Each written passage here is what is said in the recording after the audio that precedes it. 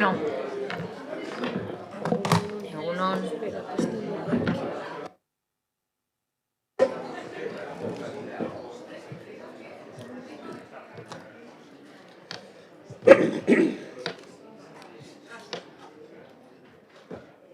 Hasiko gara. Bai, apirileko osoko bilkura. 57. puntua Getxoko Udalbatzak 2023ko martxoaren 30ean egindako aurreko ohiko osoko bilkuraren akta onesteko proposamena. Ez baldin badago ezer, aurrera egingo dugu. 58. puntua. Bide garbiketarako hiri hondakin solidoak bildu eta garraiatzeko udal ingurumen gunea berritu eta ustiatzeko eta antzeko beste zerbitzu batzuen kontratua luzatzeko proposamena. Batzordearen proposamena honela dio. Bidea garbitzeko, hiriko hondakin solidoa jasotzeko eta garraiatzeko, udaleko ingurumen gunea berritzeko eta ustiatzeko eta antzeko beste zerbitzu batzuk gauzatzeko zerbitzu orokorraren kontratua luzatzea. 2023ko azaroaren batetik eta gehienez urtebeterako edo epe laburragorako sede bereko beste kontratu batetik eraltorretako zerbitzua lehenago ematen hasten bada. Bigarren luzapen honen zenbatekoa prezioa berrikusteko udal irizpideen bat etorriz, irizpide horik aurreko osoko bilkuretan finkatu dira eta ebazpen honen aurrekarietan zerrendatu dira. 10.956.775,45 eurokoa da urteko. Gehi, 1.055.676,46 euro bezalen uneko 10 dagokiona. Guztira 11.500.242,12 euro luzepenaren aldirako prezioen berrikuspenaren mende edo berrikuspenaren zain. Kontratuaren hasierako oinarrizko prezioaren gainean kalkulatuko da eta 2013ko uztaileko eta 2003ko uztailera bitartean egindako kontsumo prezioaren indizearen aldakuntza aplikatuko da. Bigarren, gastu abimentzea eta zeratzea, UTE Getxo Servicios Urbanos alde esandako euroak erabakitzen den luzapenagetik eratortzen diren bete berri aurre egiteko. Hirugarrena, ebazpen hau adjudikazio denari jakinaraztea. Baita jakinaraziko saia azpiegitura eta zerbitzuko eta kontu hartzailetza departamentuari ere.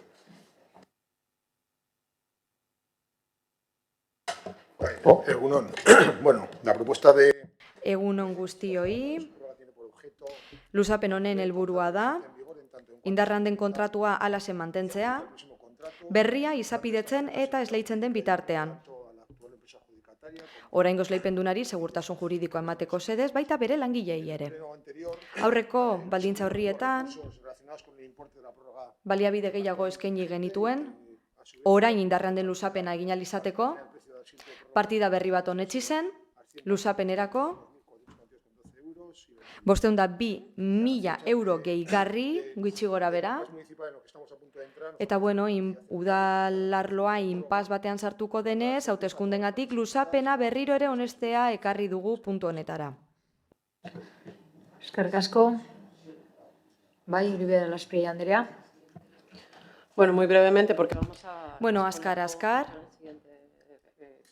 Hurrengo puntuan dena azalduko dugu eta, baina abstenituko garela aurreratu behar dugu, izan ere ez dugu ondo ikusten kontratua bere, jarraitzea, beharrezkoa bada ere. Ez dugu lertzen zergatik gauden bigarren luzapen bat eztabaidatzen aurrekoa azken finean denbora irabazteko eta baldintzak ituntzeko izan zenean pleguak adostu bitartean. Uste dugu luzapen hau ez dela zilegi, aurreko tartean pleguak izan behar genituzkelako prest.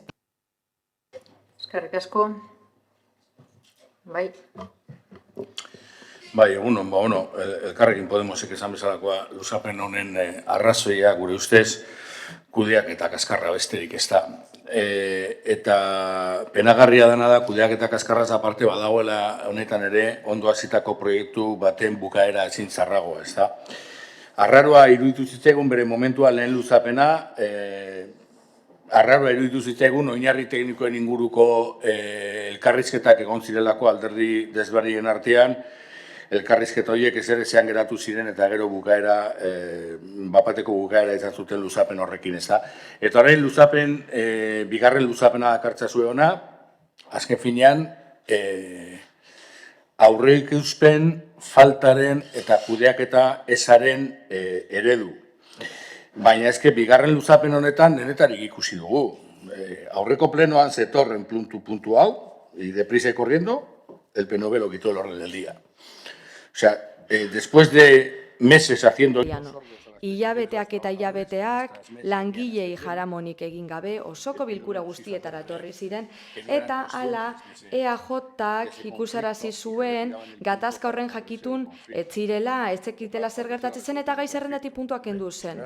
Baina gatazka zen konpondu. Ezagutzen ez bazenuten horrek esan nahi du edo osoko bilkuretan adi zaudetela edo langilei kasurik egiten ez diezuela. Eta etortzen zielako. Kontua izan zen lehen luzapenak interesente elektoralei erantzuten ziela zan genuela, eta bigarren luzapenak gauza bera gertatu zen, baina ere oraindik kudeaketa are ridikulagoa izan genuen. Orduan, luzapen hau zuen luzapena da, guk bere momentuan esan genuen luzapena egitekotan zorrotzagoak izan behar ginela enpresarekin, enpresak zalaketa edo keja asko zeukan enpresa bere kontra egiten zuen lanaren kalitateagatik, eta horretarako ez da ingenieria ez ezer izan behar, jendearengan eta herritarrengan kale garbiketaren ondo esan nabaria da. Ez da horrelakorik egin, eta orain bigarren luzapena dakartzazue egoera berdinetan. Gure bozka ezezkoa izango da. Eskerrik asko. Andrea jauna. Sí, gracias, señora alcaldesa. Buenos días a todos. Eskerrik asko, alkate Andrea. Guk gure partetik ez dugu babestuko luzapena kontratuaren beraren oinarrekin batez gatozelako. Hala ere, guk uste dugu luzapena ezinbestekoa dela, baina kontutan izan kontratu honetan, udal honetan, epezkan potorri direla fakturak. Eta, lizitazio berria atera ezean, luzapena egin behar dela. Besterik ez dagoela badakigu. Lege barruan egiten bada, Ibone konta esan duenaren esan dako agora berau luzapen bat baino, eta honetzi beharko dugu ezinbestean. Arregi jauna. Zuen ezer esan nahi, baina argi dagoen bezala, bigarren luzapen hau instrumentala da, hain zuzen ere, negoziazio tarte bat egon da, lan baldintzak adosteko eta hitzarmen bat ere adostu da, kontratuaren lizitaziorako. Pozik gaude, hitzarmen horrengatik eta alderdiak zoriondu nahi ditugu, lortu dugulako. Eta hortik aurrera badakigu azken finean izapidetzeko epeak ez daudela gure esku. Eta beraz aurreko eta kasuetan izandako izapidetze epeak gora bera. Uste dugu ezinbestekoa dela bigarren luzapen hau honestea. Aurreikusten zelako hasierako kontratuan.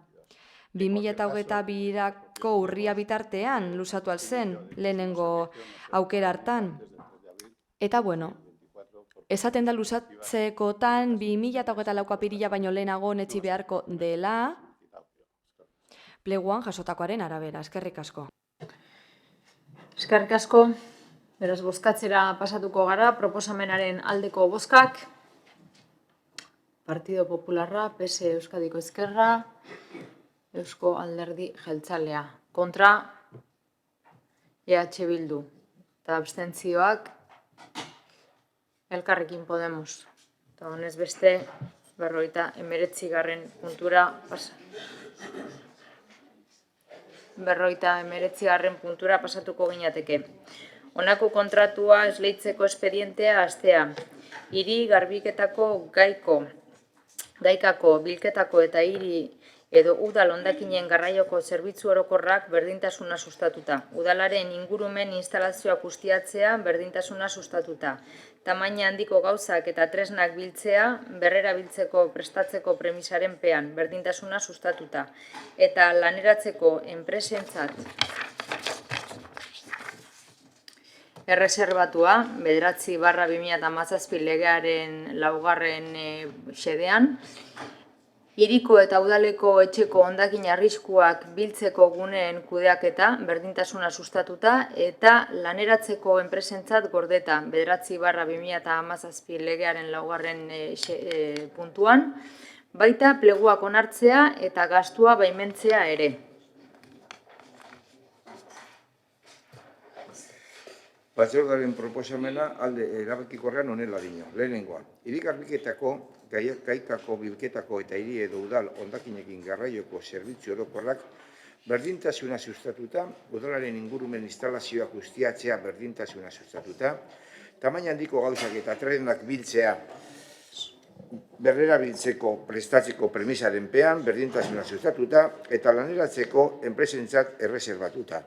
Hiriko edo udaleko etxeko hondakin arriskutsuak biltzeko gunen kudeaketa berdintasuna sustatuta eta laneratzeko enpresentzat gordeta, prozedura irekiaren bidez erleitzeko arauzko izapideak hasteko baimena ematea, kontratuaren aurrekontua gehienez ere 402.154,17 eurokoa izango da ehuneko 10ko beza barne.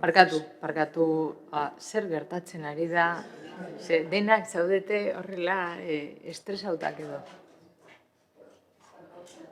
Están fallando. Están fallando todos, parece menos el mío. Es que parece que es un poco de cobertura del casco. No, eso no. Es la cobertura del Bueno, pixkanaka jongo dira berri ikusten, bale? Aurrera egingo dugu. Bueno, esan dako zenbateko hori, bi kontzeptutan banatzen da. Urteko lizitazioaren oinarrizko aurrekontua 5 urterako kontratuan, lehenengo eta bigarren lotetako helburuak gainditzagatik urtero ordaindu beharreko priman, bonusak. Kontratuaren iraupenaren izan daitezkeen primen bonusak zenbatekoa guztira 468.187,2 eurokoa da, ehuneko 10ko beza barne. Kontratuaren guztiko gehienezko aurrekontutik 5.491.104,02 euro da beza. Urteko lizitazioaren oinarrizko aurrekontua, urteko gehieneko prezioa lehen eta bigarren loteetan ordaindu beharreko prima kenduta, 11.506.791,43 eurokoa izango da. 4 loteetako bezaren ehuneko 10 barne. Ondoren zehazten den bezala lote bakoitzerako. Lizitatzaileek zenbateko hori hobe dezakete lote bakoitzerako. Adjudikaziorako kontratua ondoren aipatzen diren 4 loteetan banantzen da eta lote bat edo batzuengatik eskaintza aurkeztu ahalko da. Beraz, kontratua loteka kontratista desberdin adjudikatzeko aukera dago. Lizitazio honek dakartzan kontratu guztietan gizonen eta emakumeen arteko berdintasuna sustatzen saiatzen gara. 3. eta 4. loteak berdintasuna sustatzeaz gain, laneratzeko enpresentzat erreserbatutako kontratuak dira. Sektoreko publiko kontratuei buruzko azaroaren 8ko 2017 legearen 4. zehazpen gehigarrian ezarritakoarekin bat etorriz.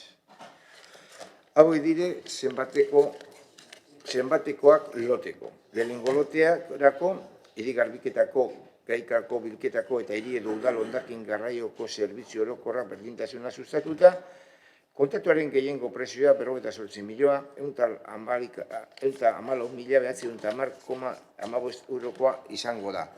Ehuneko 10ko beza barne. Kontratuko urteko prezioa 9.622.982,03 euroko izango da, urtean bezaren ehuneko 10 barne. Lote honetarako 3 prima edo bonusa ezartzen dira. Urtero ordaindu beharrekoak, helburuak gainditzagaitik, baldintza tekniko enpleguaren 112. klausulan zeratutakoaren arabera. Gero, zerrendatzen dira, hondarreko zatia jatorrian bereizteko betebehar gisa ezarritakotik gorako helburuekin lotuta. Agertzen dan urtero zenbat da ordaintzen dana, bonus moduen. Bigarren loterako, udalaren ingurumen instalazio ustiatzea berdintasuna sustatuta, kontratuaren gehieneko zenbatekoa 9.014.057 eurokoa izango da ehuneko beza barne. Zati finkoa izango du udal ingurumen instalazioen ustiapena 8.376.056 euroko gehieneko prezioan, euneko bezabarne. Zati aldakor bat izango da kontraturako gehieneko aurrekontuarekin azken helmugara garraituko tona ordaintzeko 638.000 euro euneko 10ko beza barne. Kontratuaren urteko zenbatekoa 1.802.809,40 eurokoa izango da beza barne, eta kontratuaren zati finkoan urteko gehiengo prezioa 1.035.209,40 euro urtean euneko 10ko beza barne, eta urteko gehieneko aurrekontua zati aldakorrarena 127.600 euro urtean beza barne. Bizitazioaren unitateko gehieneko prezioa 4,4 eurokoa izango da beza barne azken helburura garraiatutako tona bakoitzeko. Bizitatzaileak zenbateko hori hobetu ahal izango dute beren eskaintzetan. Lote honetarako prima bat bonus ezartzen da urtero ordaindu beharrekoak helburuak gaindetzeagatik baldintza tekniko enpleguaren 112. Klausularen xedatukaren arabera. Eta hor jartzen da jarraieran urtera zelan garatzen da bonus hori. Hirugarren loterako tamaina handiko gauzak eta trenak berrerabilpenerako prestatzeko premisaren pean biltzea berdintasuna sustatuz eta laneratzeko enpresei gordeta, kontratuaren gehiengo prezioa 330.000 euro izango da beza barne. Kontratuaren urteko prezioa 76.000 eurokoa beza barne, eta laugarren loterako tamaina handiko gauzak eta trenak berrerabiltzeko prestatzeko premisaren pean biltzea berdintasuna sustatuta eta laneratzeko enpresei gordeta, kontratuaren gehieneko prezioa 275.000 euroko izango da beza barne. Kontratuaren urteko prezioa 275.000 euroko izango da urtean beza barne. Kontratua 5 urte irango du zerbitzua asteari buruzko aktaren datatik zenbatzen hasita. Zerbitzuen hasierako akta eta ondorioz lehen, bigarren eta hirugarren loterako kontratuen hasierak kontratua formalizatu eta hurrengo 3 hilabeten lehenengo egunean egingo dira. Laugarren lotea zerbitzu hasteko akta ez da sinatuko 2024ko apirilaren 3 baino lehen. Lizitazioen sede diren lote guztietako kontratuak aldatu ahal izango dira baldintza tekniko enpleguaren 15. klausulan ezarritako kasuetan. Lehen, bigarren, hirugarren eta laugarren lote bakoitzerako aldaketa horien zenbatekoaren muga ez da kontratuaren urte bakoitzeko kontratuaren urteko prezioaren 20 baino handiago izango, ez aldaketa bakanak ez guztiak kontutan hartuta. Era berean, sektore publiko kontratuei buruzko 2007 legearen 33. xedapen gehigarrian xedatutakoaren arabera, bigarren loterako azken helmugara garraiatutako tona ordaintzeko aurrekontua aldatu ahal izango da, hasieran zenbatetzitakoak baino behar erreal handiagoak daudenean. Aldaketa horien ez bakanak ez guztia batera hartuta, zenbateko ekonomikoaren mugak ez du gaindituko kontzeptu horretan urteko gehieneko aurrekontuaren 20%, kontratuaren urte bakoitzeko. Lizitazio honen ondorioz kontratuaren balio zenbatetzia 63.108.123,30 eurokoa da. Kontutan hartuta lote bakoitzaren kontratuetan izan daitezken aldaketak eta helburuak gainditzeagatik. Lehen eta bigarren loteetan ordaindu beharreko prima bonusa. Kontratu hori 2024ko ekitaldian kreditu egokia eta behar bestekoa egotearen mende geratuko da. Bigarrena, administrazioko kontratazioa arautu behar duten administrazio klausula berezi eta tekniko enpleguak onestea. Hirugarrena, aipatutako zerbitzua prozedura irekian adjudikatzeko arrauzko izapidea hasteko baimena ematea. Laugarrena, kontratua egiteko bete beharrei aurre egiteko behar den gastua baimentzea. Zenbatekoa 58.202.144,17 euro bezaren 110 barne, lehen eta bigarren lotetako helburuak gainditzagatik urtero ordaindu beharreko primak bonusak barne. Baimen hori 2024ko ekitaldian kreditu egokia eta behar besteko egotearen mende geratuko da. Bosgarrena, Pedro Maria Sakristan González jauna, udal ingeniari azpiegituren unitateko burua izendatuko da kontratuaren arduran.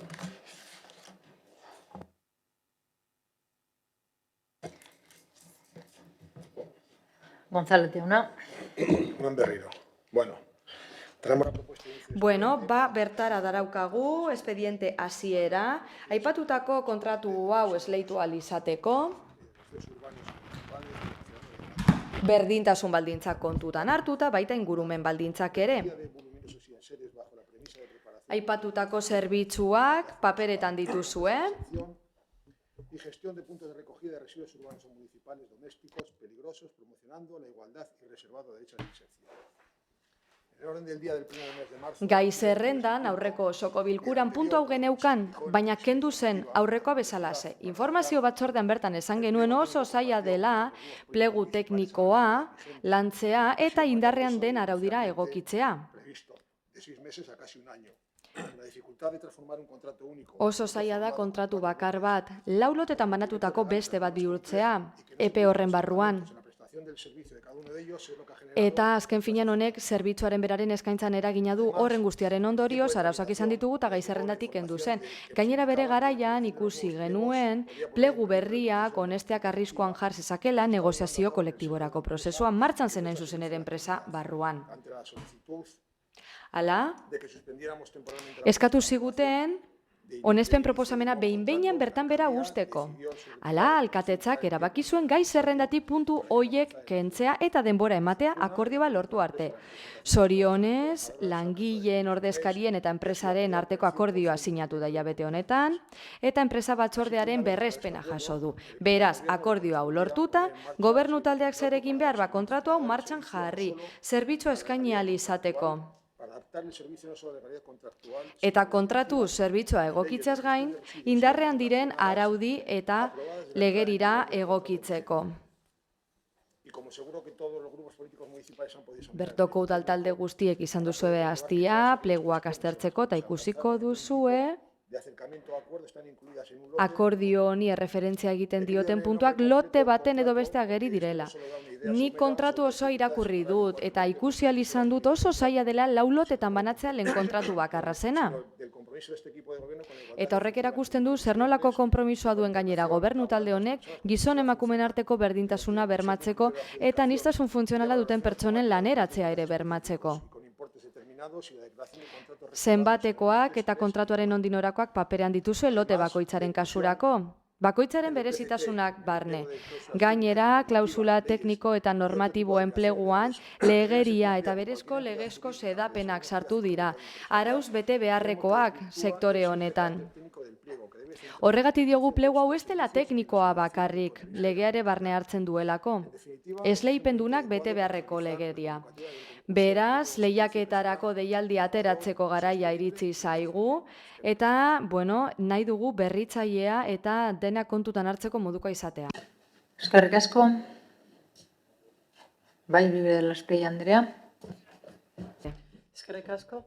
Bueno, la verdad...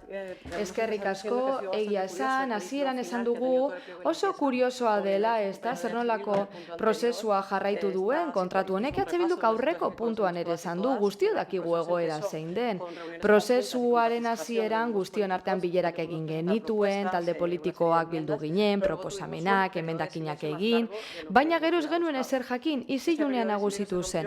Tarte horretan, iritsi zitzaigun lehenengo luzapen. Eta bertan esan ziguten denbora gehiago behar zutela, plegu berriak sortzeko, plegu horiek garrantzitsua direla, eta, bueno, gu bagenekin jada berandu ginela, baina, bueno, ulertu genuen tarte hori utzi beharra zegoela.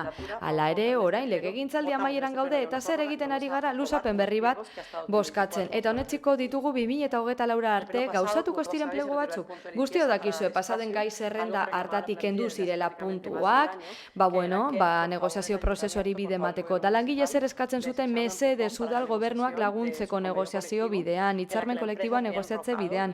Enpresa etzelako errespetatzen ari, eta gainera enpresak etzuen ezer egin nahi. Eta bueno, hitzarmena aldatu baino etzuen egin nahi enpresak langileen eskubideen kaltetan. Bitxia izan da, baina osoko bilkurara etorri dira laguntza hori eskatzen, Baina aurreko osoko bilkurara arte ez da ezer gertatu, orduantze jakin genuen langileen asanblada bildu zela, eta ordura arte ez zitzaion enpresari galdetu, eta enpresari galdetutakoan sorpresa, hitzarmena sinatu da. Horregatik benetan ez dakigu zergatik langile etzaien solidaritate hori lehenago erakutsi. Baina, bueno, lehen esan dugu, ez da, lan kontuak ez dira udalaren eskumenekoak, enpresaren eskumenekoak, baina ikusi dugu baietz, guk geuk ere egin dezakegula zerbait. Hitzarmen hori susta genezakela aurrera ateratzeko. Baina, bueno, hitzarmena hori lortu denez, konbenioa badagoenez, guk esan nahi dugu zergatik aurkeztu ditugun emendakina. Bueno, lehenik eta behin. Etzaile parte hartzen utzi langilei. Talde politikoi ez da. Bilerak ez dira deitu, baina udala gainera ez da interesatuekin batzartu ingurumen arloarekin, garbiketa langileekin, gainera prebizio falta izan da azken urtean. 2022ko martxoan emendakinak aurkeztu genitu enpleguen proiekturako eta egia da bere garaian feedback txiki bat jaso genuela, baina ez dakinik benetan baloratu zen, kontutan hartu zen, ez dakigu. Eta orain obligatorietate batez ari gara, kontuak errepasatu behar zirela, bi hilerol, baldintza batzuk errepasatu, bermatu, eta gainera bonusak edo obariak berrikusteko behar izana ikusi dugu orain. Esate baterako konpostajearen kasurako. Gauza batzuk hartu dira kontutan bai hoiek guztiak, baina plegu modura bere horretan ez da motz geratzen dela esan dezakegu. Gainera, herritarrek esan beharrekoa kontutan hartzaz gain, eskatzen dugu zehape larriak ere barne hartzeko. Izan ere, langileen eskubideak urratu izan dira prozesu osoan zehar, kontratu osoan zehar. Ikusi dugunez, laneko ikuskaritzak berak ere ikusi izan ditu urraketa hauek. Tartean, kontratua berritzeko, hitzarmena berritzeko luzeegi jo du. Ez dugu berdina gertatzerik nahi, parte hartze prozesu bat nahi dugu, plegu berrirako. Bestalde, uste dugu, plego honen kasuan, azaldu dugu, ez da? Kompost plantaren kontu hori lantzen ari garela, baina ez dugu nahi, pleguan faltatzea behar ditugun mekanismoak, ehuneko batzuk sartu behar dira, esate baterako from gaietarako. Gainera uste dugu, ez dela plegu bat, hondakinik ez sortzea helburu duena, murriztea baino ez du kontutan hartzen. Beraz, neurri zehatzak, helburu zehatzak falta dira. Gaikako bilketarako eta frakzio organikorako batez ere. Bestalde ez dakigu baterien kartutxoen pilan kasuan zer egingo den, nork batuko ditu, nork banatu. Kezkatuta gaude baita ere transferentzia plantagatik. Ez dugu Artigaseko plantaren erroreak errepikatzerik nahi. Batez ere, lan arloko osasuna bermatu beharko dugulako lehen ezelarik egin. Eta hondakinik eza izan behar delako helburu. Bestetik esan beharra dugu, hondakinen foroan eztabaidatu genuela hau, eta azken finean horren atzean dagoen lanari balioa eman nahi badiogu, lan handia dagoelako, ondo dagoela hau bezalako asmoak izatea, baina kasuan kasuko, zinegotziari eskatu nahi diogu, ohiturak aldatzea ere bidea dela, eta mentalitatea aldatzea. Guk uste dugu egungo prozesua alegala dela, hainbat arrazoirengatik, eta orain langilekin hitz egin bada ere, gu presio egiten jarraituko dugu makina hau azkartzeko. Ya voy a terminar. Hurrengoan jarraituko dut. Bueno, kontrako botoa emango dugu, eta espero dugu gure emendakinak kontutan hartzea. Osotasunera aurkeztutakoak zein partzialak, eta hondakinen foroan esandakoa plantillara eramaten nahi dugu.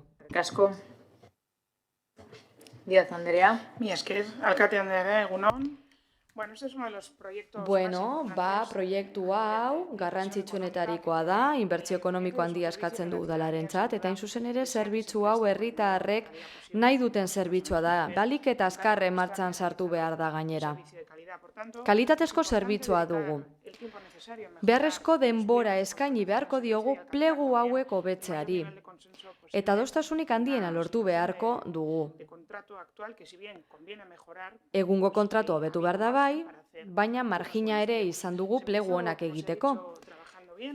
Ondo hasi ginen, plegu hauek lantzen, alderdi politiko guztiekin, hobekuntzen berrien maten, ekarpenak egiteko aukera luzatzen, baina gortik aurrera ez dira proposamen asko ekarri. Azken orduan etorri dira proposamena pleguak aldatuz, hasierako pleguak hain zuzen ere. Lehenengo eta bigarren dokumentuen artean, plegu teknikoak luzatu dira 40 orrialde gehiago, hau da, 182 aldatu da. Baina EAJak dio proposamena berdina dela. Hasiera batean, proposamena zentzu bakoa iruditzen zitzaigun, eta, baldintza batzuk bigarren lotera sartu ziren. Errefortzoetako lehenengo lotea horrela, bigarrenan barruan sartu zen, baina kontori hobetu da, berrikusi da, kontratazio arlotik, baina hobekuntzak egin litezke kontutan hartuta loten amaierako banaketa ez dela oso proportzionala maila ekonomikoan. Zer gehiago eskatu genuen bere garaian, denbora behar genuela, azalpena behar genituela, auditoretza bat egitea batez ere erabiltzen diren makina eta instalazioetarako. Jakin ahal izateko zein den abiapuntua, zein baldintzetan dauden tresnak zerbitzu ondo eskaini ahal izateko. Eta, ez da bat ere azaldu hau. Azken orduan etorri zaigu hau, proposamen hau, eta orain plegu tekniko batzuk hori azken orduan datoz, eta oso zaila da honekin jakitean makineria zein egoeratan dagoen eta zenbateko inbertsioa egin behar den. Argiagoa izaterik bazegoen, eta oso garrantzitsua da makineria garestia delako eta badakigulako egungo kontratua ez dela ondo kudeatu. Langilek askotan esan izan digute,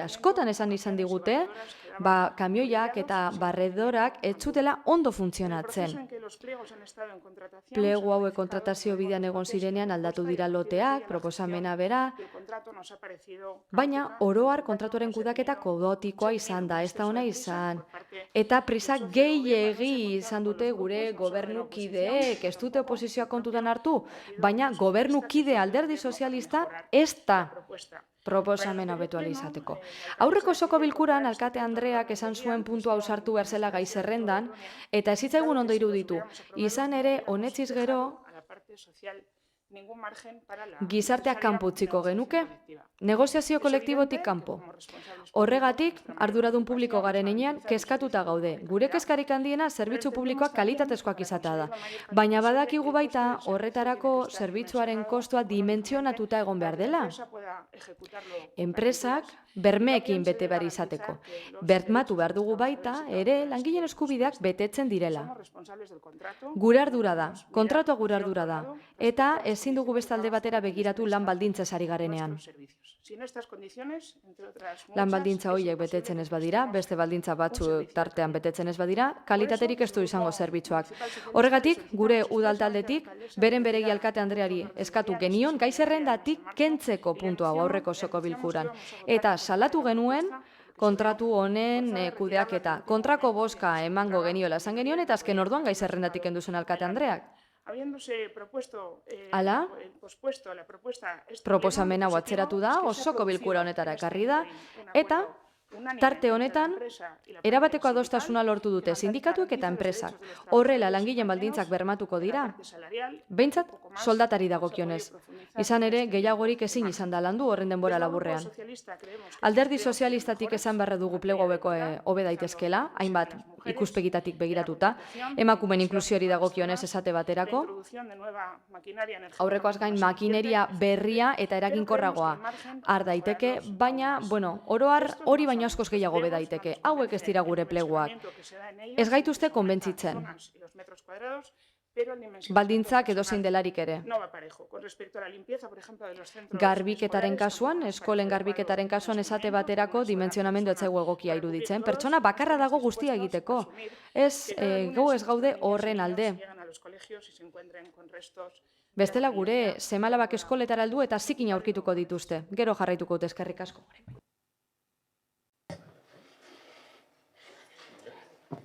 Rodríguez Jauna, zeurea da txanda. Es cierto que la convocatoria electoral siempre nos depara sorpresas. Egia da, hauteskunden deialdiak beti ematen digula sorpresa asko. Lehenik eta behin, pleguei buruz hitz egingo dut, eta entzun dudanari buruz. Hau luzapena da, baina, kaosaren luzapena, egia esan. Badirudi alderdi sozialista gobernukideak ere, sustetu duela. Eta gero, gobernuko taldearen bozeramaileak esan duenaren arabera, kontua negoziatzea ez da, entzutea taldeek zer esaten duten eta zuri egokiak iruditzen zaizkizunak sartzea, hori ez da negoziatzea, hori da, beste batzuen ideiak hartzea. Ez dakit egokia den ala ez, baina pixka bat antietikoa bada eta bide batez hori nahiko egiten duzue batzuek. Baina, itzegin dezakegu, prozeduran inguruan, claro, hay otra cosa que has dicho que ha sido curiosa. Nos llegó... Dago beste gauza bat nahiko kuriosoa dena, entzun genuen nolabait langileek, baina, nola informazio hori ez, etorri dira osoko bilkurara jendeak seriotasuna merezi du, langileek eta getxoko herritarrek. Ezakegu, claro, aurreko plenotik ona pliegoak ez badira aldatu, pliego hauetan edo lehiaketa honetan dirua ez bada aldatu, nola bermatuko da langileek lortu duten soldata igoera. Hori da, egin dezakegun galdera bat. Eta ea nork erantzuten duen galdera hori. Baina hondakinen inguruan hitz egiten baldin badugu, amendak eta puntauta duela 30 urte baino gehiago, gehiago bazegoen talde bat, Romualdean kokatuta, Zaramen Maltaleak ditzen zana. Garai hartan oso jende gutxik ulertzen zuen talde horrek zer egiten zuen, Zaramen Maitale horiek zer egiten zuten. Nik uste dut gaur egun denok ulertzen dugu Zaramen inguruan edo hondakinen inguruan kontuak oso garrantzitsuak direla soilik gure herrirako, gure planetarako baizik, baina naizta denok hitzez onartzen dugun, gero ekintzez ez da horrela gauzatzen. Eta horren inguruan hitzein behar dugu. Zaramen inguruan eta hondakinen kudeaketan inguruan hitzeiten baldin badugu, ezin dugu ahaztu 2018 aurreko agintaldian, garren urtean lortutako akordioa. Gobernu taldea eta Euskal Herria Bilduaren artean lortutako akordioa. Akordio horretan, adostutakoa edo ez da bete, edo oso berandu bete da, soilik bete zen harineketan, pedala jarri beharrean zuloa jarri behar zirela edukiontxietan. Soilik bete zen hori. Baina, konpostaje planta famatu gura, oraindik 5 urte beranduago bukatu gabe dago eta ordaindu gabe dago. Oraindik 5 urte, gero ikusiko dugu nola bere kredituak hurrengo urterako pasatzen dira. Organikoaren birziklapena indartzeko kanpainak oso berandu egin dira. Eta zer esan tasa zaramatasen inguruaren azterketaren inguruan.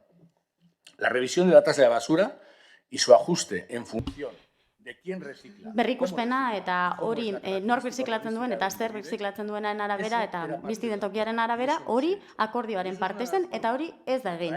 Gainera hori da modu bat tokiko eremura Europako politikak gure udalerrira ekartzeko. Hemen denok ordaintzen dugu, baina batzuek beste batzuek baino gehiago ordaintzen dute. Eta hondakinen politikari dagokionez, eta claro, kontuan hartu behar dugu plegu honetan ideia asko hartu direla aintzat, esaten da handitu egingo dela, baina iritsi zaizkigu datu batzuk gure udalerrian organikoaren bilketa ez dela iristen 2,5%. Hau da datua. Esan digute gainera, ia 6.500 pertsonek eman dutela alta edukiontzi marroiaren sisteman, baina kontua da, ea zenbatek erabiltzen duten, eta hori da guri interesatzen zaiguna, ze aurrekoan 3.000 pertsona zeuden inskribatuta eta 900 erabiltzaile, eta datu horiek importanteak dira.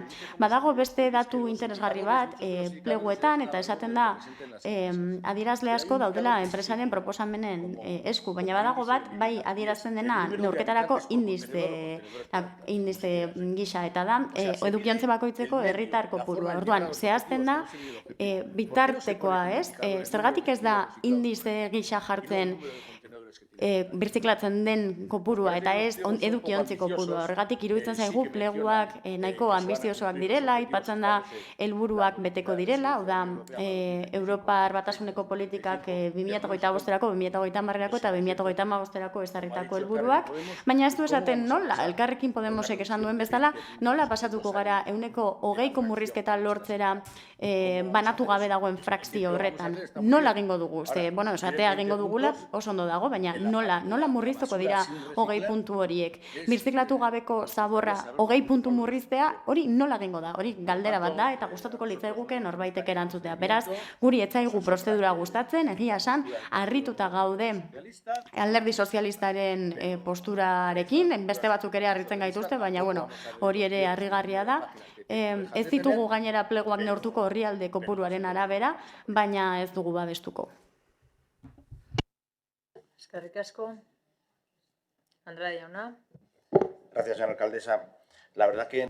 Eskerrik asko alkate Andrea, egia esan aurreko legegintzaldian egin genuen kontratuari dagokionez, iruditzen zaigu ez dela oso zuburra eta iruditzen zaigu ez dela egokia gaur udala hauteskundeak baino lehen udala konpromiso hartzea hain zuzen etorkizunean egingo den hondakinen kudeaketarekin, ze, bueno, entzun ditugu hemen Elkarrekin Podemos, EH Bildu, badaude beste planteamendu batzuk, ematen du Alderdi Sozialistak ere beste planteamendu bat duela, eta ez dagoela ados akordioarekin, eta beraz, nik aurreratzen dizuet udala hauteskundetako emaitzek guri ematen baldin badigute gehiengoa, guk gelditu egingo dugula hau, eta gainera negoziatuko ditugu Elkarrekin Podemosek aurkeztu dituen emendakinak, eta EH Bilduk aurkeztu dituen bestelako ideiak ere, iristeko akordio batera, benetan Getxoko herritarren beharrak aseko dituena.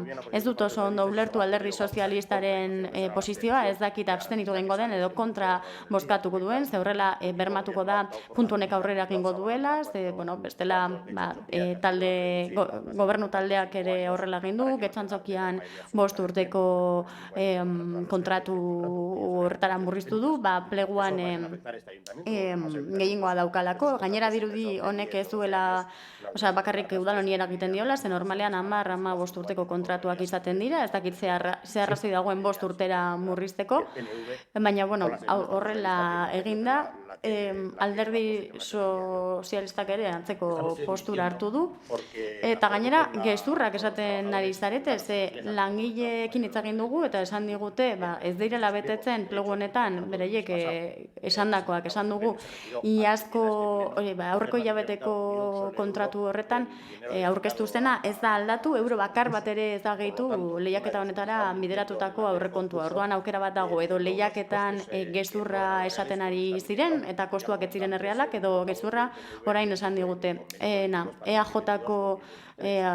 bostera mailak aurkeztu ditu 2022-2023ko aurrekontuak, eta 2024an sartuko da indarrean kontratua, baina aipatzen ari zareten hobekuntza horiek ez badira islatzen kontratu honetan, ez dakite 2024an lizitazio honetara aurkezten diren enpresek hartuko dituzten, oinarritzat hartuko dituzten baldintzak ez dira egongo direnak, eta orduan beraz, zuek momentu honetan gezurra esaten ari zareten herritarrei, esaten duzue hitzarmen bat egon dela langileekin, baina ez da handitu euro bakar bat ere, edo bestela, beste batzuetan egin den bezala, lehiaketa bat atera, eta hilabete barru edo urtebete barru, esatea aurrekontua ez dela nahikoa, eta orduan zuzendu egin behar dela partida hori, eta zuzendu, eta aurreko gunean egin zen bezala, hori aldatu orduan.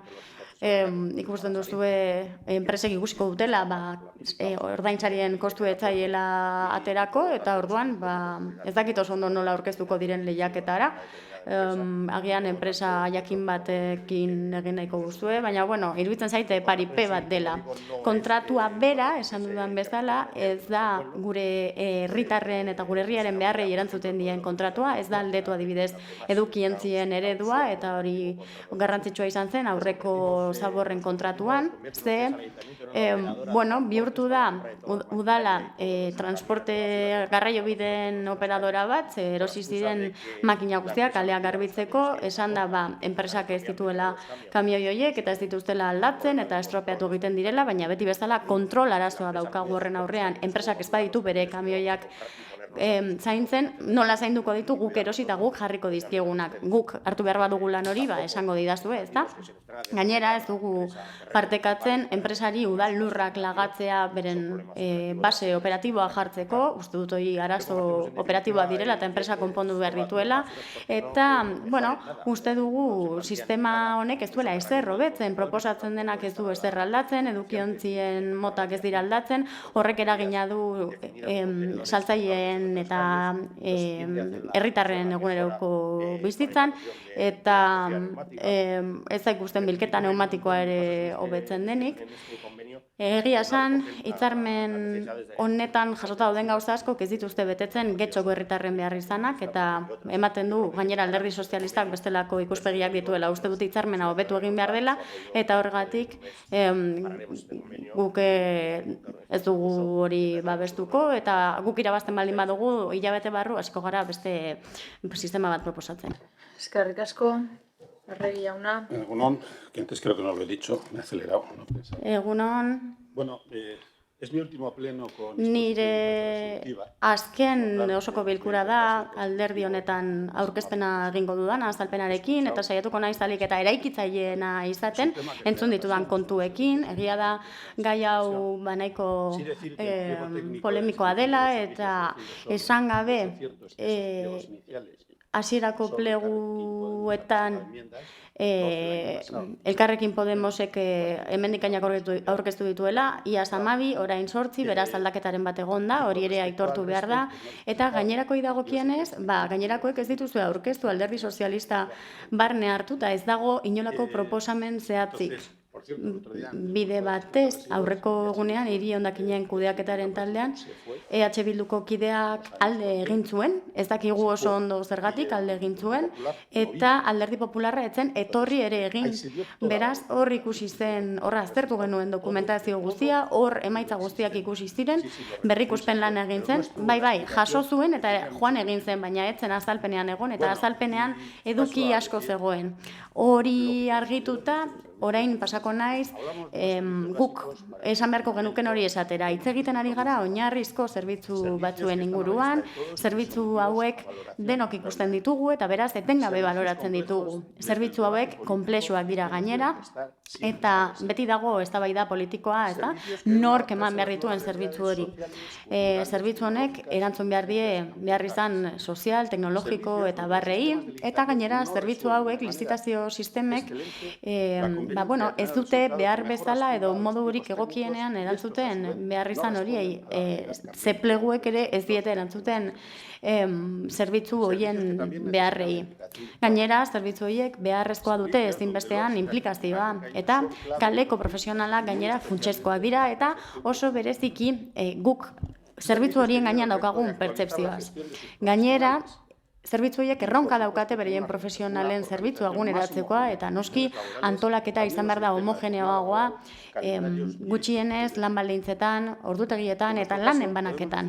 Gure kasuan, esan dezakegu badauzkagula prestazioaren indikadore edo adierazle batzuk esaten dutenak ondo bideratuta daudenak, eta lizitazio honen bidez hobetzen saiatzen ari gara.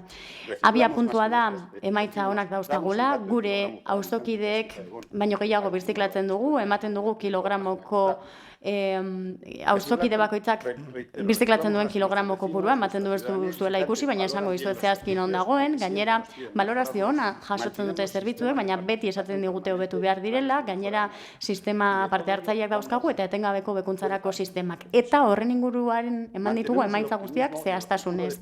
Beraz, optimistak gara eta uste dugu etorkizunaren emaitzak izango direla neurri handi batean prozesu honen emaitzaren araberakoak, eta ekarri dugu orain osoko bilkura honetara eta kontratazio mahaira ere bai. Eta gainera ezin dugu ahaztu gure kaleko zerbitzuen maila eta kalitateak guk daukagun zerbitzuen gaineko iritziaren mende ere badagoela neurri batean. Beraz, proposatutako plegu horren helburua da erronka berriei hobeto aurre egitea eta kontratuak, beraz, horri guztiari erantzun behar dio. Hitz egin dugu profesionalekin, gizonekin eta azkenik baita emakume batzuekin ere, eta horrek eragina du inkestetan kontsumitzaileen elkarteak egiten dituen datu horietan 6. postuan utzi du getxo, eta gainera horietatik batzuek parte hartu dute 25 saiotan egin diren bileretan. Beraz, arduradun gisa bermatzen dizuegu kontuan hartu ditugula beren iritziak. Eskerrik asko. Eskerrik asko. Beraz, bozketara pasatuko gara. si es Álvaro el proponente.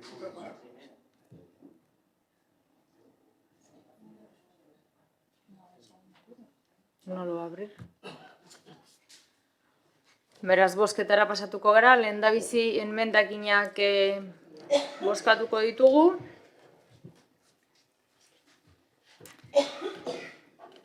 Zenbakiak Elkarrekin Podemoseko emendakinak dira. 0. Emendakina daukazute. 0-tik hasi zerate, gero bat 2 lau 0. 0. Emendakina. Alde, Elkarrekin Podemos eta EH Bildu. Kontra, PS Euskadiko Ezkerra eta EAJ-PNV. Abstentzioak, Partido Popularra. Lehenengo emendakina, alde, Elkarrekin Podemos eta EH Bildu. Kontra, EAJ, Partido Socialista Euskadiko Ezkerra, eta abstentzioa Partido Popularra. Bigarrena, alde, EH Bildu Elkarrekin Podemos, kontra, PS Euskadiko Ezkerra eta Eusko Alderdi Jeltzalea, abstentzioa Partido Popularra. Hirugarrena, alde, Elkarrekin Podemos EH Bildu, kontra, PS Euskadiko Ezkerra eta Eusko Alderdi Jeltzalea, abstentzioa Partido Popularra. Laugarrena, alde, Elkarrekin Podemos EH Bildu, kontra, PS Euskadiko Ezkerra, Eusko Alderdi Jeltzalea, eta abstentzioak Alderdi Popularra. Bosgarrena, alde, Elkarrekin Podemos EH Bildu, kontra, Eusko Alderdi Jeltzalea, PS Euskadiko Ezkerra, abstentzioa Partido Popularra. Alde, seigarrenean, alde, EH Bildu, Elkarrekin Podemos, kontra, PS Euskadiko Ezkerra eta Eusko Alderdi Jeltzalea, abstentzioa Partido Popularra. Alde, zazpigarrenean, Elkarrekin Podemos eta EH Bildu, kontra, PS Euskadiko Ezkerra eta Eusko Alderdi Jeltzalea, abstentzioa Alderdi Popularra. Eta zortzigarrena, alde, Elkarrekin Podemos eta EH Bildu, kontra, Eusko Alderdi Jeltzalea eta Partido Sozialista, abstentzioa Partido Popularra. Eta orain proposamenaren bozketara pasatuko gara. Proposamenaren alde, Eusko Alderdi Jeltzalea eta PS Euskadiko Ezkerrako bozka bat. Barkatu? Bai. Kontra,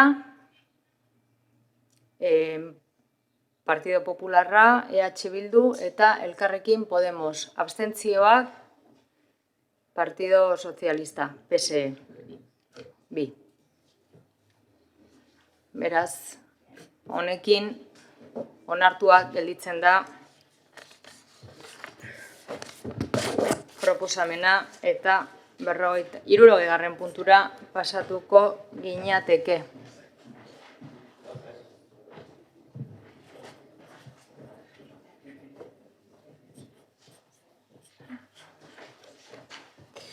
Udal turismo bulegoaren prezio publikoak aldatzeko proposamena. Proposamena olen adino. Lehenengoa, udal turismo bulegoko prezio publikoak aldatuko dira zeinak etxeko udalaren zerbitzua jasotzeko edo jarduerak egiteko prezio publikoak arautzen dituen erabakiaren enazkineko epigrafean araututa bai daude. Proposamen hori erantzi zaion dokumentuan zerrendatu dira azken tarifa. Bigarrena, tokiko gobernu batzarrari eskuartetuko zaio abenduko prezio publikoen aldaketa bai eta udal turismo bulegoak eskaini ditzaken artikulu edo jardueren tarifa berrien esarpena ere. Hirugarrena, zerbitzuak jasotzeko edo jarduerak egiteko prezio publikoak alutzen dituen erabakiaren erazkineko A epigrafea aldatuko da. Hala, erantzitako dokumentuan jasotako moduan idatzita geratuko da epigrafea. Laugarrena, erabaki hau Bizkaiko aldizkari ofizialan argitaratuko da. Bosgarrena, erabaki honek ondorioak izango ditu Bizkaiko aldizkari ofizialan argitaratu eta biharamunetik aurrera. Bertan, zerrendatzen dire prezio publiko barriak.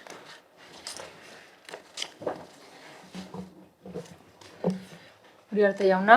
Eskerrik asko, alkate Andrea, egun guztioi. Azken osoko bilkura honetan, legegintzaldi honen azken osoko bilkura honetan.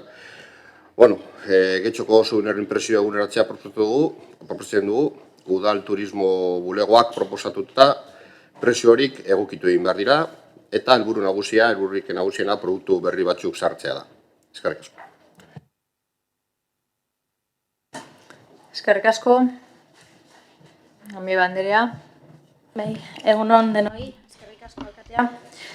Bueno, en esta modificación que nos traen de los... Ekarri duzuen aldaketa horretan, hau da, udal turismo bulegoko prezioen egunaketa horretan, harritu egin gara, ze 2004an onartu zirenetik, lehenengo aldiz eskatu duzu orain hau aldatzea, ez dugu ondo ulertzen nola horren beste urtez egon diren gauzak aldatu gabe, zehazki 19 urtez ez dira aldatu, eta egia esan orain zaila da ikustea momentu honetan hau aldatzeko beharra, ze egia esan egoera ekonomikoa berezia da, inflazioa oso handia da, eta prezioak handitzen ari dira, eta gainera zalantzak sortzen dizkigu, ze, ez dugu aurkitzen, espediente honetako dokumentazioan erreferentziarik prezio berriak ezartzeko, ez dakit zergatik ezartzen diren horrela, beste moduaren bateran ere egin liteke, ez dakigu oso ondo zergatik handitu diren, edo zein den erreferentzia, edo nola handitzen diren, edo zergatik handitzen diren eguneko horretan, eta ez beste batean.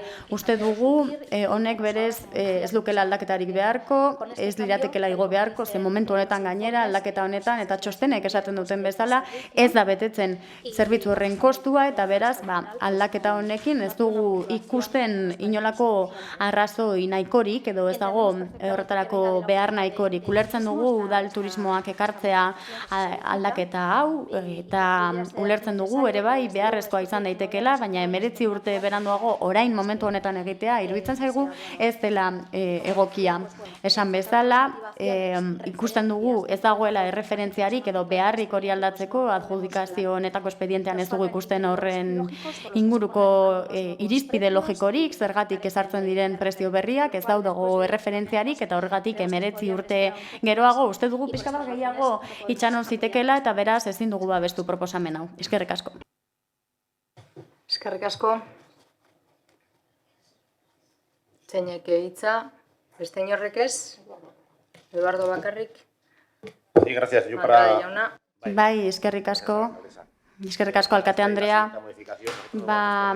Gu abstenitu egingo gara, honetan eta hurrengoan, eta badago horretarako funtsezko arrazoi bat, eta uste dugu ez gatozela bat bigarren akordio proposamena, hau da, tokiko gobernuaren esku uztea prezio publikoien aldaketa, eta ez dugu hori partekatzen, uste dugu osoko bilkurari dagozkiola eskumen horiek, eta beraz hori ez dugu partekatzen. Bigarren proposamenean gainera, aipatzen da hurrengo puntuan, harritu egiten gara, aprobetxatuta orain arau aldatu dela, oraindik ere aipatzea kategoria orokorreko eta kategoria bereziko familiei buruz hitz egitea, zen badakizuen martxoko bilkuran ministroek onartu zutela kategoria berria, 11 kategoria berri sortu dira Espainian, eta beraz, nik aprobetxatuta arau hau aldatuko dela, aprobetxatu alda gainera, formatu hori berriak, familia formatu berri horiek sartzeko, eta kategoria hau eliminatzea, kategoria berezia, hori ez delako jada existitzen, hori aurreko ministroen kontseiluan onartu zen eta aldatu beharra dago. Eskerrik asko. Uriarte Anderea. Alde batetik, gai nagusi bi, hemen aitatu dozuenaren arabera, ez neukan intentziorik parte hartzeko, tramitezko gauza simple bat baino ez talako, baina, Eduardo hori erantzuteko, hainbat eta hainbatetan, bai herritarrek zuek eta guk, efizientzia eskatzen dutzagu administrazioari. kudeaketan efizientzia, bizkorrak, agiltasuna. Bigarren puntua, proposamen horren bigarren puntuak hori proposatzen dau. Efizientzia eta agiltasuna. Presio txikiko gauzak dira, herritarrei zuzenean bere ez dagoz lotuta honek presioak, beraz ez dut ikusten non dagoan hemen inundiko zalantza edo kezka junta gobierno delegazio bat eitarren. Eficiencia, lo que nos pide la ciudadanía, lo que nos pedís los partidos políticos. Esan bezala, efizientzia da eskatzen zaiguna, kudeaketan efizientzia, hau da efizientziarako neurri bat eta motivazioari dagokionez. Uste dut argi esaten dagoelan txostenean, produktu barriak sartzen direla souvenir salgai moduan. Eta produktu barriak sartzen badira, produktu barri horrek salneurri bat behar dabe. Nuevo producto necesita precio para poder sacarlo al mercado. Prezio berria, produktu berria, listo. Produktu berria, prezio berria. Eskerrik asko, beraz bozketara pasatuko gara, proposamenaren aldeko bozkak, PS Euskadiko Ezkerra eta Eusko Alderdi Jeltzalea kontra, ez dago abstentzioak, Elkarrekin Podemos, EH Bildu eta Partido Popularra. Eta honekin batera 71. puntura pasatuko ginateke, gazteria zerbitzuko aisialdi opor jardueren barruan janariaren prezio publikoa ezartzeko proposamena. Batzordearen proposamena honela dino. Lehenengoa, honako prezio publiko hau ezarriko da gazteria zerbitzuko aisialdiko opor jardueretara doazen umen bazkari zerbitzureko. Prezio publikoa orokorra 5 euro. Beza barne, gizarte bermeko errentarako esarritako uneko 150 gainditzen ez duten urteko diru sarrera dituzten familientzako prezio publikoa 2,25 euro beza barne. Bigarrena, tokiko gobernu batzarrari eskuordetuko zaio, de epigrafean prezio publikoen aldaketa, bai eta jarduera horren barruan eskaini beharrezko beste zerbitzu edo jarduera batzuen tarifa berrien esarpena ere. Hirugarrena, zerbitzua jasotzeko edo jarduerak egiteko prezio publikoak arautzen dituen erabakiaren erazkineko de epigrafea aldatuko da. Hala, erantzitako dokumentuan jasotako moduan idatzita geratuko da epigrafea. Lugarrena, erabakio Bizkaiko aldizkari ofizialean argitaratuko da. Bosgarrena erabaki honek ondoriak izango ditu Bizkaiko aldizkari ofizialean argitaratu eta biharamunetik aurrera. Gero zerrendatzen diren prezio barriak.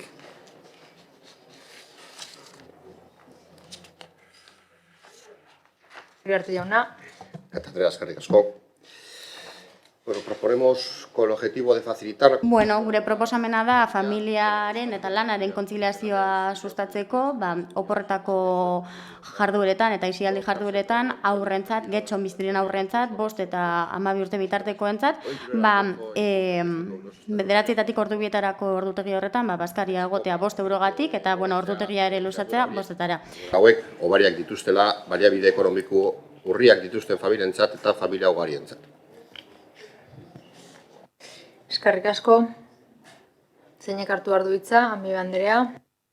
Bai, eskerrik asko alkatea. Bueno, de forma muy breve decir que... Labur, baina, entzun ditugu azalpenak, dagokion batzordean hitz egin zen, aurreko astean, eta egia esan, ez dugu gaizki ikusten, hemen egin den proposamen honen edukia, zentzua du neurri batean, zerbitzu berri bat dago, eta orduan prezio berri bat behar dugu, baina aldi berean pentsatzen dugu gai hau ireki egin alzela, eta hitz egin algenuela, aisialdiko opor zerbitzu horietan ze behar dagoen ikusteko, hobetu daitekeen, eguneratu daitekeen, eta denon artean gure ekarpenak egiteko, eta ez bakarrik prezio publikoa jorratzeko, baizik eta jarduerak orokorrean aztertzeko.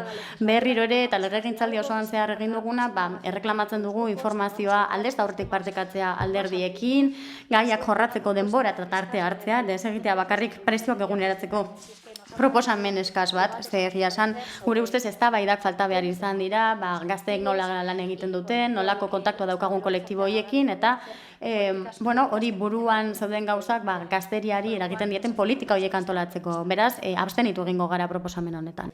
Eskerrik asko, beste norbaitek? Bai? Sí, gracias. Sí, están bien estas peticiones.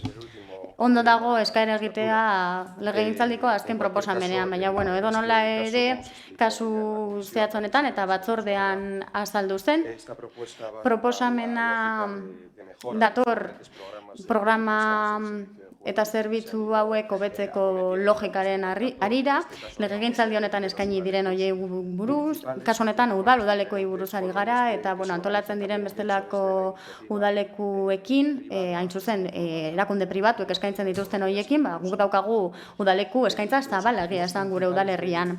Helburu nagusiak udaleku hauenak dira proiektu sozioedukatibo bat ematea ekainean, hemen bizi diren aurrei eta gurasoen eta familien kontziliazioa hobetzea, hori garrantzitsua da aipatzea.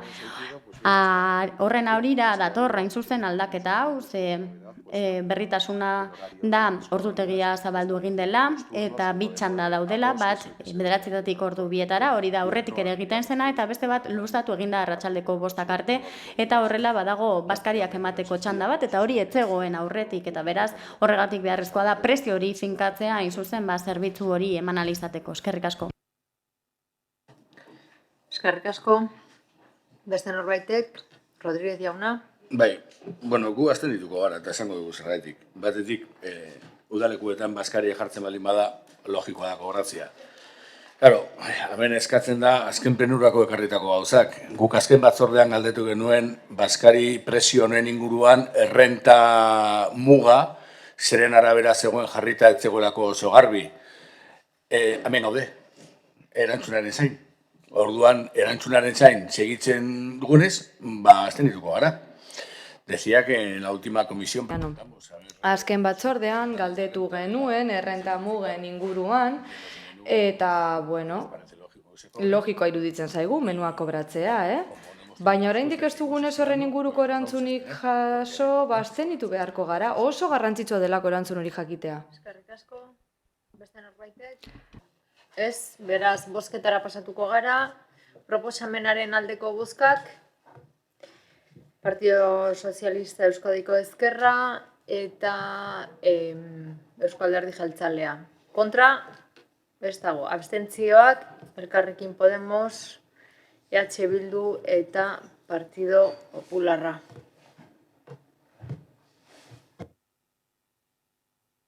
Beraz, hurrengo puntura pasatuko gara, 72. puntura, kredito gehigarria onartzeko proposamena fadurako frontoien eraikin ere egitura sendotzeko obra finantziatzeko.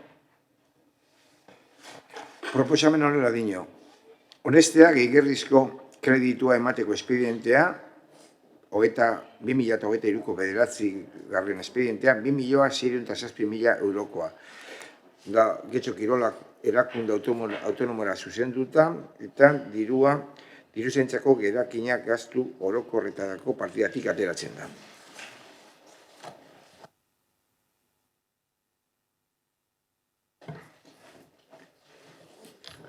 Uriarte jauna. Eskerrik asko. Getxo Kirolakek 2.600.000 euro behar ditu fadurako pilotalekoak indartzeko. Jarduera hau beharrezkoa da instalaziorik erabiltzen dituzten hainbat disiplinatako kirolarien kopurua handitu ahal izateko. Gainera, Thinking Fadura programa parte hartzailearen barruan aurreikusitako eta lehenentzitako ekintzetako bat da. Horregatik, udal pleno honetari eskatzen diogu udal aurrezkiaren kontura zenbateko hori baimentzea, fadura hobetzeko eta inbertitzeko fadura. Eskerrik asko. Norbaitek hitza, mi banderea. Eskerrik asko, alkatea.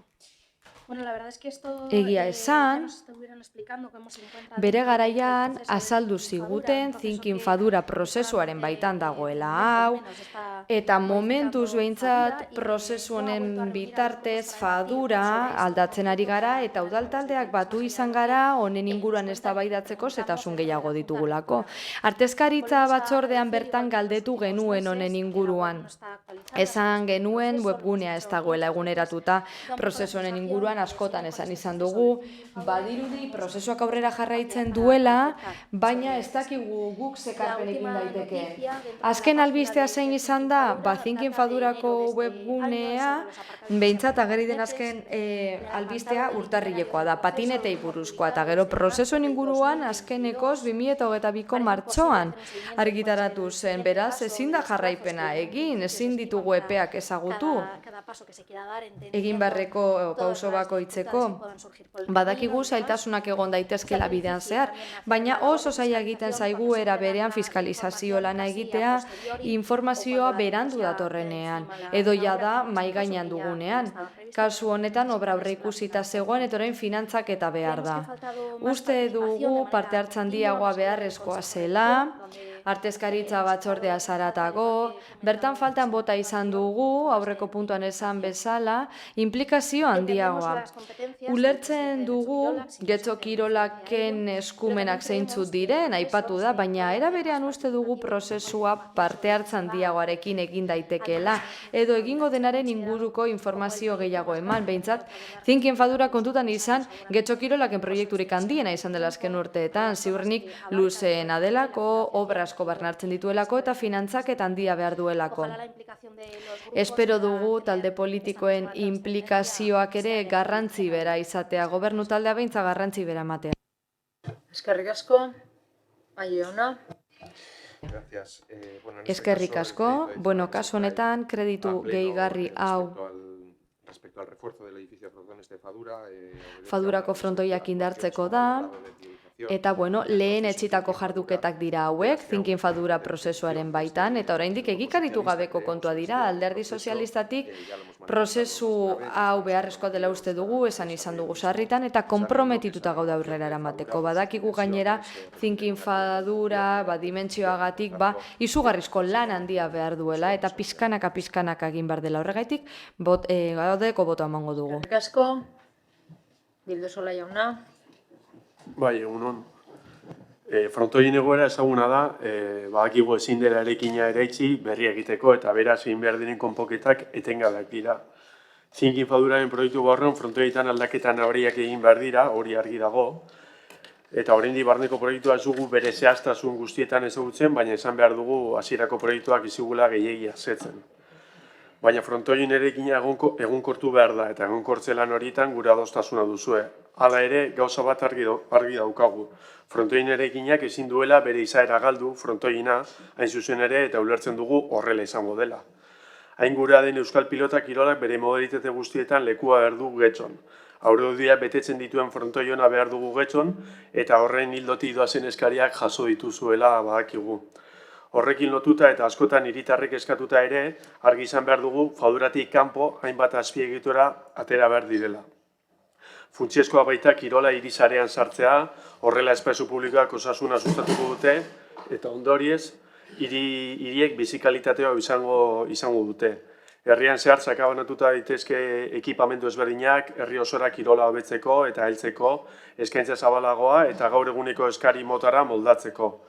Kirola, era dezentralizatu batean eskaini behar dela denok aukera horretaz gozatzeko. Hau hausnarketarako ideia besterik ez. Baina, gaira itzuliz, babesa emango diogu proiektuari, gaur egun hauek baitira dizkogun frontoiak, Andramarikoak enduta, eta hauek dira babestu beharrekoak eta babestu behar direnak. Eskerrik asko, beste norbaitek, Andrade jauna.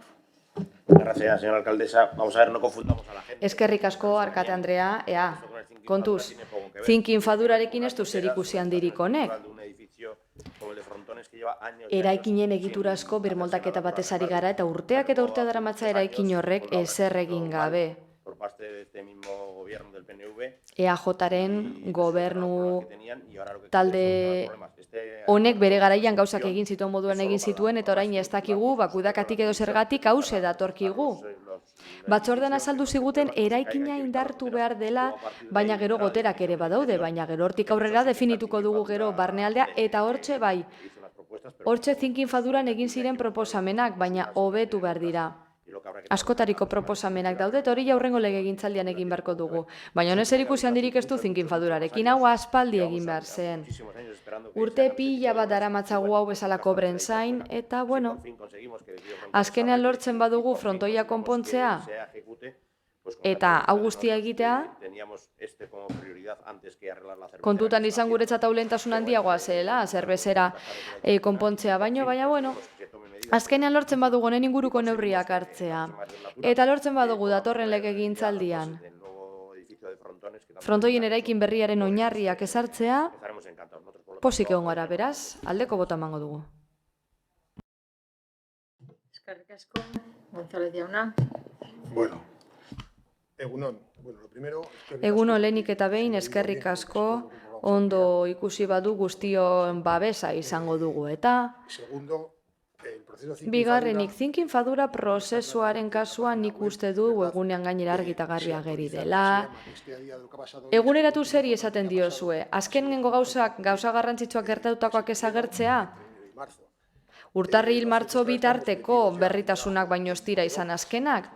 Eta bueno, zerbezerarekin bagabiltza, frontoien egonkortze prozesuarekin, baita... Rugbirako, atletismorako eta txirrindularitzako tribuna proiektuarekin ere bukatzen ari gara. Harremanetan gaude, erabiltzaile izango diren talde nagusiekin, feedbacka jasotzen dugu etengabe, eta bueno, teknikariekin harremanetan daude. Beraz, frontoien kasu konkretuan, proposamen bat badago, estabilizazio proposamena baino lehenago zegoena, eta hori sartu behar dugu oinarri gero estabilizazio prozesuari ekiteko. Eta artezkaritza batzorden askotan esan dut. Lehenik eta behin auskultamendu prozesu bat egin behar dugu. Ikusi beharko dugu obraren emaitza zein den. Jakinalizateko, barruan sarditzakegun beharrezko diren instalazio guztiak. Kirol guztietarako behar direnak.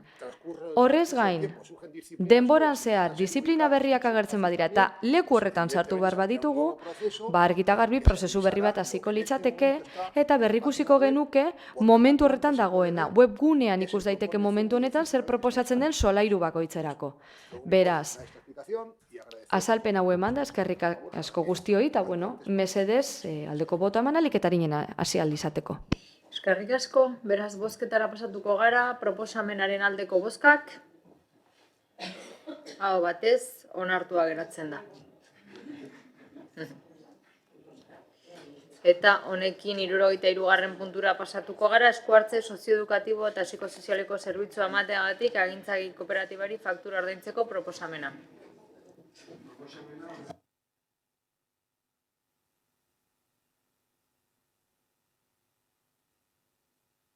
Arabera, zerbitzu emailearen aldeko kalte ordaina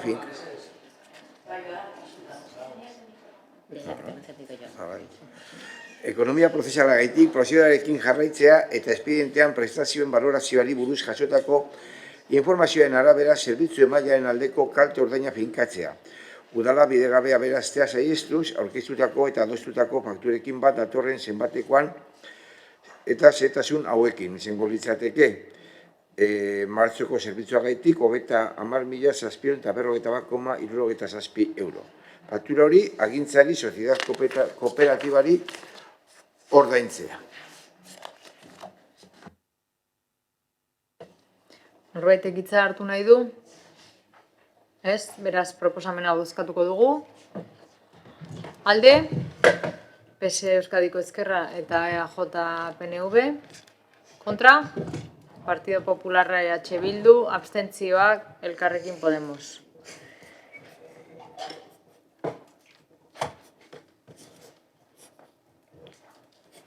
Eta honekin 74.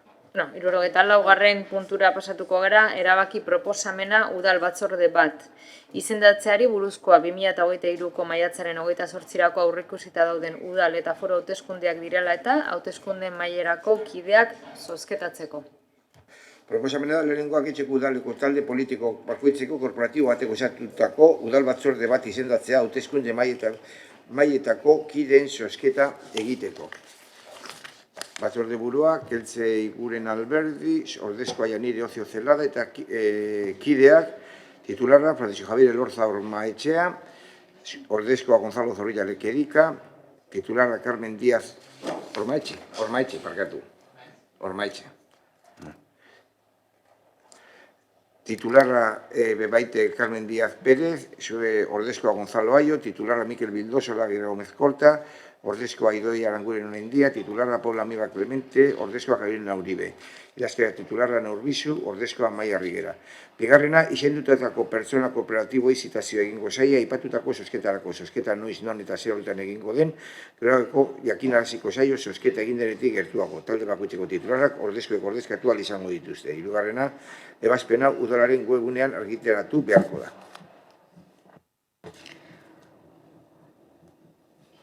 Norbaitek hitza? Ez? Beraz, bozketara pasatuko ginateke. Proposamenaren aldeko bozkak, hau batez. Eta 75. puntura. Goaz. Udalaren ondasun eta eskubideen 2022ko abenduaren 31ko inbentarioaren zuzenketa onesteko proposamena. Batzordearen proposamena da, Getxoko Udalaren 2022ko abenduaren 31ko udal inventario honestea erantzitako zedean azaltzen diren baldintzetan. Hor agertzen da, laburpen kuadro bat, nun jartzen dau guztira dela 282.176.464,74 euroko balioan. Kontutan harturik, udalaren lurzoru ondarean barruan dauden ondasunak sartu dira, baita kalkulo honetan. Bigarren eta eguneratu gabeko balioak direla. Bigarrena, Estatuko Administrazioa eta Bizkaiko Foru Aldundiaren erabaki honen eta honetzi den inbentarioaren berri ematea. Hirugarrena, alkatetza udalburutzari almena ematea erabaki hau betetzeko behar diren xedapen guztiak eman ditzan.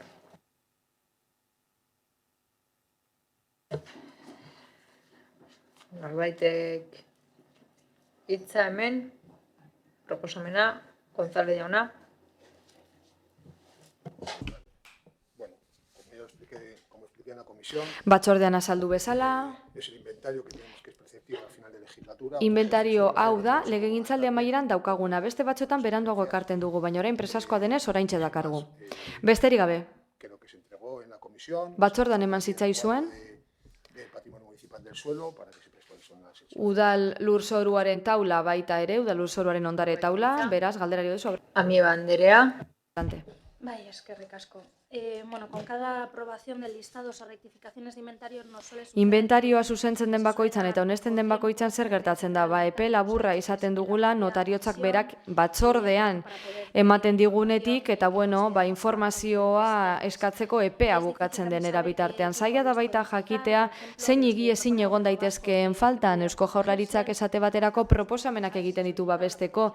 Ez dakigu eskatu den higiezinen bat edo beste babesteko, hala ere, badakigu badaudela higiezin batzuk kanpo geratzen ari direla, eta beste asko eraitzi direla horregatik hain zuzen ere. Esan beharra zegoen, behanera uste dugu nolabai diagnostiko bat egin beharko genukeela ondare errealaren egoeraren inguruan. Uste dugulako garrantzia txikia ematen diogula puntu honi, izapidetzeko puntu bat baino ez da, ekarri behar da, hori ala da, baina azkenian tramite honekin gertatzen da, inventarioaz hitz egiteaz gain ondareaz hitz egiteko aukera dela, babesteaz, nola aldatzen den ondare hori bar. Gainera, proposamen honetan esaten da, inventario aldetzearen helburua dela beharrizanetara egokitzea. Udal ondareari erreparatuz eta ondasunak birkalifikatzea, apoa bera kontutan hartuta. Uste dugu garrantzia handiago eman behar digula hori denbora gehiago eman, informazio gehiago eta garrantzia handiagoa eztabaida egin ahal izateko eta ekarpenak egin ahal izateko ondare arloan. Izan ere, gero eraikinak babesgabe daude, ondarea zaindu gabe eta badirudi, irten bidea berandu atozela horgaitik, abstenituko gara modu kritikoan eta hausnarketa hau egitera gonbidatzen zaituztegu. Honen moduko izapideak ekarten diren bakoitzan mesedez garrantzia handiago eman esandako guztiari.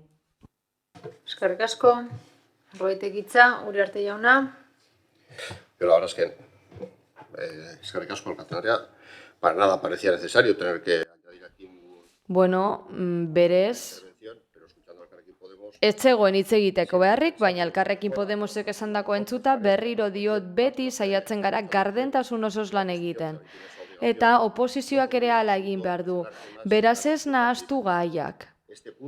Puntu honetan dakarkigun bakarra da, onespen proposamen bat udal inventario aldatu delako. Beraz, Udalaren ondasunez ari gara eta bere eskubideez. Gainerako gauzak, beste tresna batzuen bitartez arautzen dira. Hori puntu honetatik kanpo geratzen da, ez nahaztu. Beste behin, ez zaudete gardentasunari mesede handirik egiten. Eta zuk obligazio hori duzu, gauzak ondo egin da garden aritzekoa. Beraz, bozketara pasatuko gara, proposamenaren aldeko bozkak, PS Euskadiko Ezkerra eta EAJ PNV. Kontra, ez daude abstentzioak, Partido Popularra, Bildu eta Elkarrekin Podemos. Eta honez beste, 76. puntura pasatuko ginateke, hainbat ebazpen berri ematea, aurrekontua gehigarrizko kredituz baliatuta aldarazi, parkatu. Batzordearen proposamena hau da. Kreditu gehigarrien bidezko aurrekontu aldaketaren ebazpenekaz jakitun geratzea. Eta bertan zerrendatzen dire erabakiak eta diru kopuruak.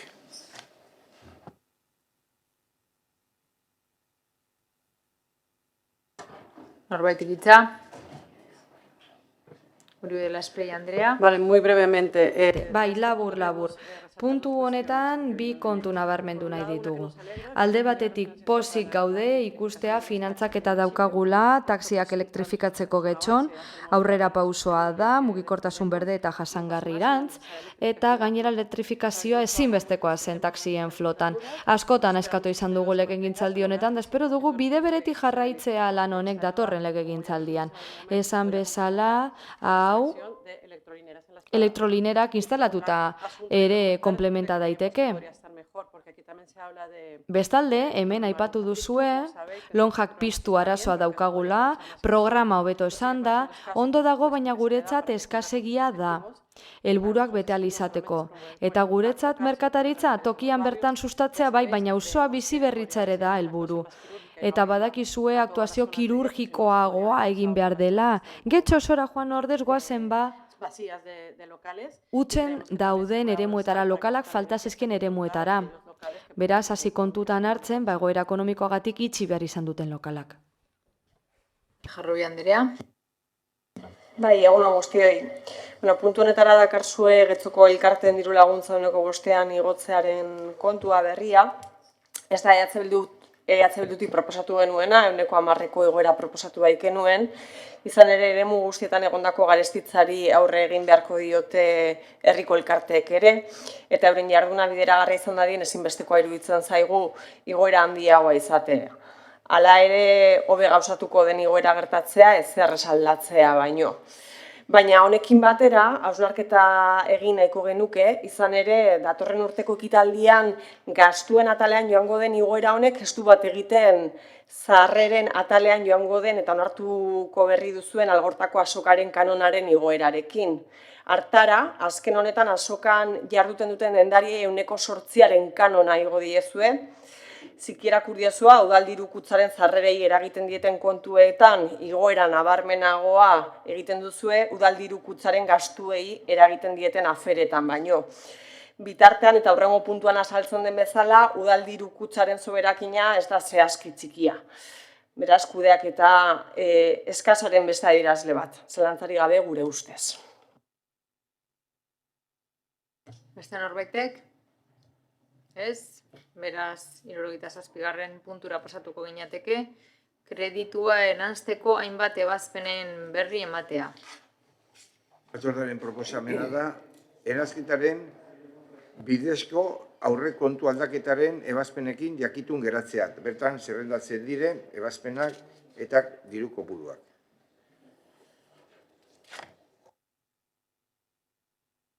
Norbaitek hitza? Rodríguez jauna. Bai, 30 milioi euro baino gehiago kreditu eranztearen bitartez, 2022ko aurrekontutik 2023ko aurrekontura pasatzen direnak hemen. Arretaz begiratzen baditugu, denetari dago, baina batez ere, iragarri eta egin ez diren edo bukatu ez diren proiektua daude. Tartean, ia 80 inbertsio proiektuak baino gehiago. Horrela, era honetan, Eusko Alderdi Jeltzalearen mitoak urtez urte pasatzen dira aurrekontuak onartzen direnean zalaparta handiarekin, saltzen dira egingo diren inbertsioak panfleto berrin. Baina urtea bukatzen denean, ikusten da Euzko Alderdi Jeltzalearen kudeaketa gaitasuna propagandatik oso urrun dagoela. Baina propaganda zaleak badira, duela gutxi untxe bertan entzun izan diogu EAJ-ko bozeramaleari gardentasunaren eta egiaren inguruko lekzioak ematen oposizioari. Haiek, Eusko Alderdi Jeltzalearenak, ikusi barko dira azken egun hauetan gure etxetara heldu diren panfleto batzutan esaten dana. El listado de proyectos, que suma 30 millones, es largo, Iván. Castellano. 30 milioi baino gehiagoko proiektuen zerrenda dago luzea eta askotariko egi da urtean hitzeko proiektuak edo horrekontu erreserbak daudela. Romoko auzoan ilusioak eraisteko tartean. Eta, atzerapenarekin doazen beste proiektu batzuk, ala nola, Aiboa berri eraikina eta beste batzuk. Obra asko egin gabe, edo txaleko antibalazak erostekoa udaltzaingoarentzat, baina ez dira erosi edo ez dira iritsi. 2022an egikaritu beharreko gauza ziren eta orain 2023ra pasatzen dira. Ezin ditugu aipatu gabe utzi, azken aldian zer esana eman diguten zenbait proiektu. Haien kudeak eta moduan erakusgarri direna. 2023ko aurrekontuan sartu da sare soziala kudeatzeko plana adibidez. Kontua da, amaitutzat eman nahi dutela kontu hori, baina ezin da. Sare soziala kudeatzeko plan honi dagokionez, enpresa bat kontratatu zuen, udalako 27.000 eurogatik, eta 4 orrialde baino etziguten eman, ez 4 orrialdeko kudeaketa plana. Eta orain segin behar da, berriro kontratatu zerbitzua bera zertarako 2 aldiz ordaindu kudeaketa plan batengatik. Baina, hortxe agartzen da, proiektuaren inkorporazioa. LED argiak, EAJ-aren beste klasiko bat urtez urte errepikatzen diren aurrekontu partida ditugu hauek, eta orain ikusten dugunez urte batetik bestera pasatuko da. Eskerrak LED argiak ordezteko plan zehatz bat dagoen.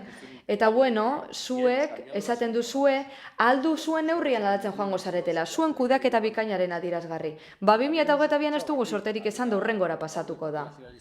Hemen EAJ-tik esan izan digute baita, herritarrak eta oposizioko alderdiak ari garela efizientzia eske. Baina gero zuei ereskatu beharko dizuegu. Propaganda bizienak ere ezin ditu estali, improvisazio eta gaitasuneza. Eta honen berri ematen duzue gaur. Zer agindu zenuten eta zer ezarete egiteko gai izan. Edo kasuriko berenean ez duzue bukatu.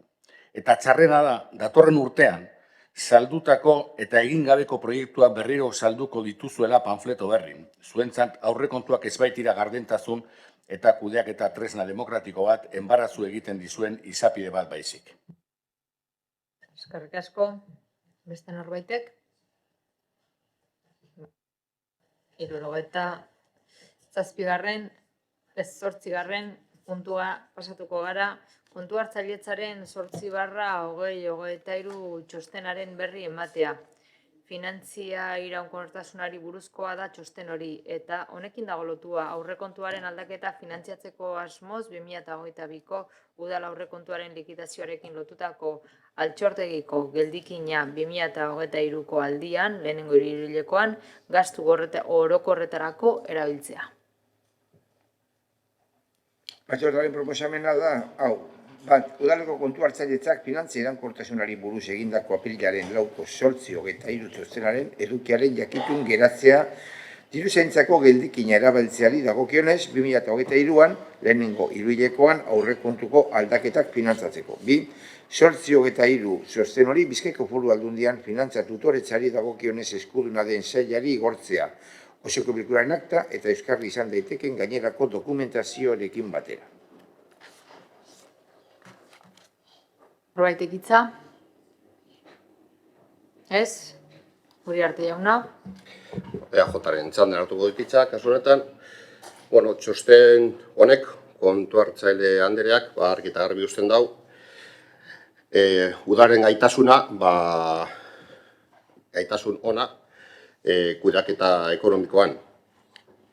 Egia da, batzuek, udaren aurrezteko gaitasuna kritikatu ohi dutela, gaur ere bai, zerbait negatiboa balitz bezala. Baina, lege gantzildi honetan guztiz positiboa izan dela egiaztatu dugu ostabere. Y pongo 3 ejemplos que tan solo puede... Eta 3 ideibide jarriko ditut. Hoiek betetzeko ezinbestekoa da urtez urte gastatzen duzuna baino gehiago sartzea. Hau da, behin eta berriro aurrezki garbia lortzea. Legegintzaldi honen hasieran udalak 10 milioi euroko zorra zuen. Euriborra negatibo zegoen eta interesen ordainketa zerokoa zen. Hala ere, interes tasak igotzen hasi ziren pasaden urtean. Oso modu bortitzan gainera. Hala ere, udala gai izan zen zorra kitatzeko. Euriborra gore egiten hasi zenean, eta hori udalak aurreztutakoari esker, eta kudeaketa gaitasun onari esker. Bigarreni pandemian, 2021 eta 22 urteetan, udalak eta bere erakunde autonomoek aurrekontu gehigarria lortu ahal izan zuten ezoiko moduan herritarrei, familiei, elkartei, klubei, autonomoi eta enpresei laguntzeko getxon. Momentu zaila pasatzen ari zirelako, eta horren adibide garbi gisa, 6 milioi eurotik gora txertatu ziren 2021ko aurrekontuan getxoekin ez programaren bitartez. Alkate Andrea proposatu eta guztiok onetsi zenuten. Hala, aurrekontuari pandemiaren aurka egiteko beste 13 milioi 100.000 euro gehitu zitzaizkion. 3. 2019-21 eta 22ko likidazioetan, hau da legegintzaldi honetan, zera ikus dezakegu. Getxoko udalak inbertsioak egin ditu, ordaindu ditu. 45,5 milioi eurokoak hain zuzen ere. Hori pandemia gora bera, berriro dio, 45,5 milioi euro. Hori ordaindu da eta zorrik gabe. Hori guztia pandemia gora bera, obren kostuaren inflazioa gora bera eta provisionamenduen zailtasunak gora bera. Kudak eta zailtasunak gora bera. Hori guztia udal kudaketa onagatik lortu dugun aurrezkiagatik eta oroar aurrezki garbiagatik. Urtero lortu dugu hori guztia. Eta beti bermatu izan dugu udal zerbitzu guztiekin betetzen dugula. Beraz, horixe da gaiendu nahi genuena zuen iritzien kontra. Osoko bilkuran kontrako iritziak eman dituzu eta. Eskerrik asko. Eta honekin batera 79. puntura pasatuko gera, Getxoko udaleko sektore publikoaren 2023ko kontrol finantziazioaren urteko planaren berri ematea.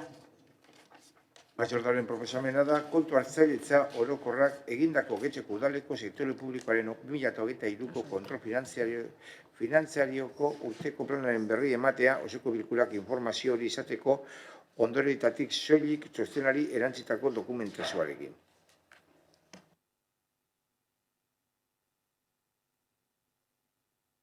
Norbaitek hitza?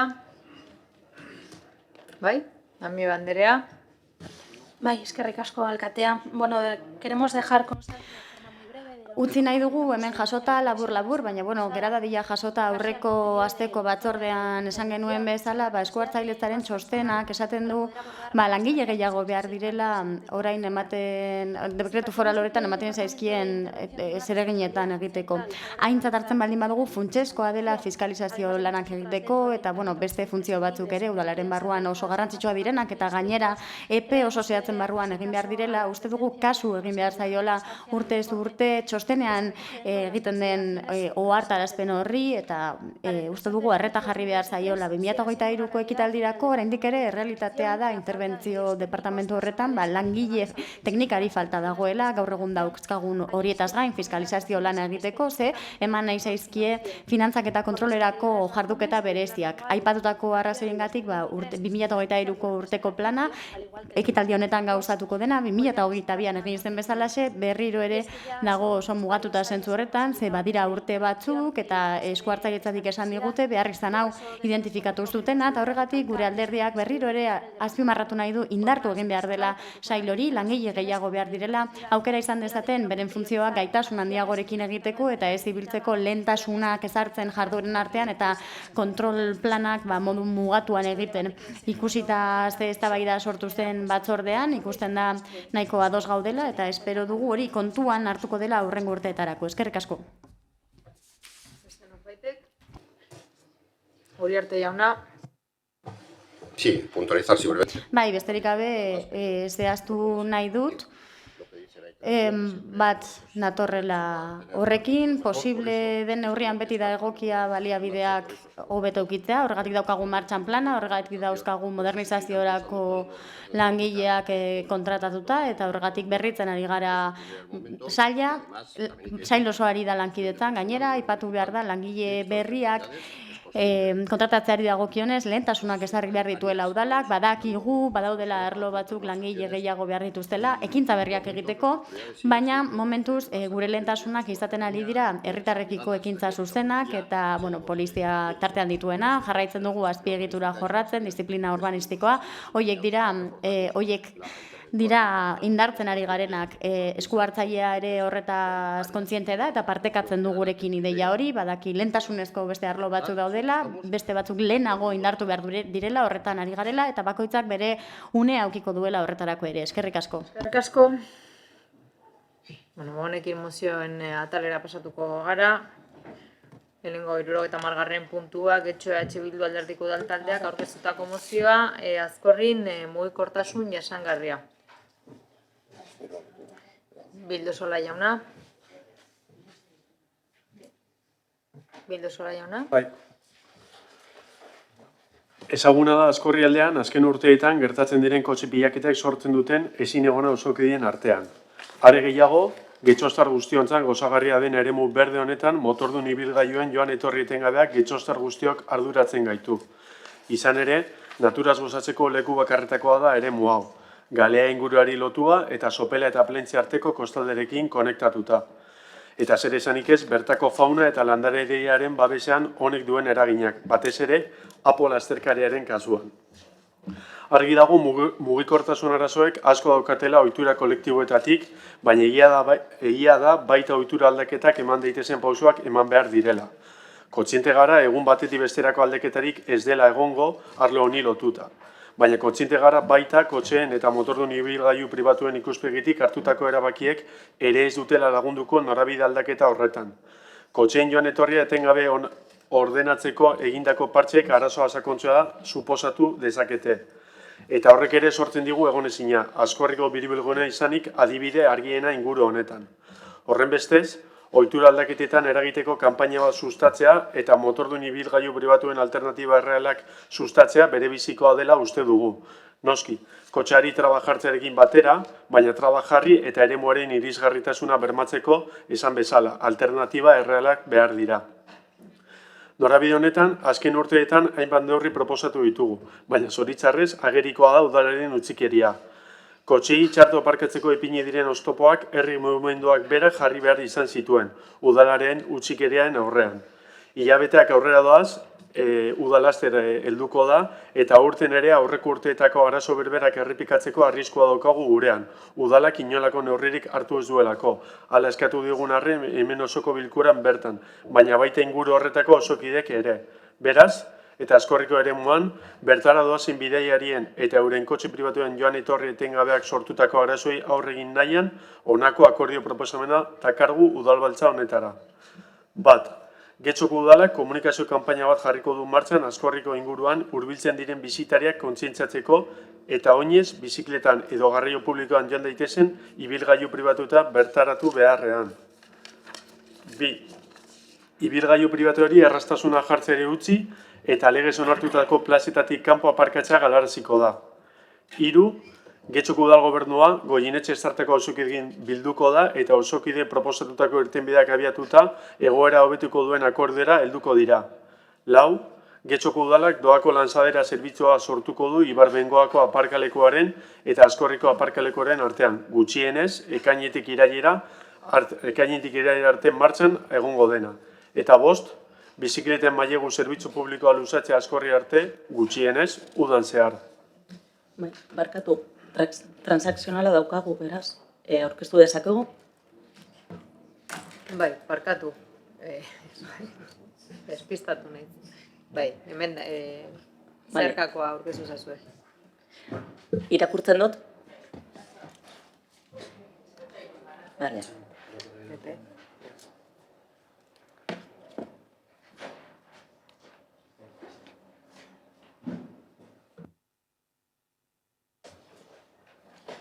Horrein bai?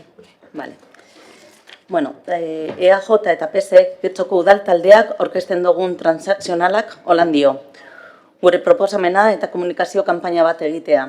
Urtero egiten ditugunak aprobetxatu ditzakegu.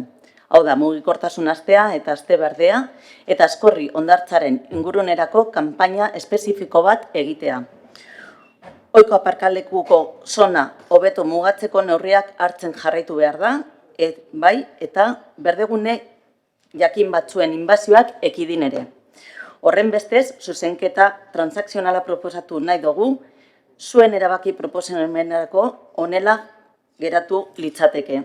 Lehenengo puntua, mugikortasun jasangarriari buruzko komunikazio kanpaina egitea, herritarrak Askorri hondartzaren ingurune naturalari buruz kontzientzatzea aldea. Eta bigarrenez, neurriak hartzen jarraitzea bidegabeko aparketzerik egon ez dadin.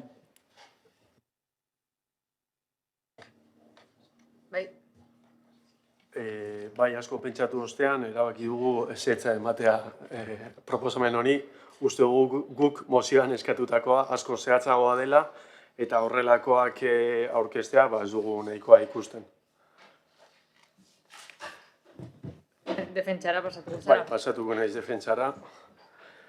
Berriro esan gu duela urte bete esan genuen bezala, mozioen zede nagusia, egun Askorriko auzokideok eta oroar Getxoko herritarro bizi dugun arazoari irtenbidea ematea dela.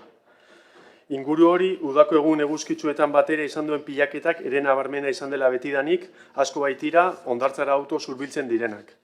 Baina orain dela 4 urte inguru, horitan martxan jarritako ostalaritza negozarekin autopilaketak areagotu baino ez da egin.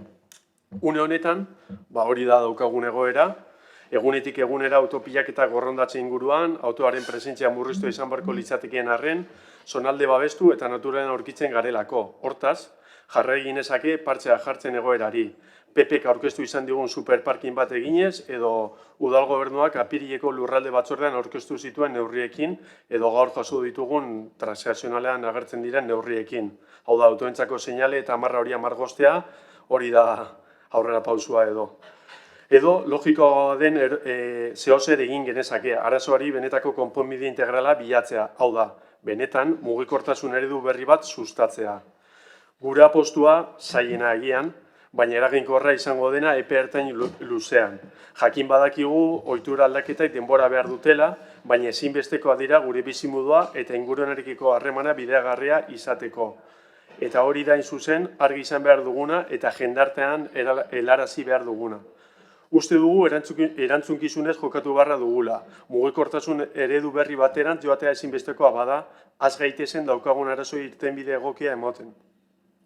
Eta horretako lanketa beharra dugu jendartean.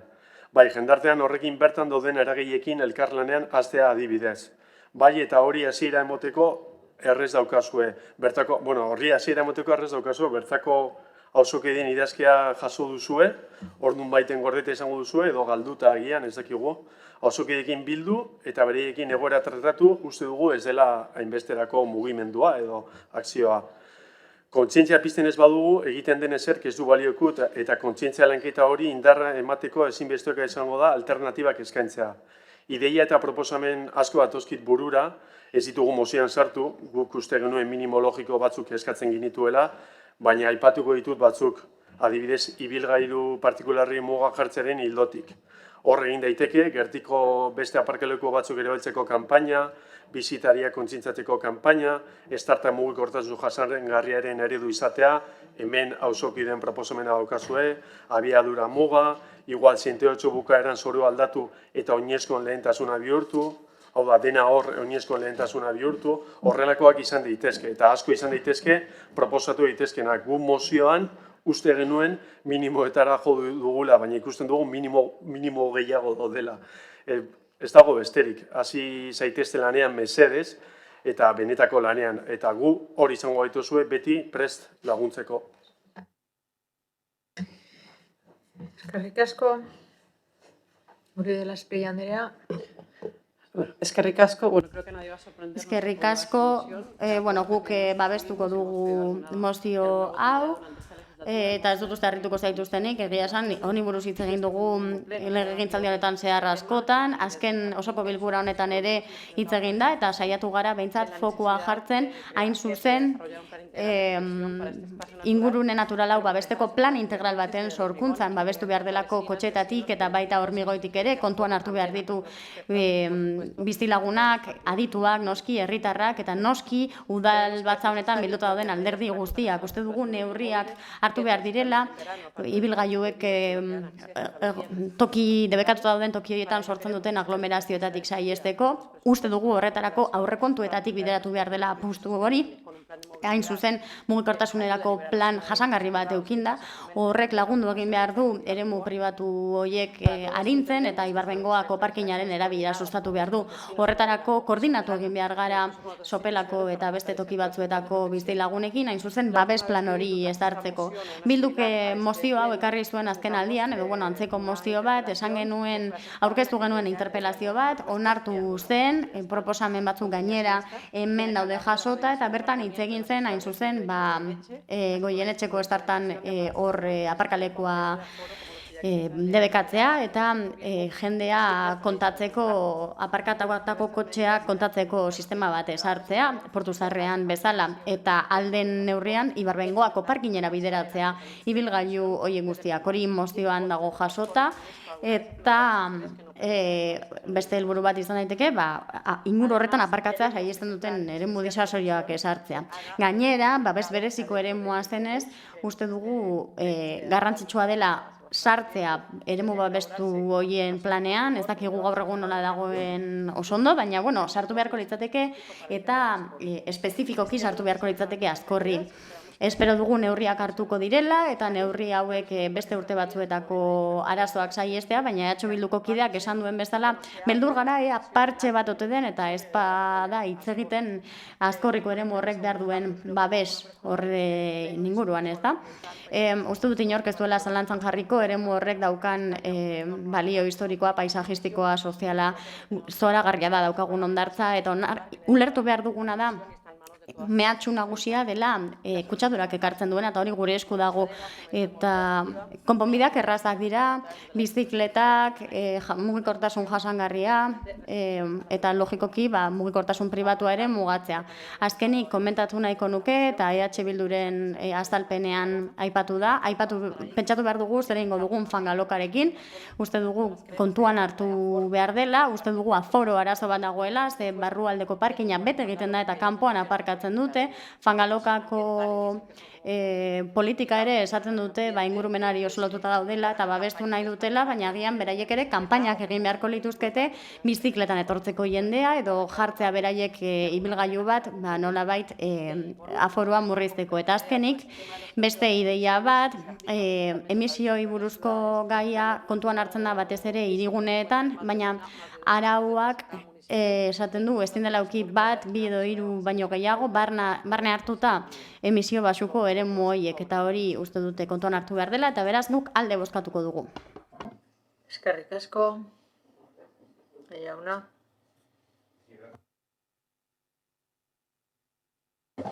La cuestión de la movilidad sostenible... Mugikortasun jasangarriaren gaia funtsezkoa da gaur egun, eta administrazioek ardura hartu behar dute horren gainean, uste dugu erronka horri bizio eta ikuspegi global batekin heldu behar zaiola. Landu behar dugu esparru hau besteak beste musen plan horretan, ez da? Ze gainera prozesu parte hartzaile baten bidez sortzen da eta herriko bizilagunek parte hartu dezakete. Bertan kontuan hartu da beharra dagoela, Getxon hiri autobus bat ezartzeko beharra dagoela, auzo ezberdinak lotuko dituena eta baita beste ingurune batzuk, neurri horiek aurreko hauteskunde programa zeukan PSEk, eta uste dugu neurri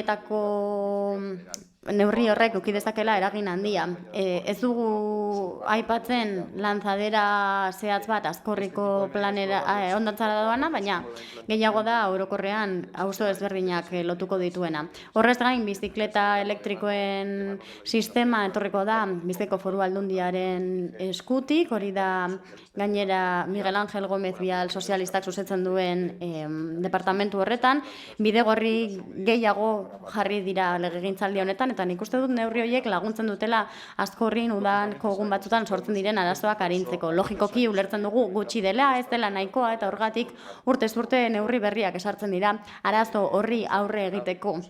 Aipatu den bezala eta batzordean ere aipatu genuen, aurten hobetu egingo dira gune horretako seinaleak aparkatzeari dagokionez, gainera lurra ere markatuko da, zehazki jarriko da non dagoen debekatuta aparkatzea eta poliziak isunak jarriko ditu eta ibilgailuak kendu egingo ditu gaizki aparkatuta baldin badaude.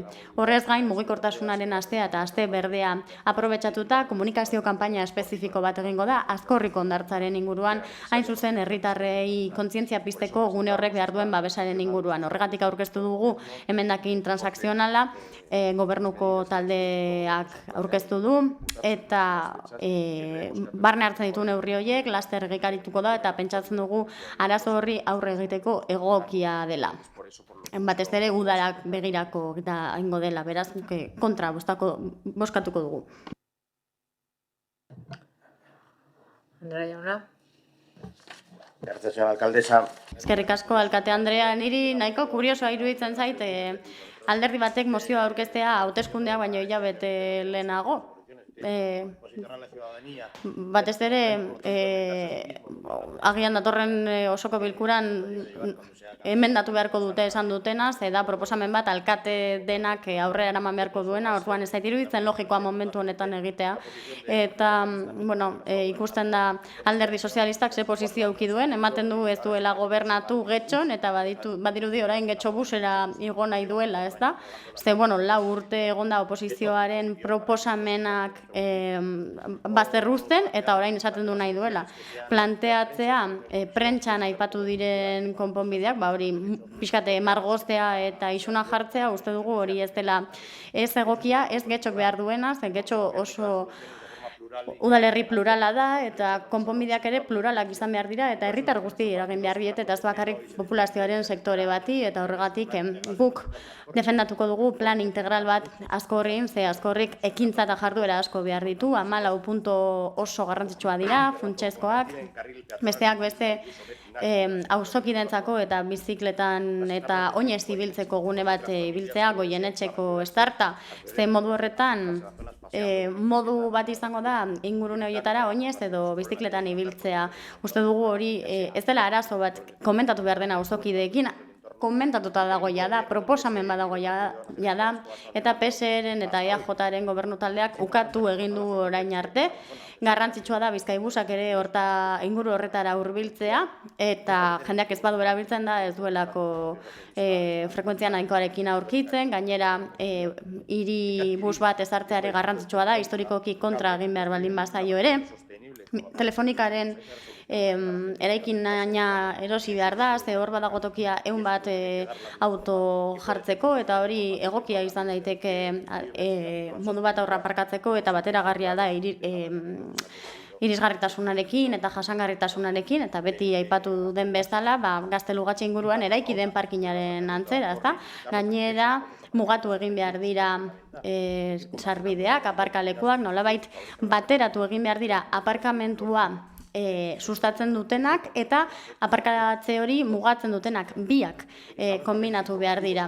Horrez gain informazio panelak ere ezarri behar dira, sarreran aparkalekuari buruz, ez bakarrik, baina ja 100 kalean, Ereaga hondartzara iristeko ere dauden aparkalekuen inguruan, behar dira aparkaleku publikoak, horrez gain bizikleta elektrikoak alokatzeko puntu bat ezarri behar da, hori egingo da, eta baita ere bizikleta elektriko horiek kargatzeko puntu bat ere, ze sustatu nahi baldin badugu bizikleta elektrikoak erabiltzea, beharko dugu birkargatzeko aukera hori izatea.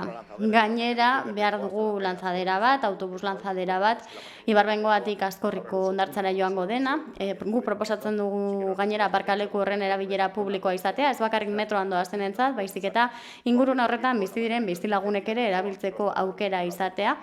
Ez dugulako ikusten hain lotu lotuta aparkalekuan metroaren erabilera, ze oso gutxi erabiltzen da, eta uste dugu gainera beharrezkoa dela autokarabanentzako aparkaleku bat egitea, ze tokia badago horretarako, gainera garbiketa zerbitzuak indartu egin behar dira, ze Lagaleatik Azkorrirako bidean zabor pilo dago, oso gutxi garbitzen da. Informazioa gainera handitu behar da, espazio horretan bizi diren landare eta animaliei buruzkoa, flixeri buruz ere hitz egin behar da, ze ez dago behar beste ikusgai jarrita, eta ez da sustatzen, gainera bete egin behar da,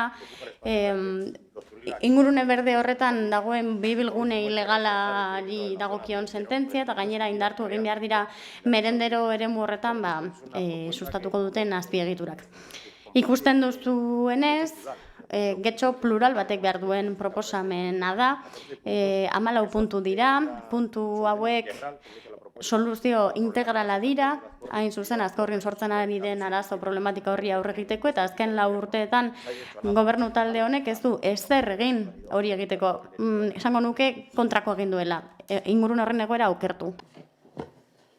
Eskerrik asko, Ocio Anderea. Bai, eskerrik asko, alkate Anderea. Bueno, vamos a ver si nos centramos un poco. Ea pixka bat zentratzen garen. Jakin badakigu, urtean badagoela garai zehatz bat, egoera zehatz bat ematen dena, ibilgailu pribatuak metatzen dira bertan, Azkorriko hondartzara sartzeko, baina realitatea ez da zuek irudikatzen duzuen hori. Mozioa eraman behar da dagokion mailara. Non dago arazoa eta non jartzen da fokua. Hori da kontua. Ze afekzio horiek, arazo horiek modu puntualean sortzen dira, egun zehatz batzuetan eta ordu zehatz batzuetan, eta hori da daukagun benetako arazoa. Egun batzuetan eta ordu jakin batzuetan. Gaur egun ezarrita daukagu ingurun horretan 30 kilometro ordura joan daitekeela, eta gainera lehentasuna daukatela oinezkoek eta bizikletek. Horretaz gain mugatu ditugu errepidetako alboak seinale horizontalen bidez, eta zehazki zientoetxeko estartaren albo bietan jarriko ditugu elementu disuasorioak, hain zuzen bertan gaizki aparkatzea saihesteko eta ibilgailuak ingurune berdetan sartzea saihesteko. Modu horretan mugatu egingo dugu aparkatzeko eremu erregulatua. Horrez gain, bizikletak aparkatzeko eremu gehiago jarri dira bai Azkorriko aparkalekuan, bai hondartzaren beko aldean. Konexioari dagokionez, metrobus konexio horri dagokionez, konexio hori eduki badaukagu, Borrondatxeko hondartzara metro joan daiteke, eta gaur egun badago Bizkaibuzko lerro bat, zehazki A34 11 linea da, eta Azkorrira joan gaitezke, eta gelditu egiten da metro geltokietan, bai Algortan, Teietxen, 2. zenbakian, eta Bidezabalen, Teietxen 40. zenbakian, beraz, hori badaukagu. Eta gainera, maiztasunari dagokionez, udan bikoiztu egiten da maiztasun hori, eta horrek esan nahi du ordu erdiro dagoela autobusa. Eta bide batez, aipatu duzuenez, biribilgunea, idatzi horretan, biribilgunea egintzen hain zuzen garraio publikoaren linearen jarraitutasuna bermatzeko, trafikoa erregulatzeko, eta batez ere maniobrak seguruak izango zirela bermatzeko, bai ibilgailuentzat, bai bizikletan dabiltzanentzat eta bai oinezkoentzat. Neurri horiek guztiak martxan daude, sakontzen ari gara duela 2 urte ezarri genuen horrekin, eta beraz guk ezetz bozkatuko diogu mozioari, arazoari heldu diogu, ibilgailu pribatuek sortzen dituzten arazo horri heltzen diegu, eta gainera sustatu dugu bizikletan eta garraio publikoan joatea bertara, baina aztertuta beti ere orokorrean egiten diren erabilerak eta ze balio babestu behar diren.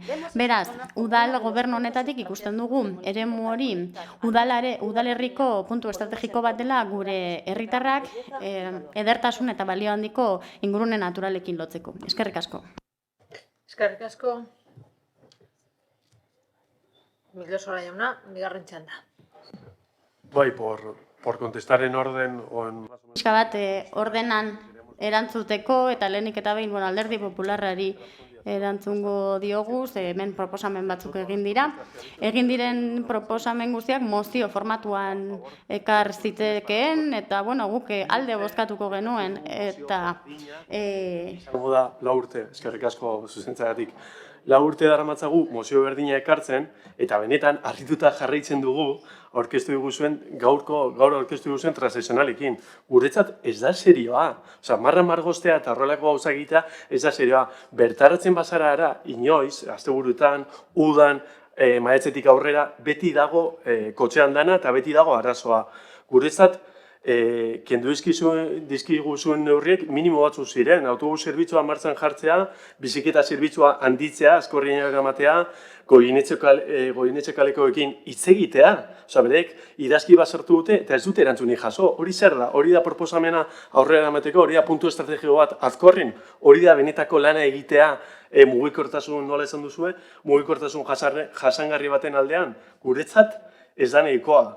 Eta beti bezala ezetza ematen diogu gure proposamenei, eta gero irakurri dezakegu zuen programan, igual 4 urte barru zuen programa elektoralean irakurriko dugu, zaretela Azkorrin mugimendu jasangarriaren aldeko bultzatzaileak. Orain ekarri guzue autobusaren, getxobusaren bultzatzailea zaretela, ez dakigu zer etorriko den. Benetan, guretzat lotsagarria da gaur gertatu dena hemen. Eskerrik asko. Beste norbaitek? Ez? Bai, Andrea jauna? Adelante. Para ser un punto estratégico, un punto sensible. Eskerrik asko alkate Andrea, punto estrategikoa izateko zeuen programan, ikusi zelako abandonua izan duen, begira Eskorri nola gonden urte hauetan guztietan beraz ez dakit nik. Eremurren egoera benetan deitoragarria da. Gobernu taldetik oraindik ere ez dute arazoa zein den ikusi, Eskorrin behintzat. Izugarrizko arazoa daukagoa Eskorri inguruan. Larria da arazoa gainera. Guk planteatu ditugun kontu hauek ez dira puntualak, eta esate baterako bizikleta elektrikoentzako birkarga puntu bat jartzea, edo udal bizikleta sistema zein foru aldundiarena horiek ez dira eskaera puntualak. Hiriko minibusa auzoak hondartzak eta berlantzen dituena hori ere, eguneroko arazoa da. Komuna jartzea Eskorrin hondartzan bertan, hori ere da, arazo puntualik ez da.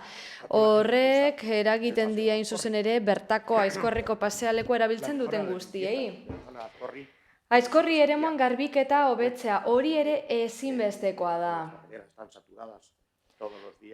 Zaborrontziak saturatute daude beti, seinaletika bat jartzea, esateko zenbat aparkaleku geratzen diren, izugarri kostatu zitzaigun jada aparkalekua egitea, imaginatu hori eskatzea. Eta hor badako tarte bat, fundori gabe, eta bertan, ezin da aparkatu esate baterako, eta horrelakoak ikusten ditugu jentak ez dakilako zenbat aparkaleku dauden. Bizkaibus jarriko den lekuraino, bizikletaz joan daitekenaren seinaletika jartzea, hortxe beste gauza bat, baina horren inguruan ere ez da gauzan dirik egiten. Autokarabanentzako aparkalekuak, inguruko landarideri buruzkoak, askotariko gauzak egin ditzakezue Aizkorreri buruz. Gero nik ez diot esaten ez dinik ezer egiten, baina egiten diren proposamenak behintzat, proposamen elektoralak dira, programandoaz eta ezer gehiago. Eta hori bada getxorako nahi duzuena,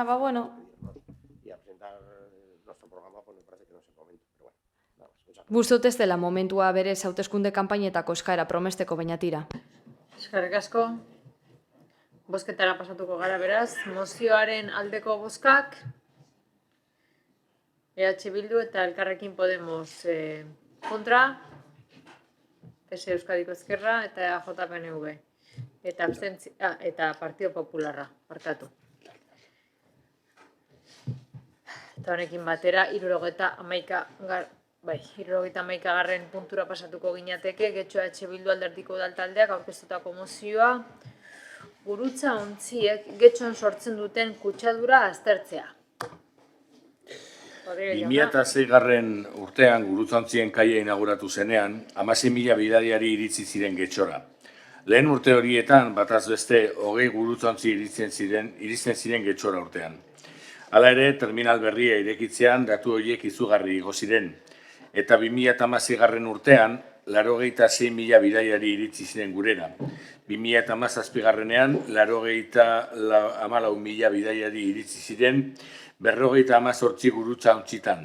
2018 429 gurutzaontzi etorri ziren 86.500 bidaiarekin. 2019 berriz, 50 gurutzaontzi lehorreratu ziren getxon, eta 2022 18 gurutzaontzi 1.000 bidaiari baino gehiagorekin.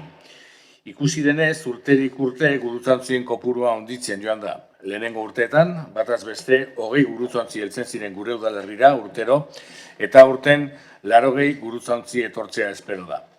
Getxoko udala, Bizkaiko Foru Aldundia eta Eusko Jaurlaritzako ordezkariak baikor agertu dira gurutzantziek Euskal Herrian sortzen duten eragin ekonomikoagatik.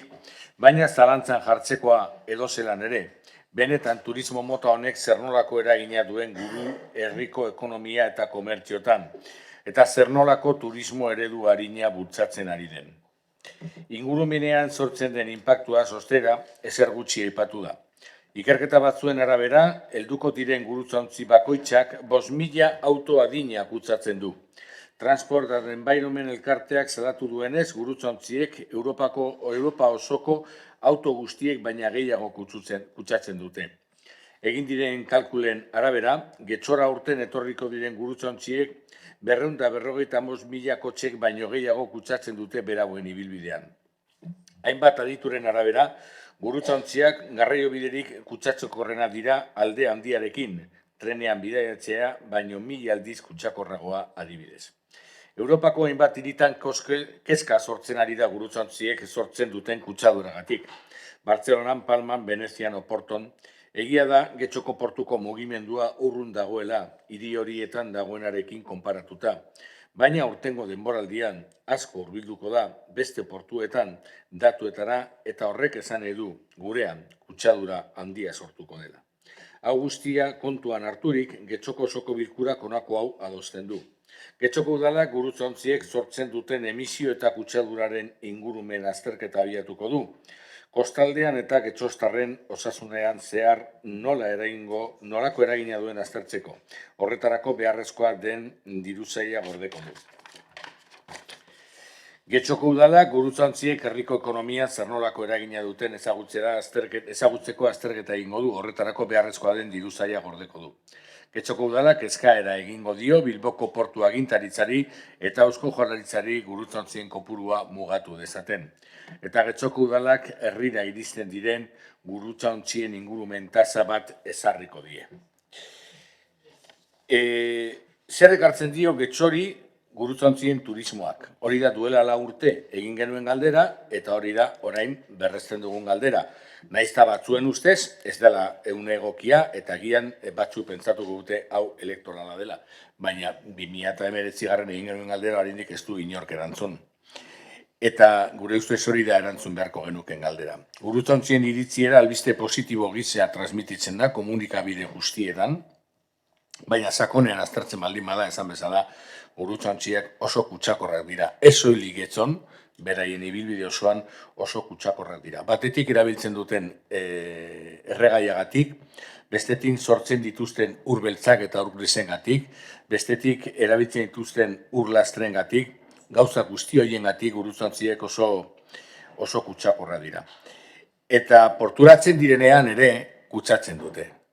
Naizta muga batzu jarri Europako batasunetik aldetik, oraindik ere portura etortzen direnean oso kutsakorra dira. Baina ez hori bakarrik, portura etortzen direnean 10 autobus daukate zain, eta hor etortzen diren milaka bidaiari autobusean igo eta Getxotik alde egiten dute.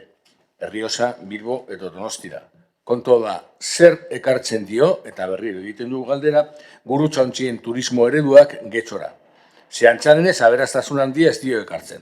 Getxoko turismo bulegoak zerbait planteatzen baldin badu gurutzantzien turismoa ustiatzeko eta aprobetzatzeko, hor borrokan edo leian abiatu beharko da gurutzantzien ustiatzen dituzten enpresekin. Eta hor ez dauka irabazteko modu errezik. Beraz, gurutzantziek zeinentzako dira honak. Ze ikusten dugunez, kutsaduraz aparte, ekartzen dituzte baita ere oztopoak edo eserosotasunak. Gertatu izan da herri honetan kirol proba bat bertan bera utzi behar izatea gurutzantzi bat zetorrelako, eta gurutzantzi hortik atera behar zain jendea, Arineketan Donosti, Errioxa eta Guggenheim bat ikusteko, igual egun oso batean guzti hori ikusteko. Beraz, eskatzen duguna da azterlana, eskatzen duguna da jakitea benetan gurutzantziek zerra dakartzena. Begiratu dezakegu zeintzu diran ekartzen dituzten onura ekonomikoak baldin eta ekartzen badituzte, baina begiratu dezakegu baita ere zeintzu diren ekartzen dituzten kalte, ingurumen kalteak ekartzen dituztelako. Eta hori badauzkatelako. Eta gurutzantzien turismo ereduak koste handia daukalako. Ez bakarrik gure herrirako, baizik eta planeta osorako. Eta hori jakinda, agian jar dezakegu hori baita ere udal eskumena dalako, tasa turistiko bat. Behintzat, atera dezagun zerbait. Badakigu gurutzantzien turismoa galeraztea ez dagoela udalerri honen esku, baina bai, gurutzantzien turismoak ekartzen duen eragina jakitea eta horri nolabaiteko neurria jartzea. Horretarako eskatzen dugu mozio hau, duela 4 urte eskatu genuen, orain eskatzen dugu, eta Andrade jaunari ez bazaia sola, agian urrengo agintaldian ere eskatuko dugu mozioa, hau ez bada egiten, baina gustatuko litzaiguke azterketa hau egitea, ze oso erreza da defendatzea eredu batzuk, benetan eredu horiek dakartzatenak jakin gabe. Gure proposamena da, jakin dezagun zer dakarren eredu hori.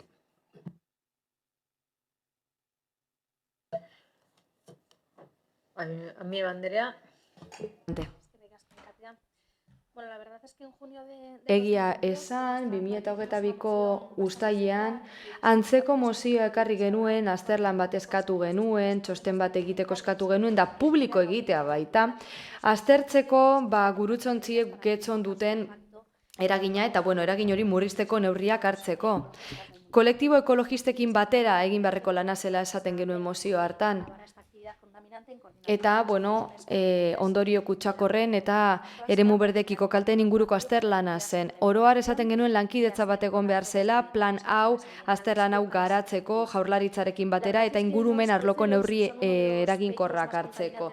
Egia da gurutzontzeak direla gehien kutsatzen duten ibilgailuak mundu mailan eta ingurumenari kalte handia egiten diote. Hain zuzen ere, berotegi efektuko gasak isurtzen dituzte, atmosfera kutsatu, itsaso ondoa kutsatu, eta itsaseko sistema zuzenean kaltetzen dute. Gure alderditik uste dugu ezinbestekoa dela honek guztiak ingurumenean duen eragina ezagutzea. Eta uste dugu udalak neurriak hartu beharko lituzkeela kutsadura murrizteko esan bezala eragile eta erakunde desberdinekin elkarlanean. Era berean, tasa berde hori ezartzeko aukera aztertzea eskatzen diogu.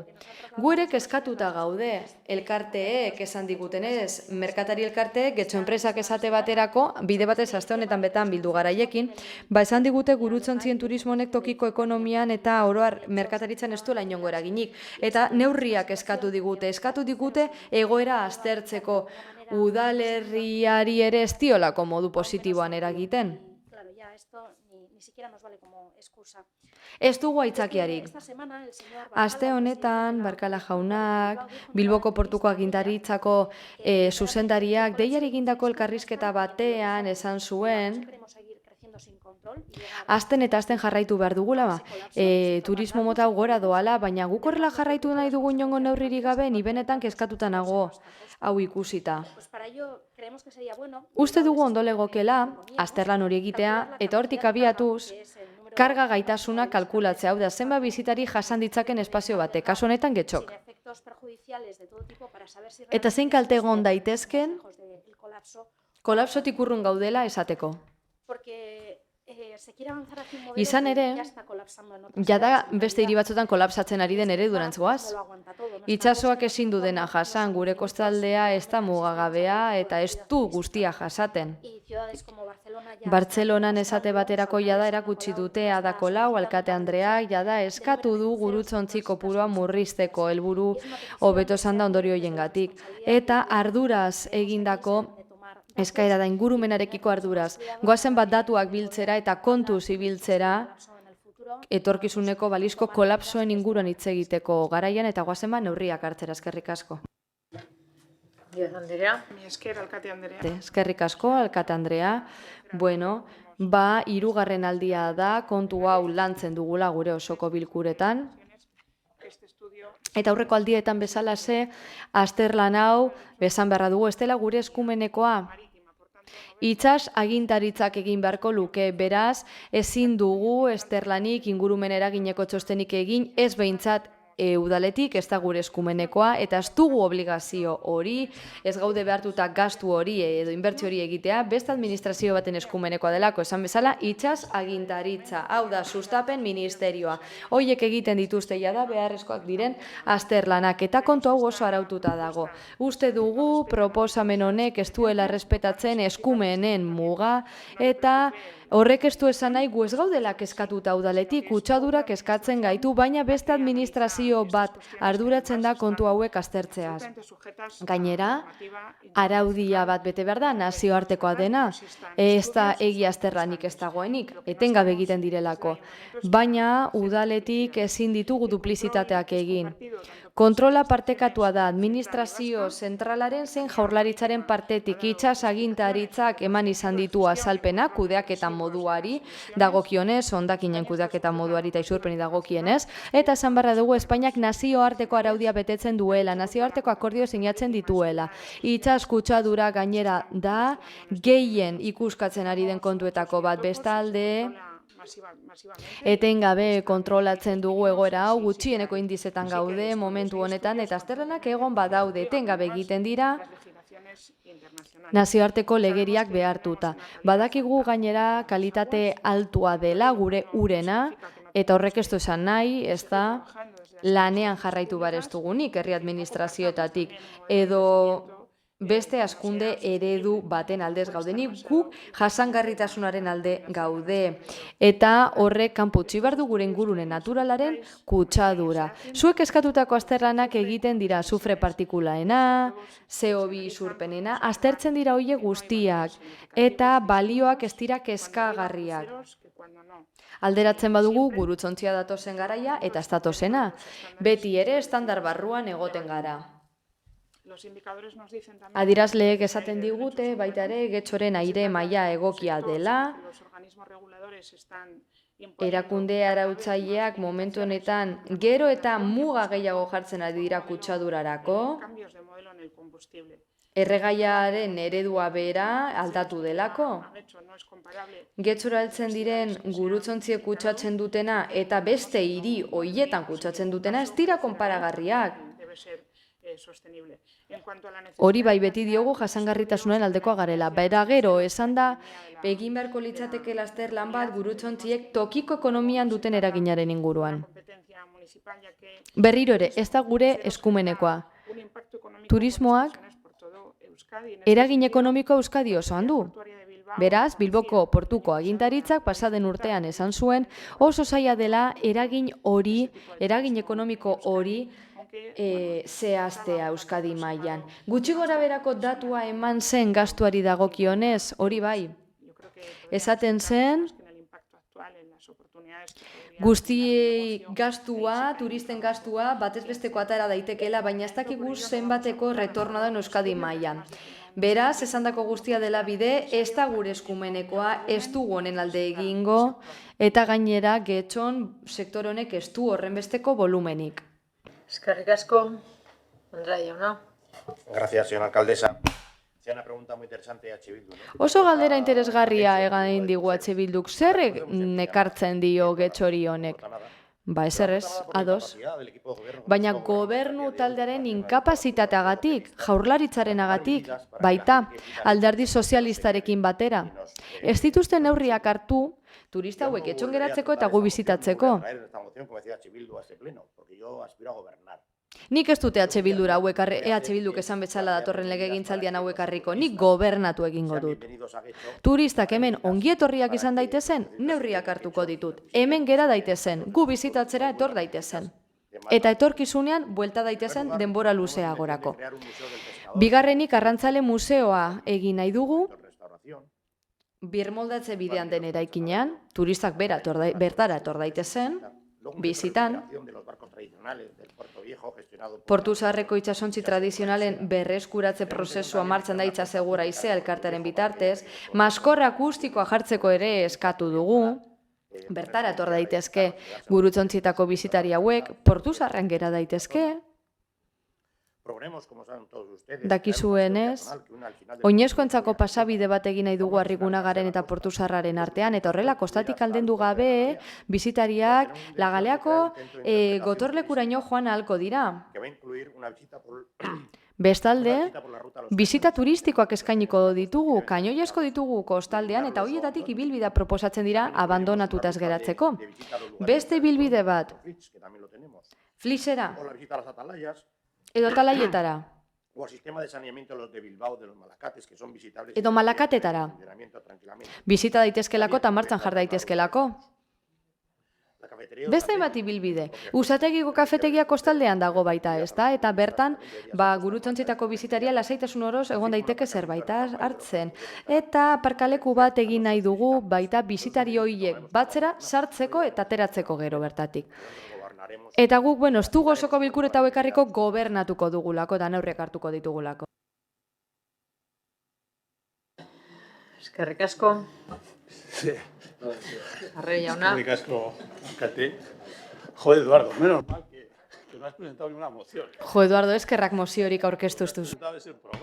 Hauteskunde programa aurkeztu duzuzu. Bueno, guazen mozioa proposatu duenari erantzutea. Ikuspegi metropolitar batetik. Lurraldea eta gure herrialdea bera kontutan hartuta. Bilboko portu agintaritza erreferentziazko erakundea da gure inguruan, eta ingurumen kudeaketari lehentasun osoa ematen dio estrategiaren baitan. Hala, bere jardunak dituen ondorioen kontrola egitea, ezinbestekoa da berarentzat. Horregatik eta horretarako identifikatuta ditu ingurumenaren zenbait alderdi bere zerbitzuen eragina jasaten dutenak eta egoki diren neurriak hartuta ditu. Hoiek neutralizatzeko. Agintaritza honen ingurumen politika kontsulta dezakete herritarrek eta agintari politiko guztiak webgunean bertan gainera jasangarritasun memoria ere argitaratuta dute. Helburua, erreferentziazko portua izatea da ingurumen arloan.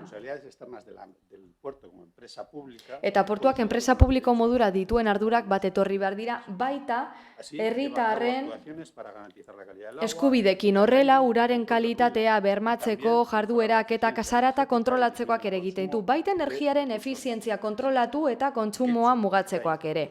Getxo, Bizkaia eta Euskadi 80ko hamarkadaz geroztik lan gogorra egiten ari dira portuetan diren jardueretan turismoan baita ingurumena babesteko eta gure partetik hala egiten jarraituko dugu. Osoko bilkura honetan beti nahi izan dugu kirol portu bat izatea.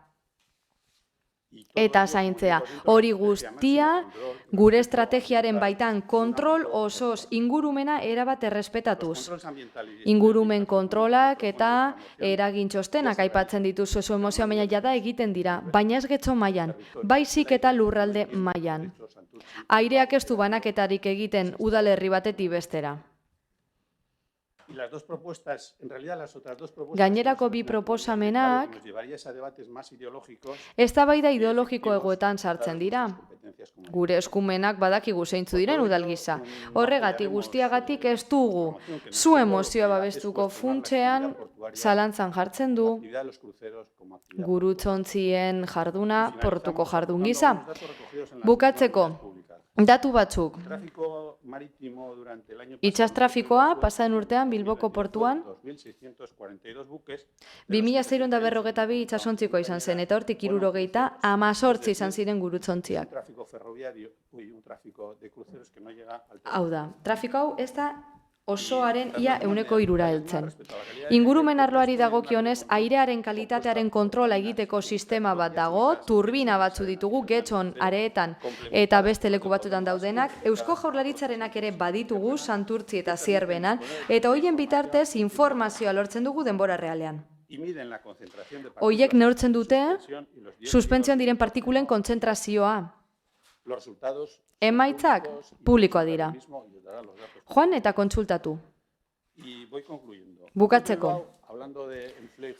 Bilboko portuak enpleguari dagokionez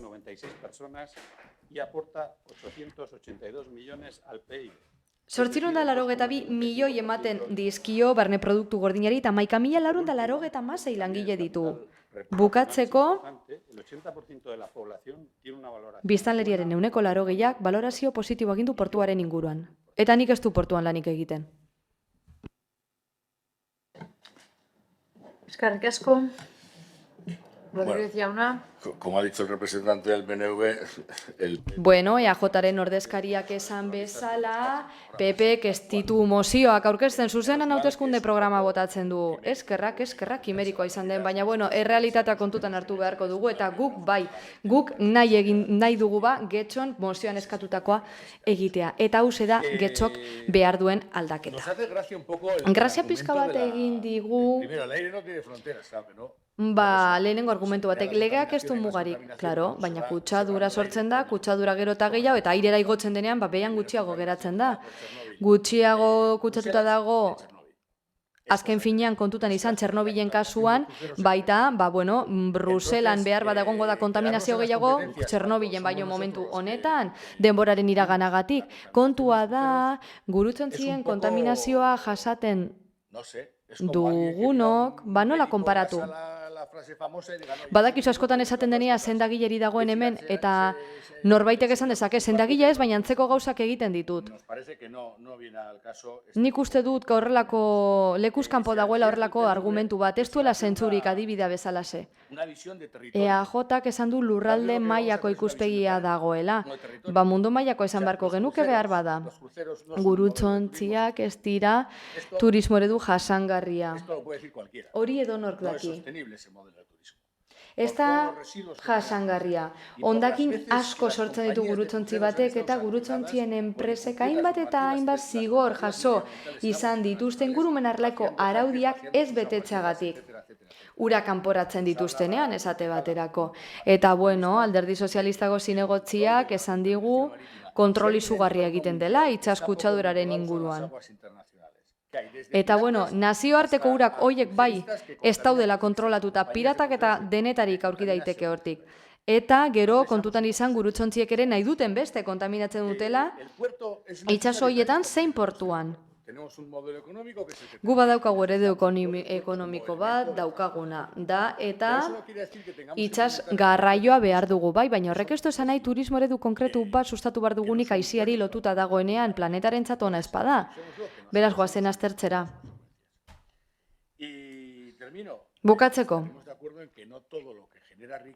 Aberastasuna dakarren oro ez da ona. Bospasei jarduera etorri zaizkit burura, aberasgarria direnak, baina debekatuta daudenak. Beraz, aberastasunaren sorrera ez da argumentu nahikoa. Epe laburrera ondorio batzu dituela jakinda, ikusiko dugu nola ez dakarren aberastasunik etorkizunera begira, pobrezia baizik. Eskerrik asko. Beste norbaitek, Amieba Anderea. Bai, eskerrik asko. De forma breve. Labur, nik uste dut argi geratu dela, ados gaudela proposamen honekin, eta beste datu kurioso bat da, gurutzaontziei dagokienez, energia kontsumoa 12 aldiz handiagoa dela hotel batean egotea baino, beraz, horrek ere pentsarazten digu datu hauek ere, lagundu behar digutela pixka bat sakonagoa aztertzen zer gertatzen den gurutzeontziekin, arrotzen garenean, pixkate, azkunde hori esponentziala izateaz. Gainera, azufrea daukate eta gainera gai kutsakorrak igortzen dituzte, ziurrenik horrek EH Bilduk esan duen bezala itsas garraioaren gaineko erregulazioari lotuta dago, ze lurrean debekatuta daude hoiek, eta triste gaudez, gobernuak esaten du ez daukagula ez egiteko, beste instituzio batzuek kudeatu beharreko gaia dela, eta neurri berriak sustatu beharrean edo lankidetzan aritze beharrean proposatzen dutena da ez egitea, beste neurri batzuetan, beste gai batzuetan, beste instituzio batzuekin ibili nahi dute lankidetzan.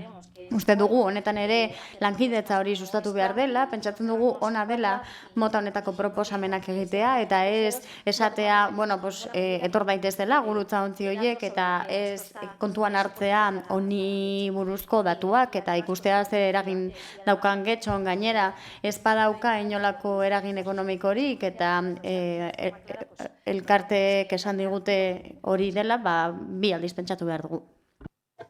Eskerrik asko. Andrea jauna. Gracias, señora alcaldesa. Eskerrik asko, alkate Andrea.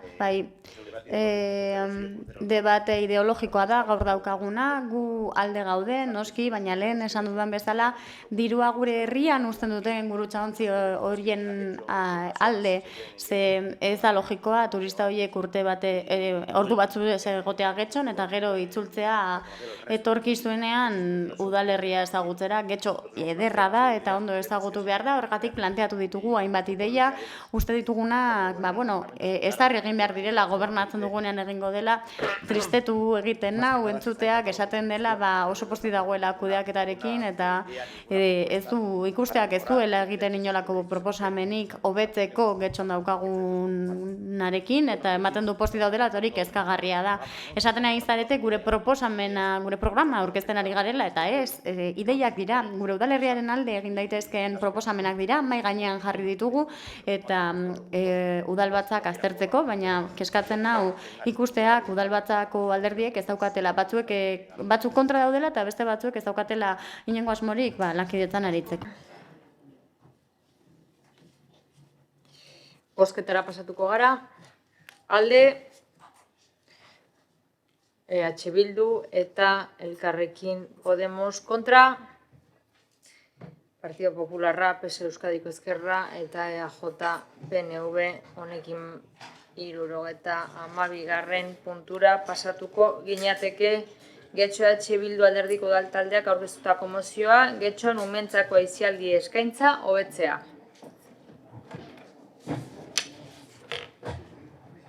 Ijarrubi Andrea. Egunon berriz ere. EH Bildun kezkatuta gaude Getxon dugun umentzako eskaintzagatik, bai azpiegitura aldetik, bai zerbitzu aldetik. Azken hilabetetan hainbat gurasok helarazi dizkigute euren kezak eta iradokizunak. Parke estali batzuk hobetu behar direla, txikiguneak behar direla auzoetan, Getxolandiako hobekuntza nabarmenak behar dituela, eta abar. Egoera honen aurrean, EH Bildutik inkesta zabaldu dugu gure gurasoen artean euren iritzia jasotzeko asmoz. Eta 160 guraso baino gehiagoren ekarpenak jaso ditugu. Bertan ikusi izan dugun bezala, gure herriko guraso ugari ideiak eta proposamenak egiteko prest dago. Eta asko gaur egungo eskaintza erabat eskasa dela iritzi diote. Besteak beste honako ondorioak atera ditugu. Gaur egungo azpiegiturak oso urriak dira, ludoteka bakarra dago Getxo osoan, aretan, algortak beharrezkoa du ludoteka berri bat, eta auzoetan txikiguneak sortu behar dira lehenbailen eskariari aurre egiteko. Parke estalien kopuru handitu behar da, eta gaur egun daudenak ere hobetu behar dira. Hortzadar parkea da horietako bat, euria eta haizea dagoenan ezin baita erabili, eta jarri eta ken daitezken hormak jarri daitezken eguan. Sake plazan, ireki berri denak ere hainbat gabezia dituia da, eta euria egiten duenean ura sartzen da. Honen inguruko azterketa egin behar da, gune estali baten beharra ere ikusten da, inolako kolumpiorik gabe, umeek korrika egiteko eta jolasteko aukera izan dezaten, oztopori gabe eta bertan jarduerak antolatzeko. Udalekuen eskaintza ere handitu behar da, eta Getxolandiak oso balorazio negatiboa jaso du hainbat gabezia dituelako. Kokalekoaren inguruan hausnartu behar da, bertako eskaintza ere birplanteatu, presioak, adinen araberako egitaraua eta abar. Programazioari dagokionez, urte osoan, umeentzako eskaintza indartu behar da, eta ez bakarrik izen handiko ikuskizunekin. Formatu txikiko lan gehiago ekarri daitezke, presio merkeagoetan eta auzo ezberdinetan antolatuta. Kalean ere ekimenak antolatzea proposatzen da, parkeetan, plazetan, eta ez bakarrik jaialdi zehatz bat lotuta, modu iraunkorrean baizik. Hau guztia euskaraz izango da. Bestalde, gune berde eta naturalen beharra ere azpimarratzen da. Porlanean jolasteaz gain, umeek ere berdeguneen beharra dute jolasteko, esperimentatzeko, eta zoritzarrez Getxon gero eta inguru berde eta ez artifizializatu gutxiago ditugu. beharrezkoa da umeentzako horrelako espazioak gordetzea eta inpaktu gutxiko egurrezko jolasak jar daitezke bertan. Minmenaga espazio egokia izan daiteke horretarako adibidez. Gauzak horrela, EH Bildutik uste dugu udalak plan bat egin behar duela umeentzako eskaintza indartzeko eta benetan lehentasunen artean sartzeko. Gaur egun, guraso ugarik getzotik alde egiten dutelako umeen egitarauaz edo azpiegiturez gozatzeko, eta hau guztia gurasoen eta umeen iritzia kontuan hartuta egin behar da. Horregatik guztiagatik, honako mozio proposamen hau aurkezten dugu.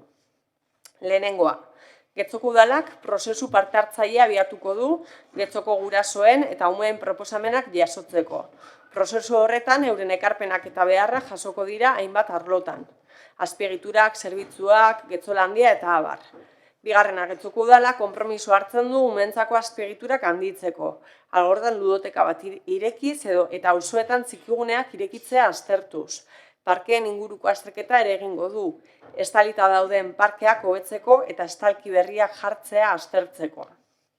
Hirugarrena, Getzoko udalak urte osoan zehar umeentzako jarduerak antolatuko ditu kalean. Plazetan, parkeetan eta ez bakarrik asteburu zehatz batean.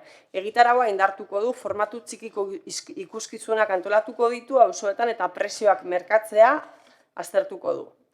Laugarrena, Getzoko udalak umeentzako gune natural eta berdeak gordetzea aztertuko du, egurrezko jolazekin, tirolinekin eta abar. Umeek naturarekin harremana izan dezaten jolazen bidez. Eta ekingo diote argumentazioari.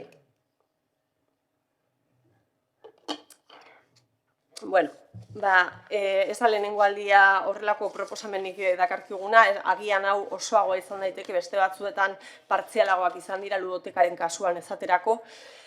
Baina, mozioak argi azaltzen du eta modu zabal eta sakon batean zin izan den proposamen hau egiteko jatorria eta motivazio nagusia, eta noski helburua ere. EH Bildutik uste dugu aurren eta umeen aisialdiari begira aizialdiaren eskaintzari begira plan estrategiko oso bat behar dugula. Gure ustez mozioan bertan aipatu ditugun ardatzei erantzungo dion plana, egituratua eta planifikatua. Alde batetik, 78.000 biztanle dituen udalerri honetan ludoteka bakarra izatea berpentsatu beharreko, zerbait dela uste dugu, baina ez bakarrik berpentsatu, ekin beharreko horri ekiteko sasoian gaude eta horri ekin beharko litzaioke ahalik eta lasterren. Horrez gain bestelako azpiegitura batzuk ere sortu beharko lirateke, zerbitzuen deszentralizazioa ardatza daukatenak, auzoetan txikiguneak sortu, esaterako, ondoko zenbait udalerritan sortu dituzten bezala. Bestalde batetik eta azpiegiturarekin jarraiki ezinbestekoa deritzogu parke estaliaren kopuru handitzeari. Behin baino gehiagotan afera hau gai hau ekarri izan dugu ez bakarrik udalbatza honetara, ezpada batzordetan ere mintzagai izpide izan den gaia izan da, eta une honetan soilik 3 parke estalia daukagu. Maidagan kalean dagoena, Tegitzeko plazarena eta egin berri duzuen Zakin Parantzarena. Eta gainera, horietako gehienek hobetzako alderdi eta aspektu nabarmenak dituzte euriaren eta haizearen aurkako egiturari dagokionez. Gainera dagoen kopuru hori ez da nahikoa Getxo bezalako udalerri baterako, ondoko udalerri batzuek Getxoren aldean, biztanleriaren ardia baino gutxiagoarekin hemen dugun eskaintza errez berdintzen dute. Proposatzen dugun umeentzako plan estrategiko honek aurrentzako programazioa indartza aurreikusi beharko luke, bai espazio itxietan, bai espazio irekietan, formatu txikiko lanak areagotzea eta horiek indartza izan daiteke horretarako bidea. Eta bide horretan egoki eta interesgarri ikusten dugu orain dela aste batzuk udal gobernu honek iragarri berri zuen Txikifest jaialdia. Ekaineko 2 asteburu hartuko dituena, horregatik uste dugu bidea izan daitekeela horrelako ekintzak eta eskaintzak zarriago zabaltzea, iraunkorki gauzatzea auzo guztietan. Azkenik, Getzok oro har daukan erronkari heltzea eta hura umeen esparrura eramatea da proposatzen duguna. Izan ere espazio berde bizigarriak urriak dira asfaltoa baino edo asfaltoa nagusi den herri honetan. Espazio natural bizigarriak zaindu, sortu eta erabiltzea eskatzen dugu eta horiek umeentzako ere egokitzea alden neurrian. Espazio naturalek onura nabarmenak dakarzkigute, frogatuta dagoen artean hauek topatzen ditugu, depresio sintomak arintzen dituzte, sistema immunitarioa indartzen dute, alergien kontrako arriskua gutxitzen dute eta obesitatea ere gutxitzen dute eta loaldia hobetzen dute. Beraz, danak dira onurak. Denok behar ditugu horrelako espazioak umeek barne. Azaldu bezala, mozio honek xede du egun dagoen aurrentzako eskaintza hobetzea, hori da helburua, eta horretarako neurri egingarriak proposatu ditugu. Ondoko udalerrietan EAJak buru egiten direnak dira, Getxon ere erabat egingarriak direnak, eta horien guztien garapenerako garrantzitsu iruditzen zaigu bide horria diseinatzea, aurren aisialdirako plan estrategikoa sortzea alegia. Uste dugu, ezinbestekoa dela gure ingurua eraikitzeko begiradan aurren ikuspegi eta beharrak ere aintzat hartzea, adultozentrismoa oinarri duen jendarteen egituraketa eta konfigurazioa aintzat hartu behar dugu, ura iraultzeko. Izan ere, helduen ikuspegiak, interesak eta beharrak, soilik aintzat hartzen duen jendarteak, sistemak, haurtzarorako interesak eta beharrak, haurtzarorako eskubidea urratzen die aurrei, eta jendarte bezala ez du ongizaterik sortuko. Azken finean, adultozentrismo menperakuntza paradigma bat ere bada, isla dute jendarte egitura sistema osoan, Duarte Kuaper soziologoak izendatzen duen bezala, baita udal politiketan ere bai. Bada, az gaitezen, kontzienteki menperakuntza paradigma hori aurre egiten udal politiken bidez, eta Getxotik aurren parte hartzea albidetzen ere bai. Eskerrik asko. Eskerrik asko. Ami Banderea. Eskerrik asko, alkatea. Bueno, la verdad es que coincidimos totalmente con el... Erabat, gatoz bat, mozio honetan egiten den diagnostikoarekin, uste dugu eskasia dagoela aurrei zuzendutako aisialdiko eskaintzan, eta esaten den bezala, ludoteka bakarra dago, gaur egun uste dugu eskaini beharko liratekela ludotekak beste auzo batzuetan ere bai, udalbatza honetan aurkeztu dira mozioak algortan ere bat egiteko, baina, elkarrekin Getxon esaten dugu 15 minutuko hiria dela, pentsatzen dugu auzo guztietan jarri beharko liratekeela. Uste dugu algortan martxan jartzeko une egokia dela, baina udalerriko beste egune batzuetan ere garrantzitsua izan daiteke. Guretzat garrantzitsua da hauen antzeko ingurune publikoak sustatzea eta aurren hezkuntzan lagunduko dutenak. Horregatik, uste dugu ez dela bakarri beharrezkoa algortako ludoteka sortzea. Getxon aurreskola bakarrik daukagu adibidez, eta gainera ez dago gure auzoetako erdigunean. Aurreskolek gainera aukera ematen dute hezkuntza sistema publikora sartzeko, eta beraz, uste dugu sustatu egin beharko litzatekela, bateaz kontuan hartuta EAEn daukagula ia 150% eskolarizazio pribatu tasa, Europako handienetako bat. Uste dugu instituzioek sustatu egin behar dutela aurreskola, hezkuntza publikoa, indartsua eta kalitatezkoa, eta baliabide horiek hobetzeko ez da nahikoa gurasoekin hitz egitea, bai logikoa da gurasoei galdetzea, besteak beste kontziliazioa bermatzeko, baina garrantzitsua da aurrei ere galdetzea. Horretarako oso ondo legoke espazio bat eukitzea, eta guk proposatu dugu sarritan aurrentzako eta nerabeentzako kontseiluak, eta hor aukera ematen zaie hitz egiteko, esateko zer behar duten ludoteka batean, nola betu daitezkeen parkeak, eta zer behar duten, eta horrela ez dukitzeko ikuspegi tekniko eta adultozentriko bat. Beraz, prozesu parte hartzaile zehatz bat egitea baino, eta hori ondo iruditzen zaigu, uste dugu modu jarraituan hartu behar direla kontuan aurren iritziak mota horretako erabakiak hartzeko. Gainera, gaztei eta aurrei eragiten dieten neurri horiek hartzerakoan erdigunean jarri beharko lirateke haien iritziak. Beraz, alde bozkatuko dugu. Eskerrik asko. Aio jauna. Gracias. Eskerrik asko, lehenik eta behin esan nahi dut, mozio hau erabat zeharkakoa dela, horrek esan nahi du udaleko eskumeneko hainbat arlo ikutzen dituela, eta beste gai bat gehiago dela, behin bideratuta ikusi dugu, hemen egiten diren proposamenetako batzuk, gero aipatuko ditut, baina, logikoak direla, baina egia da, hauteskundeetarako hilabete falta denean, eta alderdi politiko guztiak ari garela gure hauteskunde programak eginda, eta kontuan hartuta hau dela legegintzaldiko azken bilkura, uste dugu ez dela une egokia horlako konpromisoak hartzeko jakin gabe nor egongo den gobernuan, eta horrek zailtasunak jartzen dizkigu mozioaren alde bozkatzeko. Edo nola ere, momentua da alderdi politiko bakoitzak bere proposamenak egiteko, eta horretarako logikoki kontuan hartzen ditugu herritarren proposamenak, alderdi sozialistak ere jaso ditu proposamenak, eta orduan gure programan karriko ditugu hobekuntza nabariak, eta horietako bat da, hain zuzen algortan ludoteka bat sortzea, herritarrek aspalditik daukaten aldarrikapena da, legegintzaldi honen hasieratik gutxienez, eta horretaz gain hitz egiten dute estalitako espazioei buruz. Bidezkoa da esatea, ezartzen ari diren parke berrietan, adibidez, Xake plazan, egiten ari direla horrelako estaldura lanak, baina uste dugu hobetzen jarraitu behar dutela dauzkagun parkeak, eta hor hildo horretan datoz gure proposamenak programa berrian. Aurrentzako ekintzak gutxi direla esan duzue, baina gu ez gaude ados.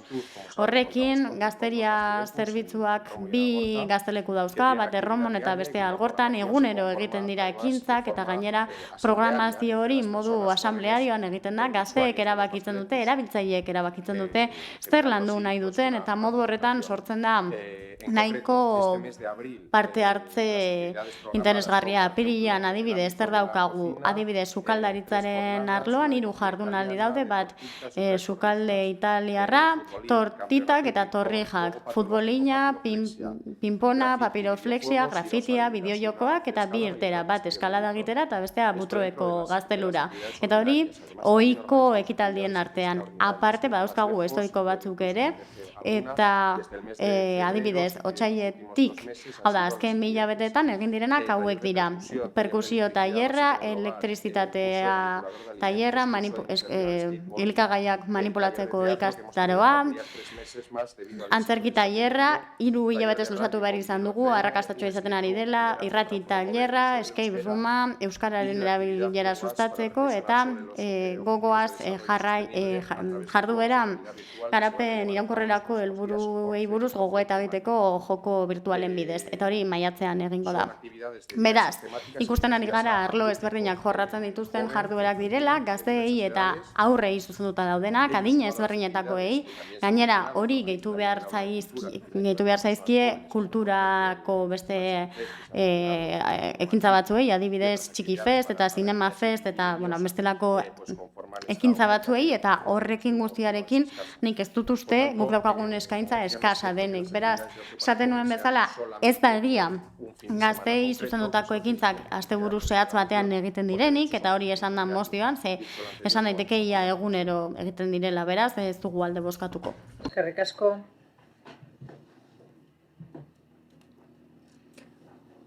Bai, Zorrilla Algerika jauna. Muchas gracias, señora alcaldesa. Eskerrik asko, alkate Andrea, egunon. EH Bildu ekarri digu mozio bat aurrei zuzendutako eskaintza hobetzeko. Egia esan, hainbat proposamenetan ikusten da, gure pentsamenduekin bat datozela, ados gaude, horietako batzuk nahiko logikoak iruditzen zaizkigu, eta proposamen horietako batzuk dira guk gure alderdi politikoak egindakoak. Aipatu da Algortako ludoteka, hemen gainera ikus dezakegu Algortako ludotekaren eskaera herritarren eskaera bat dela, batez ere Algortako bizilagunena, eta hemen ikusten da Eusko Alderdi Jeltzalearen kudeaketaren efizientzia, ze 2006ko azaroan erosi zuten lonja bat Padre Felix de la Virgen kalean, 2006an errepikatzen dut, eta 16 urte baino gehiago igaro ondoren, bide batez lonja horren helburua zen ludoteka bat egitea Algortan, eta 16 urte baino gehiago pasabira, ez daukagu Algortan ludotekarik, lonja hori utxik dago, gainera itxura txarra du, kaltetuta dagoela ematen du, gutxienez kanpotik eta barrutik ez dakigun nola dagoen, eta ez dugu imaginatu egin nahi, horrek esan nahi du, 416.000 euro baino gehiago gastatu ditugula ezerrez lortzeko, beraz hori da EAJ PNV-ren efizientziaren adibidea. Partekatzen dugu eta eta horregatik bere garaian proposamen batzuk egin genituen, hobekuntzak egin behar dira parkeetan, iruditzen zaigu sinestezina dela Gernika parkeko txirolinak 4 hilabete baino gehiago eman dituela apurtuta eta oraindik ez dela konpondu, eta aipatu da halaber berdegune gehiago egotea aurrek aukera izan dezaten bertan jolasteko. Duela gutxi guk egin genuen proposamen bat, hain zuzen gune berde bat sortzeko Bihotzalai plazan, Algortako erdigunean, momentu hortan ulertzen genuen eta horrela pentsatzen dugu oraindik ere proposamen logikoa zela, arrazoizkoa eta gainera hobekuntza bat ekarriko zuela, sortuko genituelako zentroan berdegune gehiago, eta, bueno, aipatzen dira horrez gain Getxolandia, hemen ere aipatu daiteke barraken kontua, ez? Baina pixka bat monotonoa da, ze beti dira barraka berberak.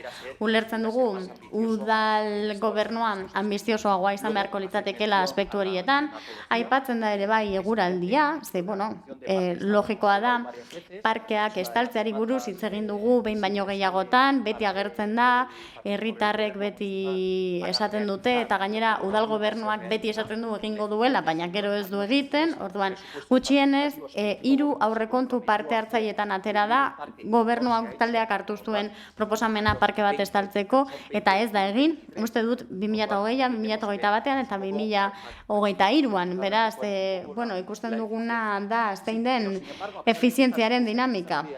Edo nola ere, ulertzen dugu proposamen hauek arrazoizkoak direla, proposamen interesgarriak direla, eta alde egongo ginateke, baina badaude bi gauza gustatzen ez zaizkigunak. Bat da, obsesioa daukala EH Bilduk gaztelania kentzearekin.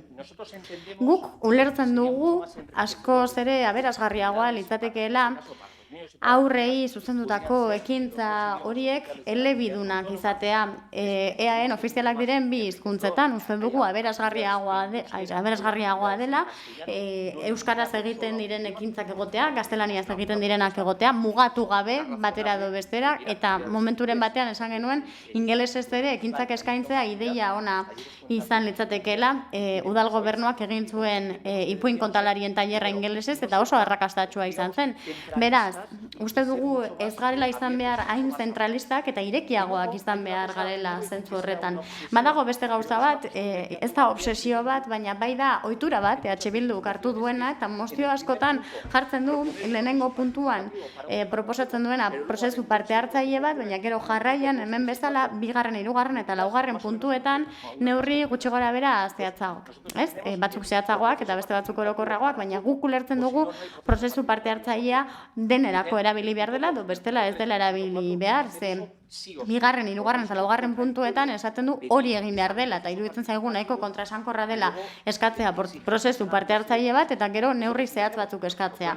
Ulertzen dugu, eta 2 eta 3, 4 puntuetan eskatzen diren gauzak arrazoizkoak dira guretzat, baina kontraesankorra iruditzen zaigu prozesu parte hartzaileekin ahoa betetzea, nolabait esateko, eta gero inposatzea, bai alabai egin beharreko gauzekin.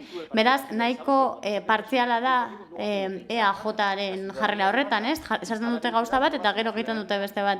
Herritarrek eskatzen dute gauza bat eta gero ez dute egiten. Adibidez, bidegorriak zabaltzea eta ez du egiten. Hiribusa eskatzea eta ez egiten. Orduan, uste dugu EAJaren antzeko jarrera daukazuela zentzu horretan. Uriarte Andrea. Bai, egun ondan hori, eskerrik asko alkate Andrea. Eta, bueno, eskerrik asko alkatea be, pleno bitxi eta zoragarri honetara gonbidatzea gaitik. Benetan, gaurko pleno osoaren interbentzioak zelan igertzen da, apirilean gauzela, legealdiko akabuko plenoan, mundu guztie dau, batzuen arabera ideia botatzen, beste batzuenak desideratuna, beste batzu propaganda, programa parkatu, ez dakit. Ni ez naz ez ideia, ez desideratun, ez programaren inguruan berbetan egongo, ekintzen inguruan baino, egindakoak. Egindakoak eta kasu honetan, mozioak dakarzan 4 proposamen puntuen hildora. Lehenengoak EH Bilduk proposatzen dau, getzoko dela prozesu parte hartzailea egindagiela. Bueno, prozesu parte hartzaileak urtero daukaguz.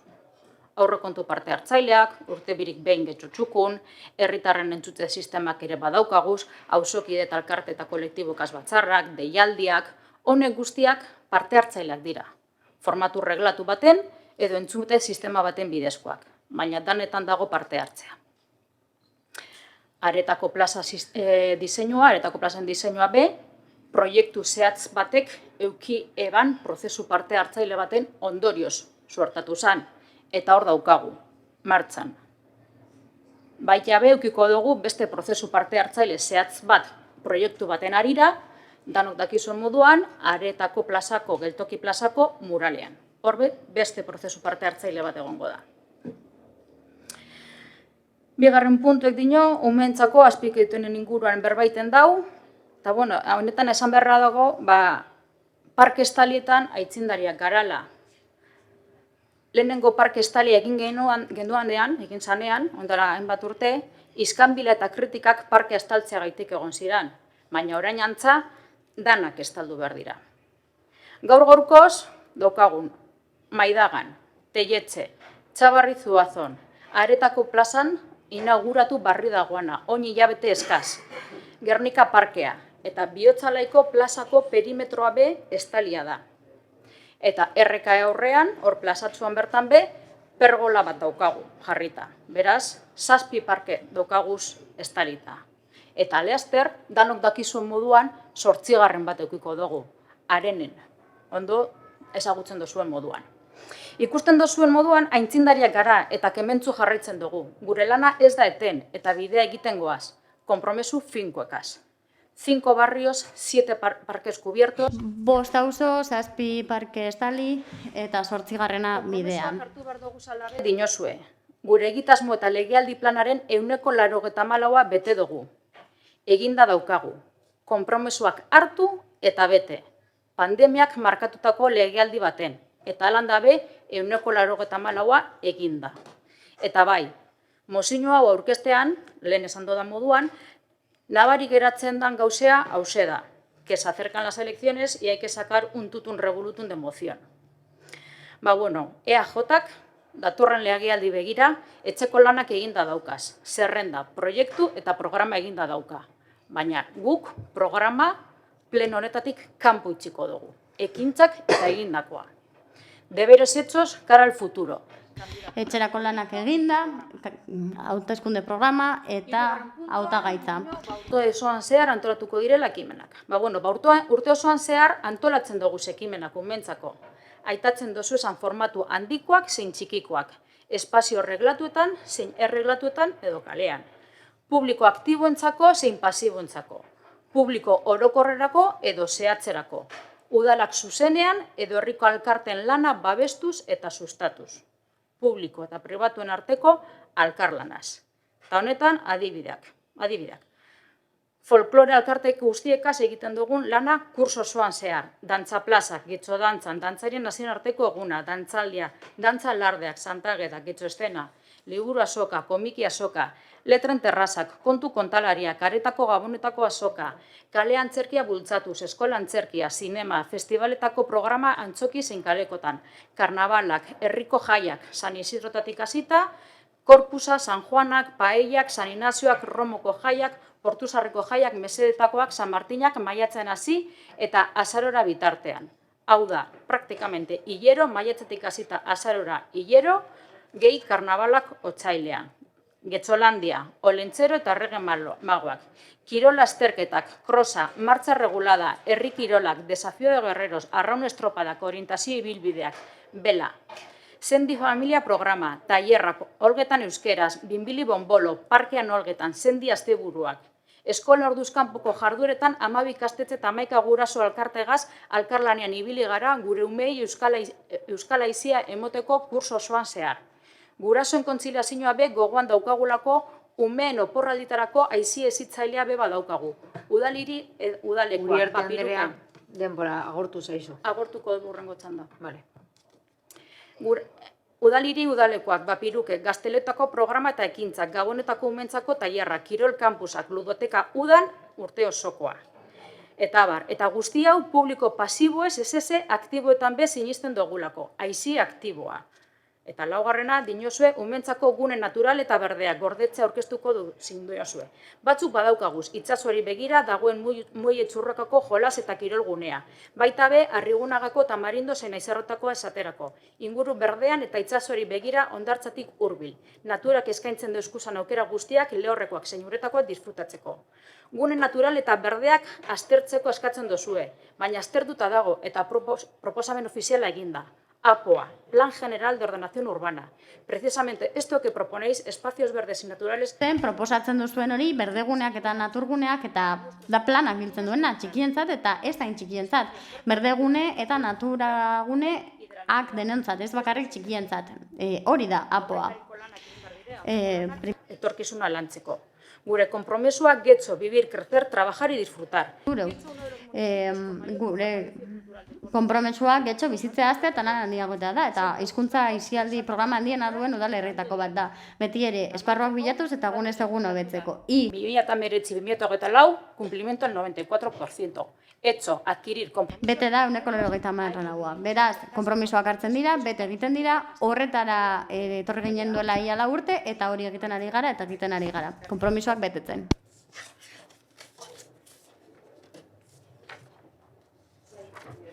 Guijarrubi Andrea. Bai, eskerrik asko.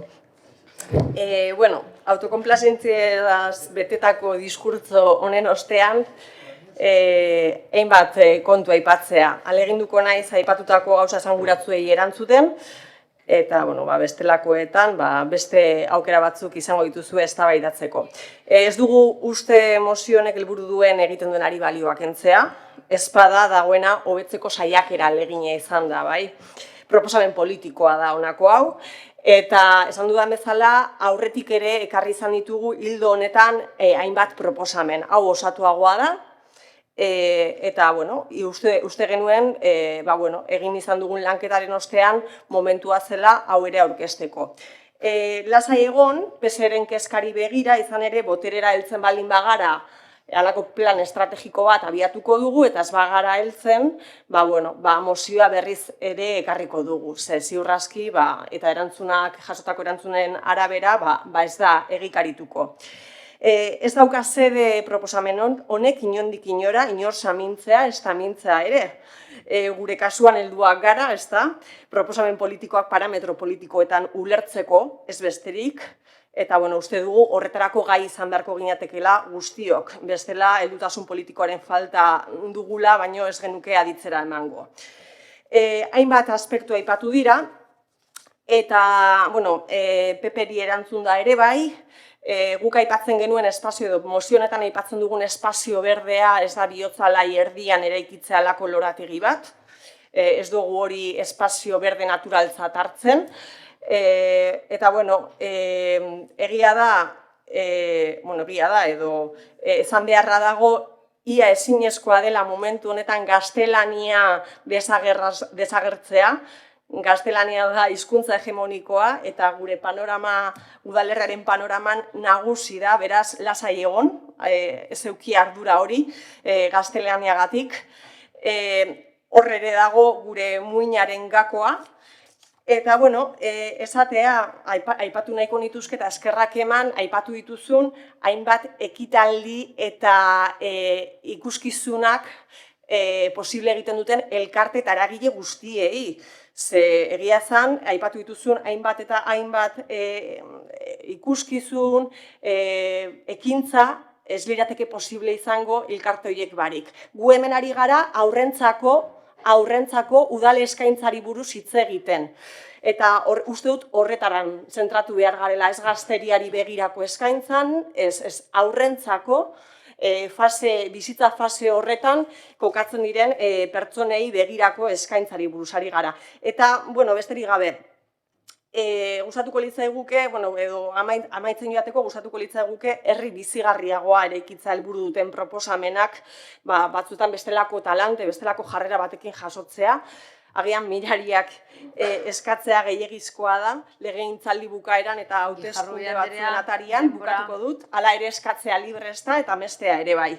Amaitzeko nire hitzartzea esaldi batekin bukatu nahiko nuke, Stuart Brown ikertzailearena, eta berak esaten zuen bizitza osoan jolasteko gaitasunak bihurtzen gaitu gizakiok apartak, bikainak. Hartara jolasteko espazioak sor ditzagun, biderkatu ditzagun, getzon bizi eta jolasteko. Eskerrik asko. Amiga Anderea. Bai, eskerrik asko. Egia esan, Alderdi Sozialistatik askotan aipatu dituzte gaztelekuak. Baina, esan dugu, 10-11 urtetik aurreko haurrak horiek aipatu ditugu, baina momentu honetan aurrentzako aizia, aur gaztetxoentzako izango litzateke. Gero, parte hartze prozesu asko egin dira, baina nik esan dut helduentzako egiten direla. Getxo txukun aurrekontuak horiek ezagutzen ditugu, baina horiek heldua dira. Aitzindariak izatea parkak estaltzen oso ondo, baina Areneko parke oraindik izpide izatea Alderdi Popularrak esan du 2 urte daramatzagu hori entzuten. Aitzindari duela urte batzuk izango ginen. Baina orain ez atzean geratu gara. Eta bueno, mozioak aurkezten direnean zerbaitengatik azkenean kontra bozkatzen da. Orain legegintzaldi amaieran gaudelako. Bestela, badirudi txarto dagoela oposiziotik ideia kointza aurkeztea. Beste batzuetan ez dakizerekin kointzitzen duelako. Beste batzuetan eskumenak ez dakizer. Beti dago arrazoiren bat kontrako botoa emateko eta gurea ez babesteko. Eta egindako lanari balioa etengabe kentzea ez da zilegi. Gaiendu duzue baita askotariko jarduera folklorikoak egiten direla, bai, horiek beharrezkoa garrantzia dira, eta nola ez eskerrik asko EH Bilduk esan bezala, posible egiten dituzten kolektibo guztioi. Baina, ez dakiz zer ikusi duen hemen eskatzen denarekin horren kontra egiteak. Bestalde, seme-alabak ditugunok etengabe eskatzen dugu zerbait gehiago. Ados, badakigu eskasia dagoela, aisialdirako eskaintzen da, baina zerbaiten handik izango da, ez da? Eta, planteatu bada hobetzeko, ez bada planteatzen hobeto esan da hobetzeko ezer, arazoa izango da.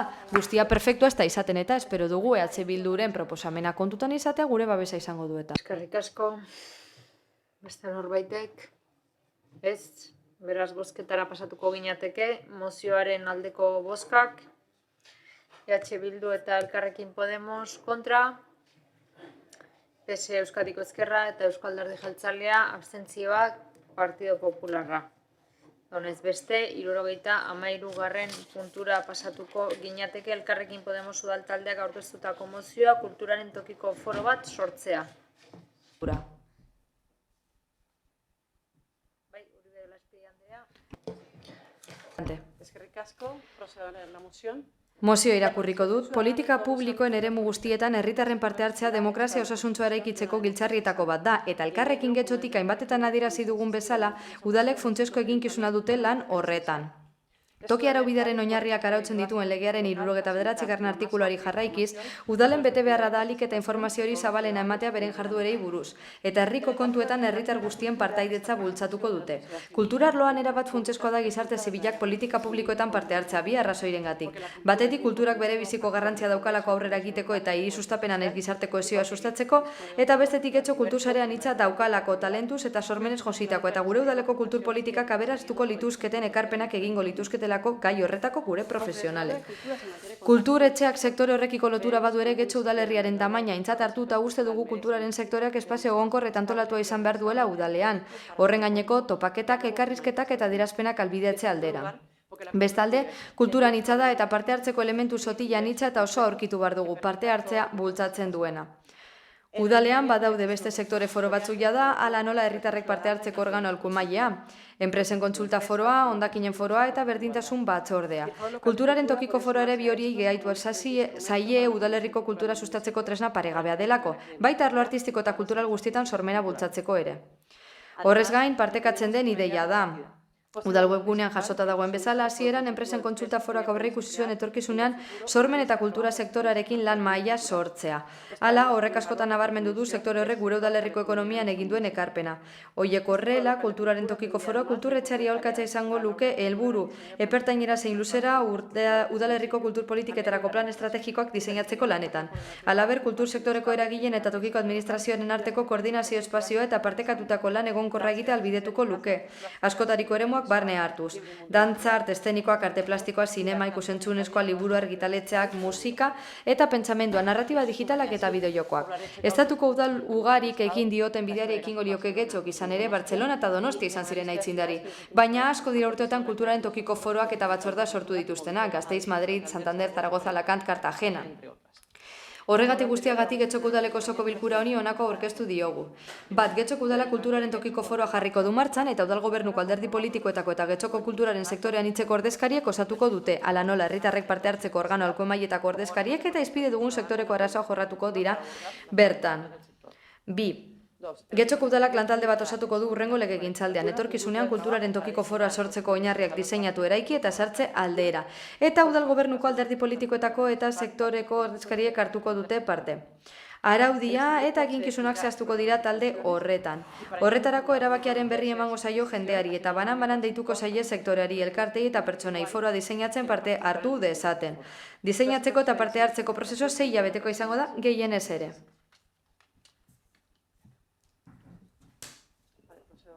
Defentsara pasatuko naiz. Bueno, en la sociedad actual son numerosos los actores que desean participar para mejorar las políticas públicas. Gure helburua politika publikoak hobetzea da gobernu paradigmak aldatzeko gobernantza parte hartzailearen helburua da zuzen ere eta gaur egun lantzen den lehentasuna da nazioarte mailan baita. Kultur politikei eragiten die baita. Horixe da gakoa. Helburua da gurea behintzat foro publiko bat sortzea kulturarloko eragile guztientzat. Horrela, truke bat emango da, ideien truke bat eta jardunbide egokiena baita. Ez diogu sektorearekin elkarlanik ez dagoenik, baina zuzeneko bidea, gardena, gaitu nahi ditugu. Kulturarloko profesionalen parte hartzea bermatzeko, kultur politikak lortzeko bidean. Eta esate baterako pandemia garaian lankidetza bat egin zen, lankidetza hori egon daiteke krisi ekonomikoetan ere bai esate baterako. Esan bezala mozioan, disiplina espezifiko batzuk ageri dira, ondarea, musika, dantza, artea, baina beste asko izan lirateke. Espainiako estatuak administrazio autonomikoen artean banatu zituen kulturarloko eskumenak eta udalei ere eman zizkien. Haie direlako herritarrekin zuzenean harremanetan daudenak eta tokiko politika publikoak ezarri eta neurriak ere sartzen dituzte. Hurbiltasun zentzu horrek balio behar du kultura sustatzeko. Bere adierazpen guztietan ondasun komuna delako, giza eskubidea delako eta kohesio eta eraldaketa soziala dakartzalako. Garapen jasangarriak hartzeaz gain. Getxon izugarrizko kultursarea daukagu. Sortzaile eta artistak, plataforma, kolektiboak, enpresak, espazioak, jaialdiak, baita kultur erakunde publiko eta pribatuak ere. Eta nola ez, ehunka eta ehunka herritarrek dute interesa kultur arloan. Sare hori en donde es posible conjugar, la autonomía y acción individual con el trabajo común desde la cooperación y la conectividad. Lankidetzan zein banakako lanean oinarritzen da. Gainera, politika publiko askotan ezartzen da baldintza bat, kontsulta eta parte hartze publikoa eraginkorragoa direlako horrela politika hoiek. Eta orain laburrago arituko naiz, gure kasura mugatuko naiz eta gure kasuan esate baterako ingurumen foroa, enpresa foroa eta berdintasun foroa ditugu. Hoietako espazioak beti ere hobe daitezke, zabalagoak izan daitezke, eta guretzaia da badute funtzio bat asko baloratzen dugula, eta hain zuzen ere da parte hartzea, bermatzea eta kontu ematea. Eta gure kasuan aurrekari batzuk ere badaude, enpresa foroan esate baterako esan zen sormen eta kultur mahai bat sortu beharko litzatekela foro bat. Ildo horretatik doa gure proposamena eta guretzat gainera kultursarearen aspaldiko eskaera da. Ezinbesteko espazio bat izango da konbergentziarako eta elkarrizketarako bizikidetza bermatzeko aldi berean. Horregatik babes askatu nahi dizuet azken mozio honetarako, gure azkena delako, osoko bilkura honetan aurkeztuko dena behintzat, eta aukera aprobetxatu nahi dut agur esateko eta espero dut guztioi datorren legegintzaldian suerte asko izatea, kanpainan zein gero datorren horretan, eskerrik asko. Eskerrik asko. hitza? Ez? Beraz, inorrek gehiago, Rodríguez jauna? Bai, bueno, proposamen honen inguruan esan dizuegu baino gehiagotan. Ez dugula horrengan sinisten. Eta egia esateko ez proposamen beragatik baizik eta udal gobernu honek nola erabiltzen dituen aholkularitza funtzioa daukaten foru hauek. Normalean erabiltzen ditu euren gaitasun eza estaltzeko eta eztabaidak pleno honetatik aldentzeko. Eta zentzu horretan ez dugu ikusten. Are gutxiago, justo kulturretxean badago historia bat, eta kulturretxearen garai batean, kulturretxearen artezkari batzordean, etzegoen foru konsultibo bat. Bertan zeuden kultur ordezkarien ordezkariek. Bozkatzeko aukera zeukaten, eta artezkari batzorde horrek erabakitzen zuena, erabaki horra zan. Hori da benetako parte hartzea. Ze gertatzen da, Bizpahiru alditan, eman zuen bozka etzen alkatearen gustokoa izan, tarduan gero PNV-ek aldatu zuen. Eta zeran aldatu zuen, ordezkari horien aukeratzeko sistema aldatu zuen. Ordezkari horiek ja ez zituzten taldeak beraiek aukeratzen, baizik eta alkateak berak izendatzen zituen. Hurrengo pausua izan zen ordezkariak ezabatzea, eta gaur egun daukagun artezkari batzordea dauzkagun. Hori da gure ustez benetako partizipazioa eta parte hartzea. Pues claro, hemos estado a 3 segundos, Hiru segundu falta izan zaizkigu EAJak esateko Elkanok munduari biraman ordez haiek izan zirela. Beraz, parte hartzaren inguruko lekzioak ez eman, parte hartza da jendeak esan beharreko entzutea, errespetatzea eta ez manipulatzea, erabakitzen ustea. Ez da proposamenak asmatzea, gustatzen ez eskizunak baztertzea, gerozuk nahi duzuna egitea. Prozesu bat abian jarri duzula esatea apoarekin, 2014an bukatu zenean, bide batez, eta 2023 da. Ez, hori ez da parte hartze prozesu bat, ez da parte hartzaia izenagatik bakarrik, funtsagatik baizik. Eta respetatu egin behar da jendearen borondatea, eta ez momentu eta proiektu puntualetan bakarrik. Hortxe da parte hartzaren funtsa. Eta lehen bezala, propaganda da osoko bilkuran egiten dela, esan dute, haiek egiten dutela jai batzordearen lana. Esan dut haiek egiten dutela olentzeroren batzordak egiten duena, eta hori iztu dudalak egiten. Mundu guztiak egiten duena haiek egiten omen dute, dena EAJak. 3 segundu gehiago eta Elkanoren munduari bira haiek eman dutela esango lukete. Hori zedain zuzen ere foro hauen arriskua. Zertarako balio du enpresa foro batek benetan? Zertarako? Enpresa foroaren kasuan, Bizpahiru aldiz batzartzen da urtean, eta zenba proiektu proposatu izan dituz merkatariek foro horretarako, eta gero zenbat aldiz ez dira bat etorri udal programarekin eta baztertu dira. Esan bezala, erantzuna erraza da, bakar bat ere ez. Zenbat proiektu proposatu dira ingurumen foroan, edo berdintasun kontseiluan, programarekin batez badatoz kanpora. Hori da parte hartzea, edo kontsolazio modu bat bilatzea da. Parte hartze izena modu txalean erabiltzeko. Beraz, borondate honez egin duzue, baina zein da udal honetan dagoen historia? Ez garela parte hartze foroak sortzaren aldekoa, eta ere gutxiago kulturetxearen kasuan parte hartzea EAJak hil zuenean. Egon zen eta hil zuen. Bertan, kultur erakundeak jardueraka banatuta haiek aukeratzen zuten ordezkaria. Eta erabaki ahalmena zuten, bozkatzen zuten, gainerako ez da parte hartzea. Eskerrik asko. Beste norbaitek, Elorza jauna. Gracias. Eskerrik asko, alkate Andrea, eta egunon.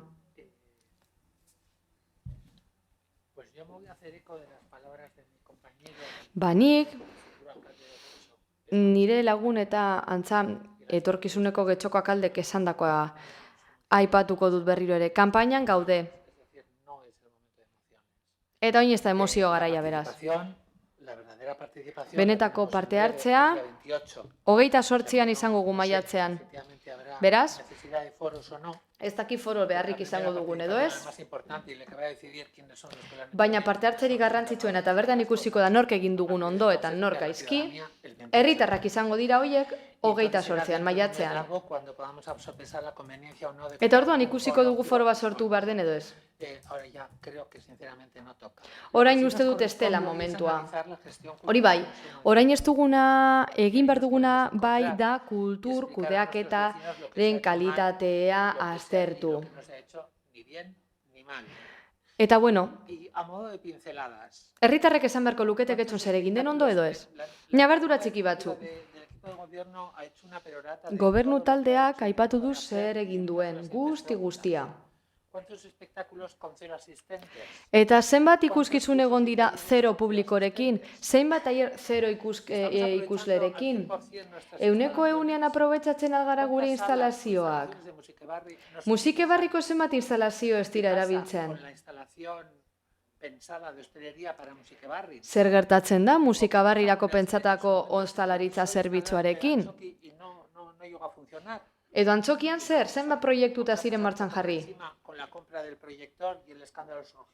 Begira zelako eskandalo egon zen proiektorearen erosketarekin?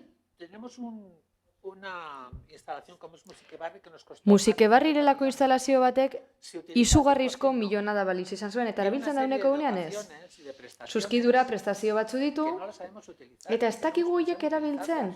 Ez dugu pentsatu eregin horiek erabiltzea, izugarrizko dirutza gastatu genuen, eta gero horretako gauzasko ez dira erabiltzen.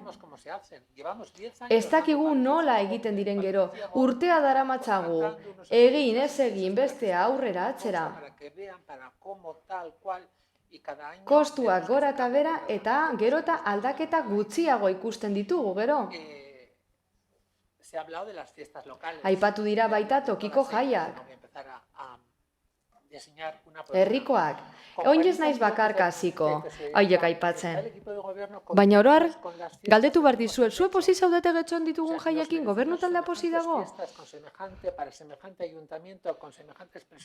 Jakinda zer nolako aurrekostuak ditugun 40 milioi soberakinan, eta begira zelako jai pobreak ditugun. Laburbilduz esan dezakegu, legegintzaldi beltza izan dela kultur arloan. Urrengo legegintzaldian, Eduardo Andrade, kidea alkate bada, getxok merezi dugun, getxo izango dugu, hain zuzen, getxostarrek merezi duten, eta ez orain daukaguna. Eta bueno, esandako foroaren kasuari dagokionez, baditugu kultur etxean oso tekniko onak, prest daudenak eta ziur oso lan ona egingo dutela. Ez daukaguna da, gaitasun horiek garatzeko aukera izan duten politikaririk, ez dute esfortzurik egin, ez behintzat getxostarrek merezi dutena izateko.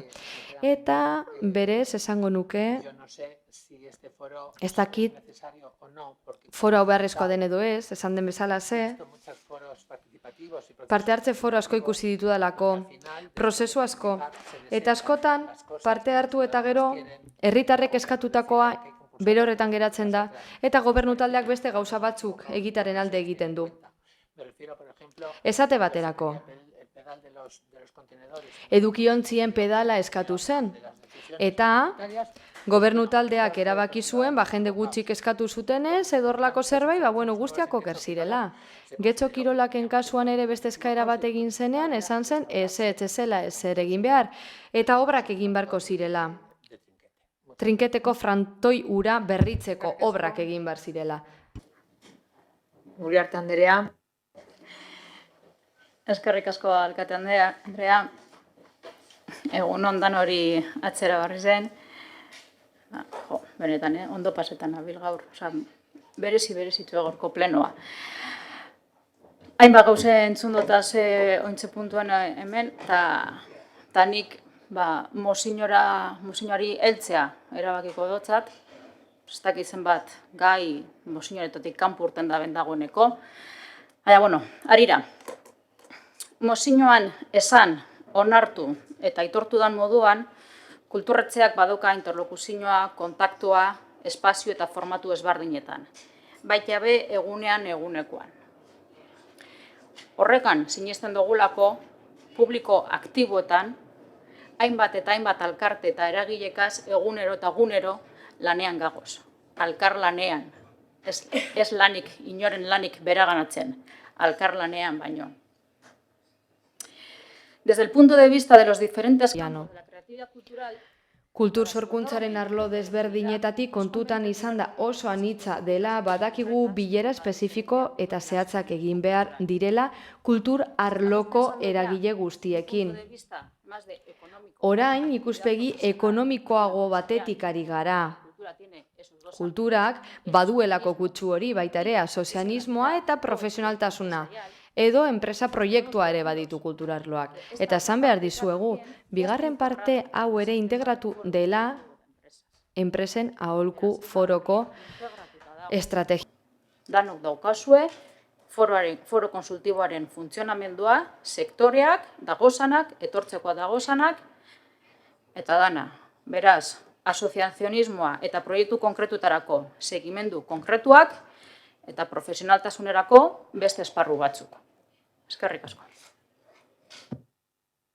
Eskerrik asko. Berriz be, Uribe de la Espriella Andrea. Bueno, voy a ser muy breve. Primero, agradecer... Bueno, labur, lehenik eta behin eskerrik asko mozioari erantzun diotenari, hori zezelako helburua, bigarrenik. Nik uste dut esatea udalaren modus operandi honek ez duela funtzionatzen, hori ere ez da, nik uste dut egiten dela, baina lan handiago egin behar dela araudia lotesleak izateko eta aholku batzorde eta foro hauek benetan lotesle izateko. Esango nuke hori dela bidea. Nik EH Bilduk nekien zer esango zuen, baina ja hitz egin dugu alderdi popularraren barakien, baina bueno, oroar nik nahi nuen osoko bilkuran honen berri ematea. Ez da mozio berria. Beste batzuetan ere aurkeztu izan dugu, da orain berriro aurkeztu nahi izan dugu. Batera zintasunari dagokionez, kultura zinegotziari erantzuteko. Harremanetan egoten ondo dago, baina espazio egonkor bat ere sor daiteke. Funtzionatzen dute hauek beste hiri batzuetan bezalaxe. Eta hain zuzen ere, gero eta gehiago hasten ari da kulturarloan, beraz interesgarria litzateke eredu hau izatea. Uste dugu, kultur sareak ere eskertuko lukeela, guk bestelako ikuspegia daukagu enpresarlotik, baina guk uste dugu lan daiteken zerbait dela proposamena baloratzeko eskatzen dugu, berriro diogu, eskerrak eman behar dizkizuegula, hemen gauden non kasuan, alderdinatzean denok dakigu pertsona gaudela eta getxoren alde egiten dugula lan. Eskerrik asko, beste norbaitek, Rodríguez jauna. Bai, gu ere pleno honetan ondo ari gara pasatzen egia zateko. Divertigarria da ikustea nola batek bere momentuan, bere txandan botatzen dituen nahi duen guztia, eta gero esaten du, me voy a centrar en la moción. Hombre, bale, momentu honetan bai. Eskertzen dugu, eta egia esateko gertatzen zaigu gauza bat. Uste dut, alkarlan hitza, parte hartze hitzarekin gertatzen zaigun bezala, eskualderdi jeltzaleak eta gut dauzkagun esanaiaren ikuspuntua zeharo desberdina dela. Kontua da, alkarlan hitza horren inguruan, kulturretzeko langilea, programatzaileak, edo kulturretzearen inguruan mugitzen diren elkarteak, edo jai batzordeek, adibidez, ez dutela partekatzen PNV-ko ordezkariak erabiltzen duen alkarlan esan hori. Beraien usten askotan ez dago alkarlan hori. Eta azken osoko bilkura hau izan da, batzuentzat, arrazoia emango diogu kasu honetan Elkarrekin Podemosi. Hau da, PNV-k egiten dituen foroen erabilera maltzurrak ez du gaitzesten foroen baliogarritasuna lehen urrats bezala soilik. Ezin da hori izan gure helburua, esan dugun bezala hori ez baita guretzako parte hartzea. Eta zentzu horretan, gure bozka aldatuko dugu, baiezkoaren alde joko dugu, esan da, foroetan eta parte hartzeetan, benetako parte hartzenetan sinisgarritasun osoa daukagula, ez ordea horren inguruan Eusko Alderdi Jeltzaleak egiten duen erabilperan maltzurran.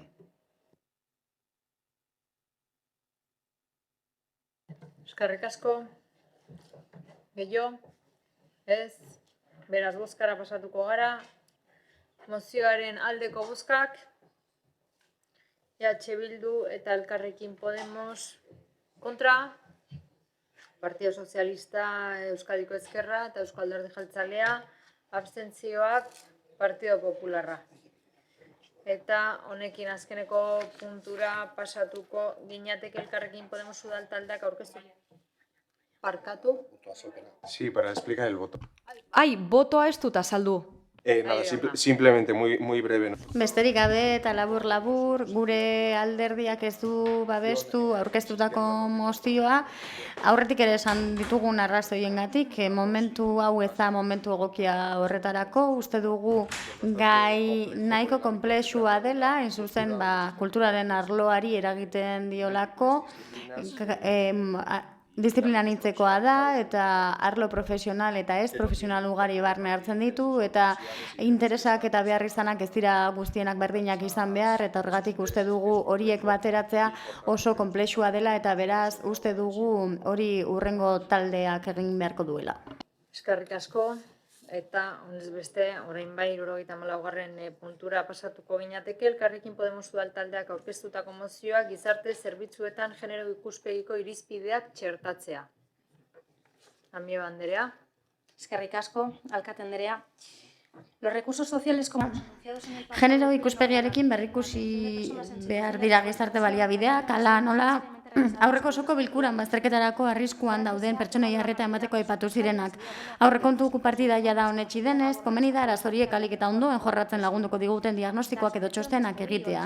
Beste bi eta Goiztiri elkartek erakutsi dute sektorean ibilbide luzea egin ondoren, ez dela gauza bera etxerik ez duten emakumei edo gizonei laguntzea.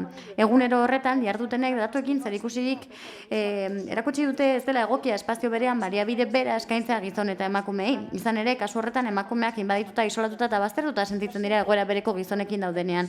Ez dira aske sentitzen berez zaurgarritasun nabarmena dakarten egoera bizi dutenean eta egoera okerragotuko da ez badugu behar besteko arretarik jartzen batzuek eta besteek behar dituzten espazioi buruzko irizpideak ezartzean. Gauza bera gertatzen da indarkeria matxistaren alorrean, berariazko prestakuntzarik jaso gabe gizarte langileek indarkeria matxistaren biktimei edo egoera zaurgarrian dauden emakumei arreta emateko moduari dagokionez. Politika publikoen bidez aldatu edo hobetu behar da hori, emakume horiei ezagutza eta kalitate handiagoz laguntzea ahalbidetuko dien tresnak izan ditzaten. Horregatik guztiagatik Elkarrekin Podemos udaltaldeak hause proposatu nahi dio Getxoko udaleko osoko bilkurari. Bat, Getxoko udalak txosten bat egingo du gizarte bazterketan dauden pertsonei zuzendutako baliabideen oraingo egoerari buruz, genero ikuspegia oinarri hartuta. Aurrerantzean zerbitzu horiek hobetzen lagunduko duten hausnarketa kolektiboa egiteko eta zaurgarritasun egoeran eta etxerik ez duten emakumeei ahalik eta duintasun handienarekin eta modurik egokienean arreta emateko xedearekin. Txosten horretatik, bazterketa arriskuan dauden pertsonentzat sortutako ibilbide berrian inklusiboagoa den ikuspegia txertatzen lagunduko duten ondorioak ateralko dira. 2.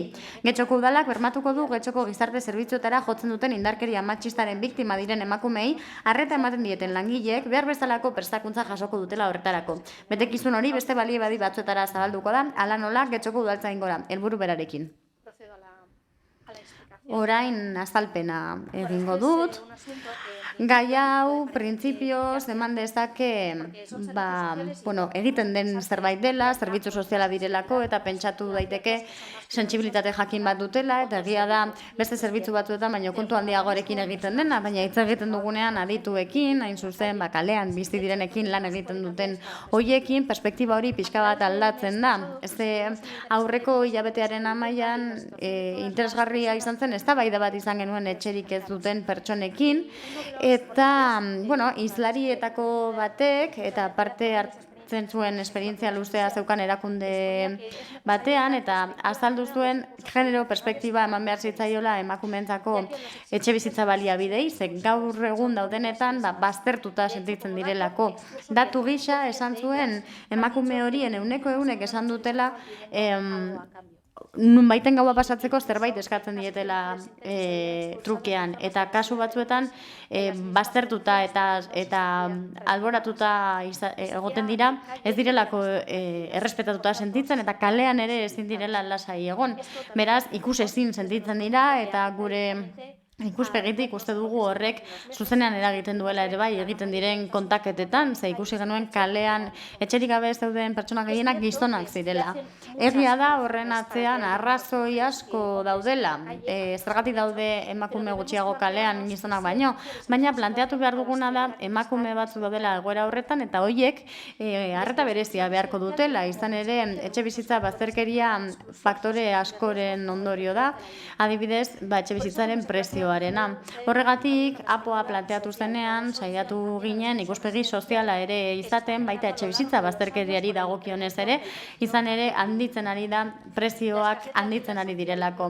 Horregatik, bazterkeria sozialak eta beste faktore batzuk ere kontuan hartu behar dira, politika publikoek dauzkaten eraginak ere kontuan hartu behar dira, eta gainera eduki genuen elkarrizketa horretan ere aipatu zen, nahi ez den bakartasun horren errealitatea sinbiosiaren bitartez hobetu daitekela, migratu eta etxe bizitza bat behar duten pertsonekin eta pedagogia asko beharko litzateke horretara, baina aukera legoke zerbitzu sozialetan adibidez ez da beharrezkoa prestakuntza espezifikoa izatea indarkeria matxistaren biktima diren emakumei laguntzeko. Uste dugu ekintzarako margina daukagula, udal mailan prestakuntza sustatu aldugula emakume hauei laguntza profesionalagoa emateko. Eta horretarako gogo eta egin behar da eskuragarri dauzkagun baliabideen inguruan eta politika eta neurri publikoak hartzea arazo horiei erantzuna emateko arazo larriak direlako. Horretarako analisiak, datuak eta aurretiazko esperientziak bilatu behar dira emakumeak atzean ez usteko. Beraz, beharrezkoa da paradigma aldatzea, politika sozialak ez dira egokienak izan arlo askotan, beste batzuetan egokiagoak izan dira, baina orain momentua da perspektibaz atzera begiratu eta ikusteko zer dagoen, esperientziak begiratuta, praktika egokiak ikusita, ikusteko nola hobetu dezakegun. Eskerrik asko. Eskerrik asko, Díaz Andrea. Esker, alkate Andrea, Eskerrik asko. Ezarri diren baliabide sozialak, hain zuzen, bazterkeria arriskuan dauden pertsonaiei zuzendutakoak, horiek barne hartzen dute genero ikuspegia. Ikusi dugu mozioan nahaztu egiten direla hainbat gauza, ze baliabide horiek genero ikuspegia aintzat hartzen dute, eta ezin da beste modu batean izan. Eta horrela azaldu zitzaien alderdi guztiei martxoko bileran proposatu den baliabide hori da profil egoki zehatz bati zuzendutakoa, familia referenterik ez duten gazteei zuzendutakoak dira, eta getxon momentuz denak dira gizonak. Beraz, eredu horretan ezin da emakumeen zat aplikatu eta kontuan hartu genuen genero ikuspegia txertatu behar zela eredu horretan, horri buruz hitz egin genuen, orduan esango nuke gobernu taldeak azaldu zuela mozioan aipatzen den kontu hau. Horretaz gain, erabaki da, zerbitzu sozialek erabaki dute eta baita ere esku hartzen duten erakundeen bitartez, egoera horretan edo arriskuan bazterkeria egoeran egongo balira emakumeak ere, ez liratekela egoera horretan egongo, ze arreta zuzena jasotzen dute momentuan hain zuzen emakumeak direlako, hain zuzen emakume izateagatik zaurgarriagoak direlako kalean daudenean. Genero ikuspegia etengabe egonda presente eredu honen eraikuntzan eta hori da esaten dutena eredu honetan lan egiten duten langileek esan dutena. Gizonekin egiten da lan, momentu honetan ez dago emakumerik zerbitzu honetan, ari naiz arriskuaren arloan, bai? Kalean bizi diren kalean dauden emakumeen balorazioa da bazterkeria egoera larrian daudela, baina ez da arriskua.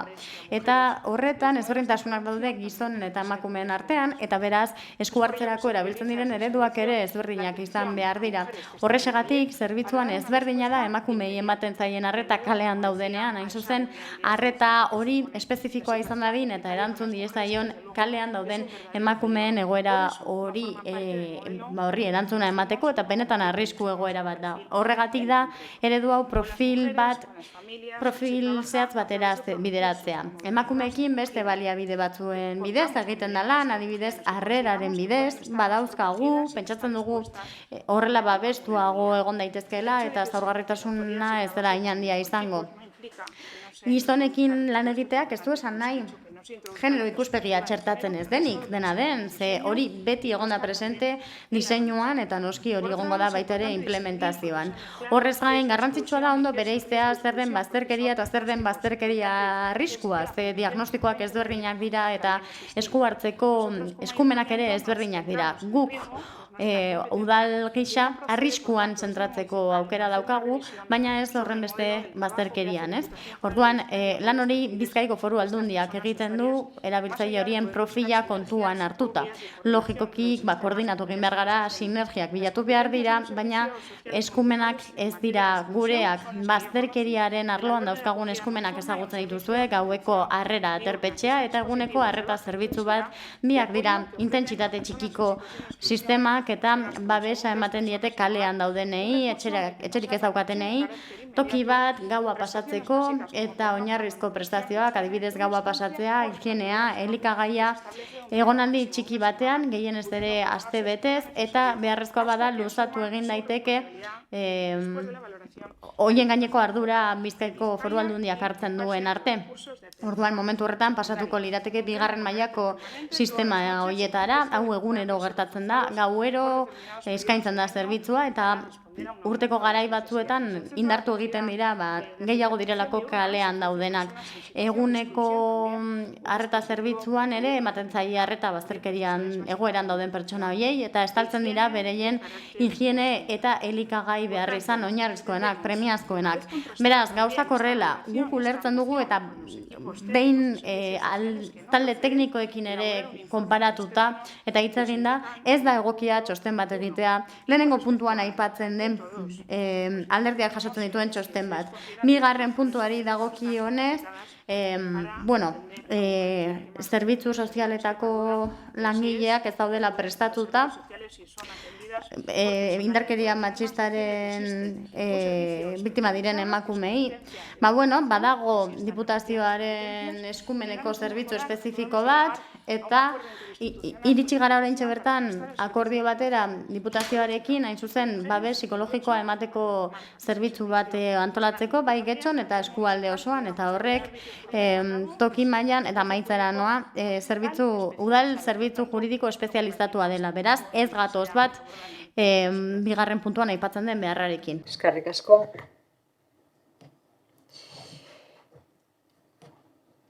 Ijarrubi Anderea. Bai, guk ezinbestekoa deritzogu esparru guztietan genero ikuspegia txertatzeari. Laster argitaratuko den 5. berdintasun planan esparru guztietan genero ikuspegia zabaltzen dartzea asaltzen den arren, proposamen hau garrantzitsua iruditzen zaigu, zehatza eta noski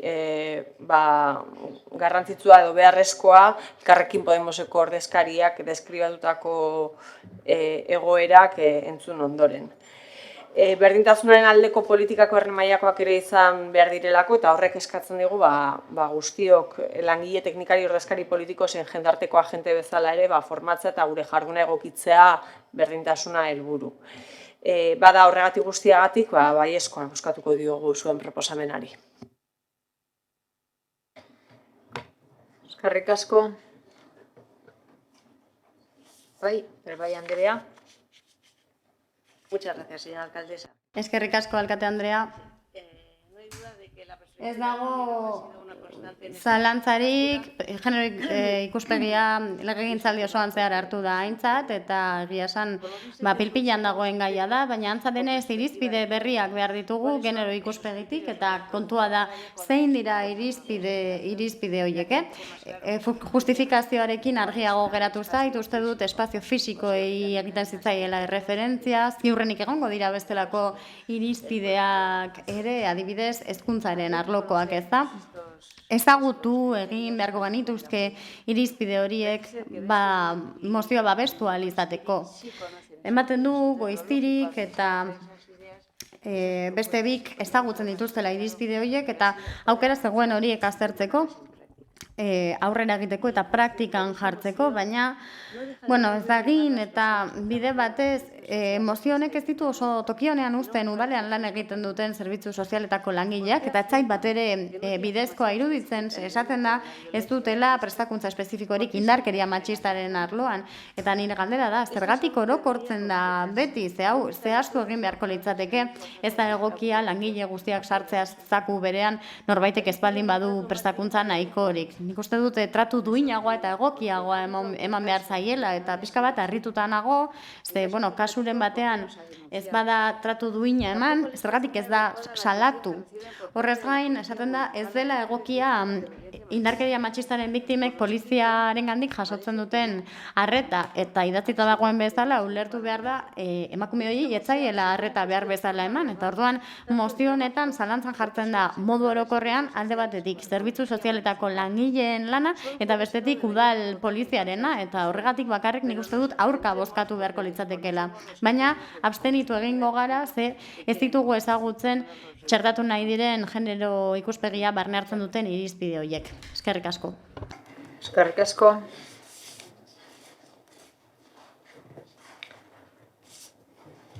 Beste norbaitek? Amiga Andrea. Bai, eskerrik asko. Bueno, la verdad es que... Egia esan, alderdi sozialistak, alderdi sozialistari buruz hitz egingo dut, ez dut beste erantzunik jaso gobernu taldearen eskutik. Esaten dute genero ikuspegi hori txertatuta dagoela, baina aurreko astean galdetu genuenean, ea txostenik zegoen genero ikuspegia barne hartzen zuena, ibilbide horren inguruan, osea, udal eskumenen barruan sartzen diren ibilbide horren inguruan, hain zuzen, arrisku egoeran dauden pertsonen horien ibilbidea kontuan hartzeko, esan ziguten ez dagoela horrelako txostenik. Kontuan hartzen direla, agian, txosten bat dagoen hori zehaztasunez azaltzen duena, ez. Eta hori da, beraz, guk eskatzen duguna. Horrelako txosten bat egitea, alderdi popularrak gainera esan zidan, kolektibo hauek esan digute posible dela txostenak, diagnostikoak egitea, beste politika publiko batzuekin bezala, eta horietan perspektiba hori kontuan hartzea, balizko akatsak hautemateko eta hobekuntzak txertatzeko.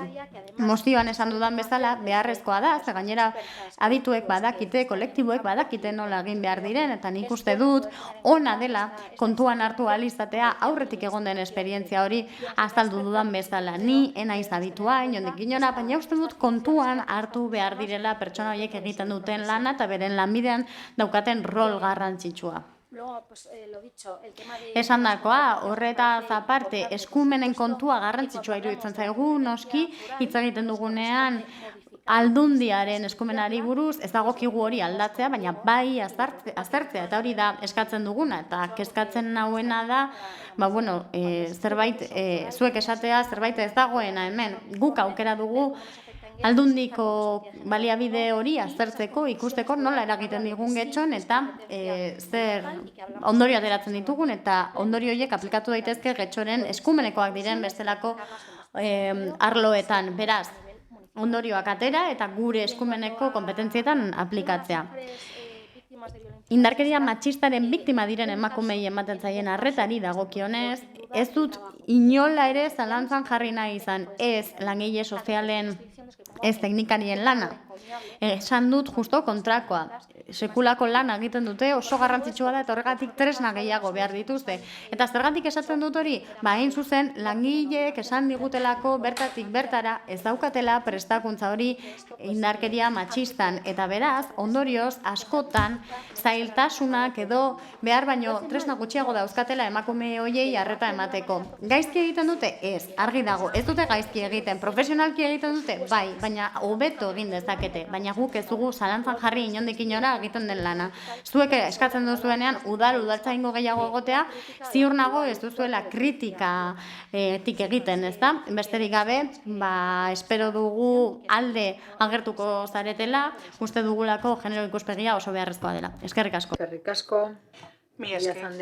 Alkate Andrea, has hablado de dos cuestiones. Una de las Bi kontu aipatu dira, bat, kalean dauden pertsonei buruz eta bestetik indarkeria matxistaren biktima direnak. Lehenengoari dagokionez, aipatu da, biztiri eta beste bi eta goiztiri erakundeekin kontuan hartzea. Hau da, erakunde bat, esperientzia luzea daukana eta adibidez,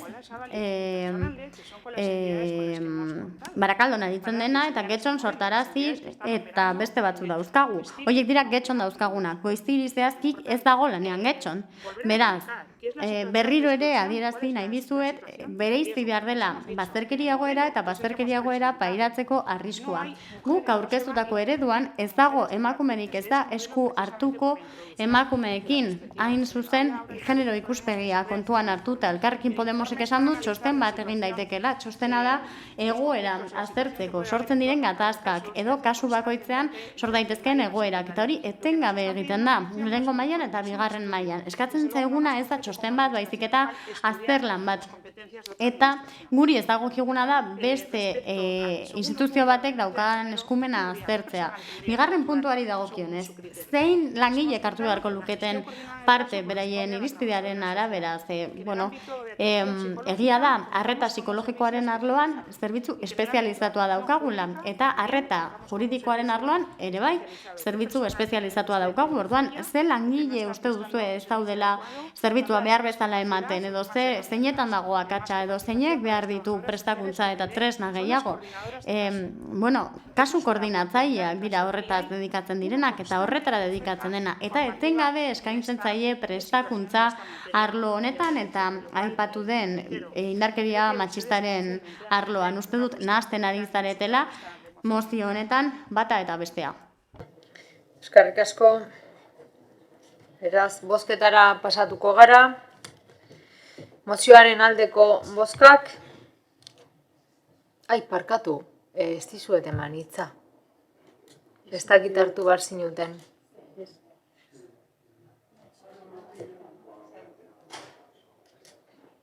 Ez.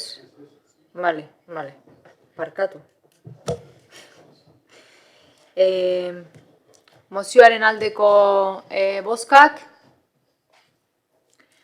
Elkarrekin Podemos eta EH Bildu. Kontrakoak. Partido Sozialista. Abstentzioak. Partido Popularra eta EAJ PNV. Eguren Anderea. Eskerrik asko alkatea Anderea. Egun on guztioi. Labur. Mozio honetan EAJaren jarrera abstentzioa izan da. Abstención motivada en que, como ya he explicado detalladamente... Zehaztasunez azaldu da, arloko zinegotzi delegatuak azaldu du, baina lan egiten da genero ikuspegiarekin eta programa guzti eta baliabide guztietan egiten da gizarte kohesiorako arloak koordinatzen dituen horietan. Eta gizarte zerbitzuetako langileei eta udaltzaingoko langileei dagokienez, prestakuntza egokia eta etengabea daukate indarkeria matxistaren arloan. Horrela, 2022an prestakuntza jaso zuten beste 52 agentek eta beste 6 prestatu ziren, parte hartzen dute etengabe eskaintzen diren prestakuntza horietan eta genero ikuspegia txertatuta dagoelako. Horregatik abstenitu gara. Eskerrik asko.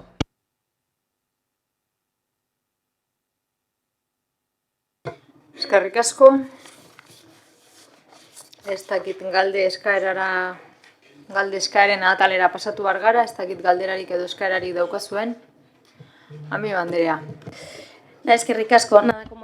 Eskerrik asko, besterik gabe gure azken osoko bilkura denez, eskerrak eman nahi dizkiet teknikari guztiei, interpretei, hemen dauden teknikari guztiei, hain zuzen aukera ematen digutelako mota honetako osoko bilkurak grabatzeko, eta eskerrik asko guztioi posible delako hain zuzen saio hauek eukitzea, itzulpena, eta uste dut beraiek ere merezi dutela tokitxo bat hemen, eta argi ustea beraien lana ezinbestekoa dela.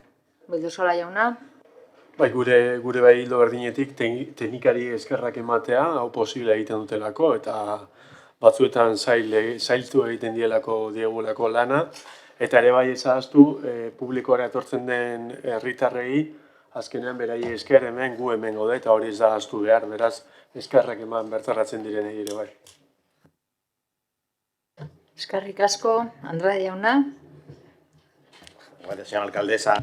Alkate Andrea, nik besterik gabe eskerrak eman nahi dizkizuet denoi, agur esatea udal batzan jarraituko ez dutenei, oso ondo pasatu dugu 4 urte hauetan, hauteskundeak datoz, espero dut ez dela gatazka gogorra egongo eta espero dut elkarra ikusiko dugula hemen bueltan, zorte on guztioi, bereziki Alderdi Popularrari eta bueltan ikusiko dugu elkarren. Raeta Andrea. Eskerrik asko. Yo ya que tampoco voy a... Eskerrik asko, nik ere ez dut errepikatuko, orduan eskerrak eman nahi dizkiet denei bati izan ezik, nirekin izan zarete oso eskuzabalak, zailtasunak egon diren arren, eta zehazki Alderdi Popularreko bi neskak, bi emakumeak niretzat oso gertukoak izan dira, oso lagunak, Inazio hori ere pelota handia diot, eta noski Alkatea Andreari ere bai, implikazio handia erakutsi duzulako interesa eta baita eskuzabaltasuna ere, eskerrik. Eskerrik asko. Bueno, orain hiritarri tokatzen zaie txanda, ez dugu oraindik udal batzarra amaitu. 10 minutuko atseden aldia hartuko dugu betiko moduan, eta 10 minutu barru hemen izango gara berriro, 20 gitxietan, galderak egiteko eta erantzunak jasotzeko.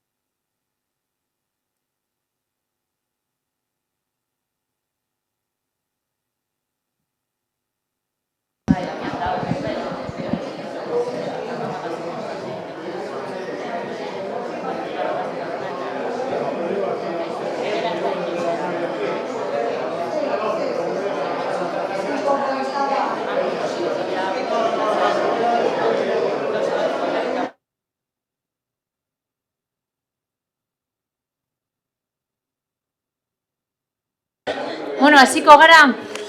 Bai. Mesedez.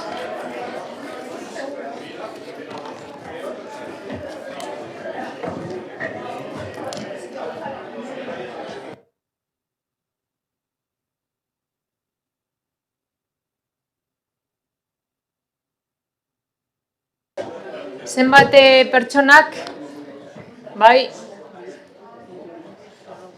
bale, lehenengoa zu etorri zara, bai, Aitor etorri da lehenago, egingo dugu bat, no, atzekoak, bigarrena, hori da, hirugarrena, zure alboan, bai, zure alboan zauzenak, bale, gero hemen aurrean laugarrena, bale, zu ere bai, zuk ere parte hartuko duzu? Biak. 4, 5, atzean 6 eta 7, azkena sartu. Bale? Guztiak, venga ba, goazen astera. Lehenengoa, mesedez.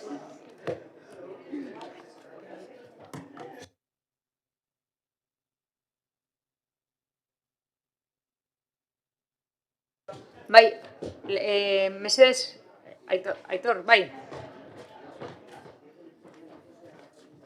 Bueno, registrorako izen abizenak esan eta gogoratu dauzkazuela lehenengo interbentzioan 5 minutu eta bigarren interbentzioan 2 minutu. Eta dena seguido egiten baduzute, 7 bat. Tenéis 2 intervenciones. No, solo voy a decir 4 cosas nada más. Bueno, pero yo voy a controlar los tiempos, que somos mucha gente a participar. ¿De acuerdo? Bai, ni denbora markatu baino ez dut egin behar. Soy Aitor Ansoleaga. Egunon, Aitor Ansoleaga naiz, Sarriko Basotik. Eta bertora nator esateko, sorte ona izan dezazuen, hemen dizoazten hoi, eta datozenei, geratzen direnei, mesedez kontutan izan getxon, hortxe duzuela, altxor handi bako, frandi batean asko konpontzeko eta lantzeko. Eta gauza bat, orain zoaztenok, ardura zue duzue urrengoi utziko diosunaren gainean. Beraz, ni nirearen alde borrokan egingo du, baina besteen alde baita, ni guztiontzako behaden getxo nahi dut. Eta, guztiak kaletik ari garenean elkarri begira normal joatea, eta ez beste batzuk gutxiestea. Guztiontzako den getxo bat nahi dut. Elkarlanean oinarritutako, hemen batzuei baino etzaile laguntza eskatzen eta. Beraz, politika ez da jokoa, urtea dara matzaton atortzen eta gauza bera ikusten dut beti, beraz, hemen harria gora botatzea eta eskapatzea baino ez da. Etorri behar da osoko bilkuratik, jaitsi behar da kaleetara ikusteko herria zer nahi duen, zer nolako getxo nahi duen, nola bizi nahi duen, edo nola bizitzen utzi nahi dugun bestea. Agur. Yo seguiré luchando, yo estoy aquí. Nik borrokan jarraituko dut, hemen jarraituko dut. Hil bitartean. Eskerrik asko. Horrengoa orduan. Egunon, hurbildu naiteke momentu bat paper batzuk ematera irakurriko duanaren zati bat alako, bale?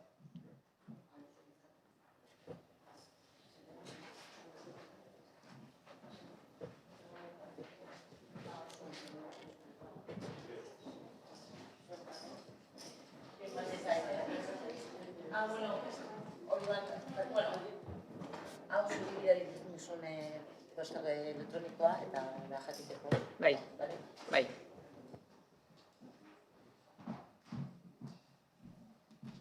Bueno, egunon, txosten osoak alkate andereak deko, berak jakine badazue guztia horre aurkezten da, bale? Bueno, ni Tosuko baserrikoa naiz.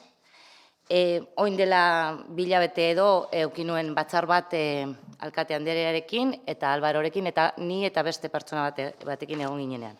Bueno, euki genuen bilera horretan, hitz egin genuenean, balorazio txostena heltzen zenean, eta guk bilera horretan esandako guztia egia dela frogatu dugu. Zuk hartutako konpromesua betetzea espero dugu, Amaia. Hor daukazuen txosten horretan, Foru Aldundiak foru aldundiari nik eskatu nion balorazio txosten bat baserriaren egoerari buruz eta zenbat urte zituela baieztatzeko. Bueno, Tosu baserriak ez dauka 300 urte, baizik eta 500 urte baino gehiago. Beraz,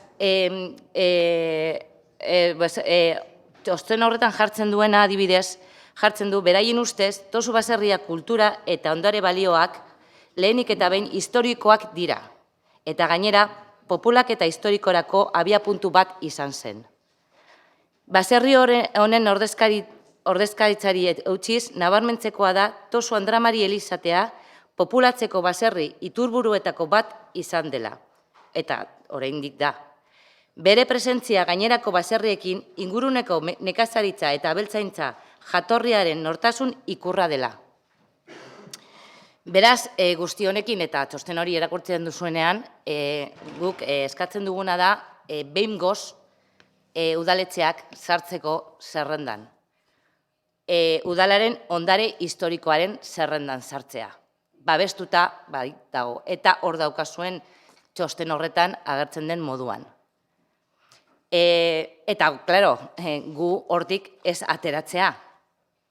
Konpromesu horretan, bilera horretan, konpromesu hori, baietz ala ezetz esateko etorri naiz. Ze, gainera, hor bizigare, gure, esan nuen azkeneko,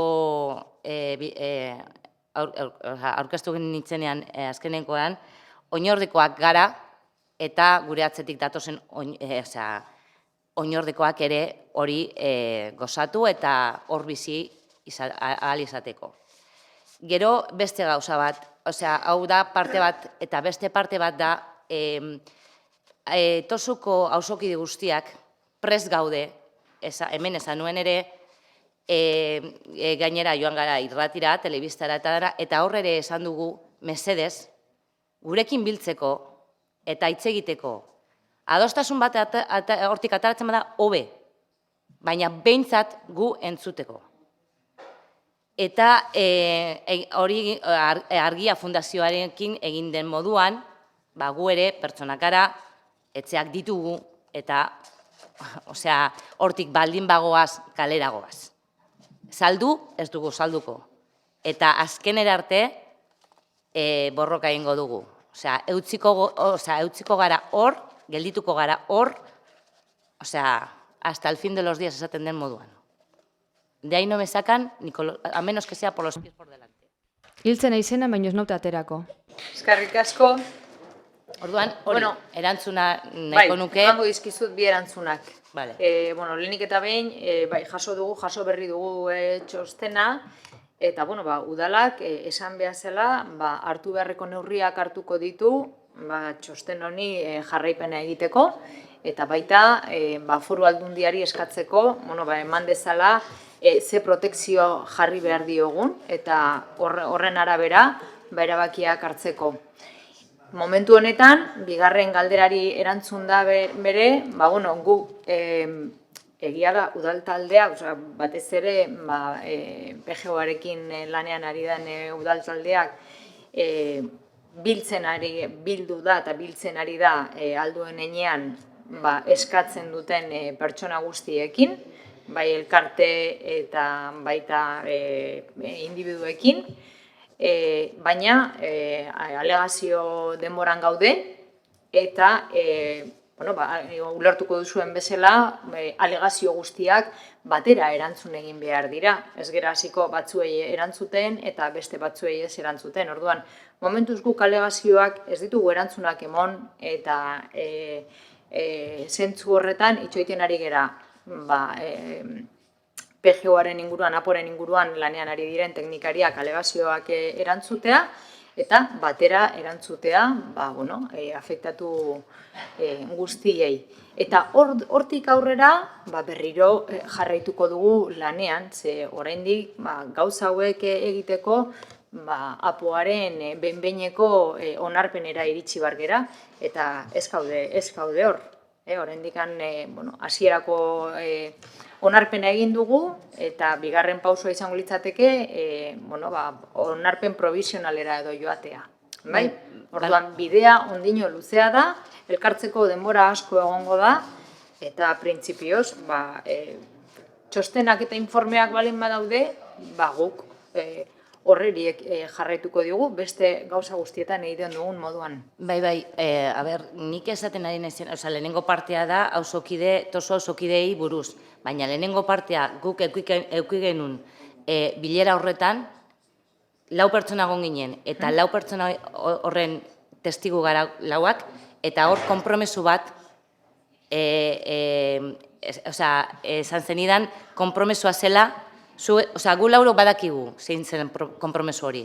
Baietza ala ezetza eskatzen ari naiz, oin hau eskuetan hartuta, 5 urte baino gehiago dituelako. Babesa... Babesa aparte, nik estaten dotzut, Diputazioak... gu 4ak egon ginenean, zu hor konpromesu bat esan zenuen, 5 urte baino gehiago baldin bazuen, hortik ezarete mugituko. Eta hori konpromesua, baietza ala ezetza esateko eskatzen dizuet. Bai, ala ez, hemen daukazue froga, hemen daukazue txostena, eta 4 pertsona horietatik 4ak badakigu, zuek esantakoa. Esan zeniguten, 5 urte baino gehiago bazituela, hortik ez garela mugituko. Bi familiak, hor bizigaren bi familiak hortik ez garela mugitu. Orduan, konpromesua da, beteko duzuela baietza ala ez, eta ezetza bada aurrera joango gara. Baina aurrera gogor. Eta getxo guztia mugitu behar baldin badut, mugituko dut. Hori, benetan esaten dutzut, ze gainera emetik ere jendea, beste partidutako jendea, babesa eta laguntza eskaini didate, eta horrekin aurrera joango naiz. Getxo guztia mugitu behar badut, mugituko dut. Eta ez daukat ezer gehiagorik. Hori da, bakarrik baietz, ala ezetz. Konpromesu hori, egun horretan egin genuena, baietza, ala ezetza. Ez daukat ezer gehiagorik, ez da. Eta hemen dago, 5 urte, baino gehiago ditu. 15. mendekoa amaiera, eta 16. mendeko hasierakoa da. Mila esker. Eskerrik asko zuei. Hurrengoa. Egunon, buenos días. Soy Jokin Agirregoikoa. Jokin Agirregoikoa naiz. Jokin Agirregoikoa. Bueno, vengo de la zona de Martiturri. Martiturritik nator. De Tosu. Tosu ingurutik. En el pleno anterior... Aurreko osoko bilkuran segurtasuna aipatu zen. Txostenak, estatistikak, aurreko urteetakoa guztiak eman ziren, eta inkesta bat aurkeztu zenuten. Negurin egindako, hain zuzen ere gogo betetasun inkesta zen. Gaur egun inkesta hori getxon bertan egiten baduzue, Andra Marin, egoera guztiz aldatuko da. Segurtasunik eza nagusi da getxon, hain zuzen ere munduko udalerririk inseguruena izango litzateke. Izan ere legazio epea bukatu denetik orain arte, etengabe eman dira okupazioak, asaltoak eta labana erabilita ere etxe batean sartu ziren. Larun batetik ona 3 aldiz sartu dira etxeetan, eta hainbatetan gertatzen da, etengabe. Beraz, jakin nahi dut hori bazen ekiten, eta zerbait egingo duzuen, edo zer egingo duzuen.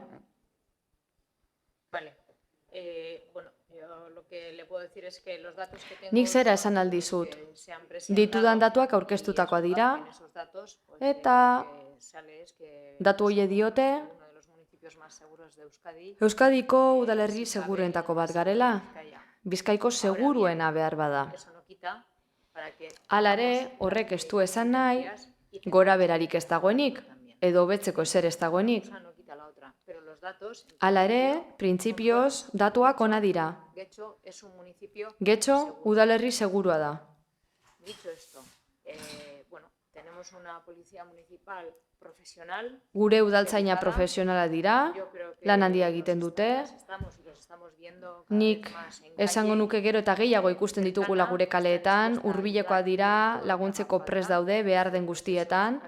Nik uste dut hori argi ikusi dugula, legegintzaldi honetan zehar, eta aurreko legegintzaldietan, eta gero auzoetan, kaleetan, edo tentsionamendu handiena den momentuetan egiten dena, kontuen txanda, gora berak gora egin dezaketela, hori gerta daiteke bai. Inori etzaio gustatzen tragotxar hori pasatzea. Eta egia da, tokatzen zaigunan oso orduri jartzen garela, eta oso gaizki pasatzen dugula. Zer egiten ari gara? Prebentzio lan handiagoa. Ez bakarrik gure udaltzaingoaren partetik. Ertzaintzarekin lankidetzan aritzen dira hauek eta printzipioz ideia da honela jarraitzea. Beraz, prebentzio lan handiagoa egitea, kaleetan polizia presentzia handiagoa bermatzea. Eta bueno, espero dugu neurri hoiekin eta ertzaintzarekin lan eginda hobetu alizatea. Eta kasu kopuru hori jaistea. Getxon, Andramarin, eta oro Getxon. Baina nik insistitu behar dut, uste dudalako datu ona dela. Eta gainera berton bizi garen askok badakigu, gure udalerria segurua dela, datu onak ditugula. Eta esan dezakegu Bizkaiko seguruena ere badela. Nik ez dut zalantzan jartzen udaltzaingoaren profesionaltasuna edo ertzaintzarena, baina ez ditugu ikusten hemendik. Deitzen diegunean bakarrik. Orduan baino ez dira gertzen, bale, apuntatuko dut, badirudi Getxo, San Inazioti, Mertzedetaraino dela, eta gainerakoa zer? Eta Andramarin oso ohituta gaude. Udala zain egotera, ez da? Gure arazoak guk geuk konpondu arte. Urteak eta urtea daramatzagu horrela.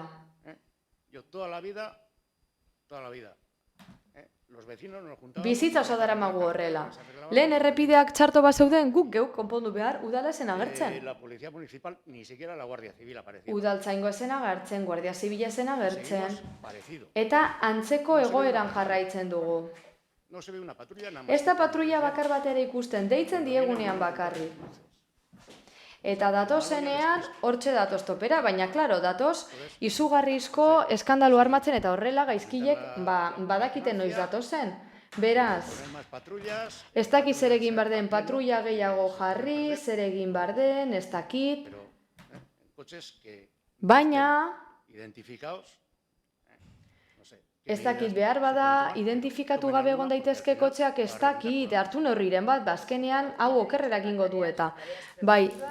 Prebentzio lanean ari gara, dena den, bilera bat izan nahi baduzu, zinegotziarekin, arek posik hartuko zaitu, eta posik esango dizu, zein egoera egon daiteken, zer egin daiteken, eta denetarako kontatu haiekin. Urrengoa. Zein zan urrengoa? Bai.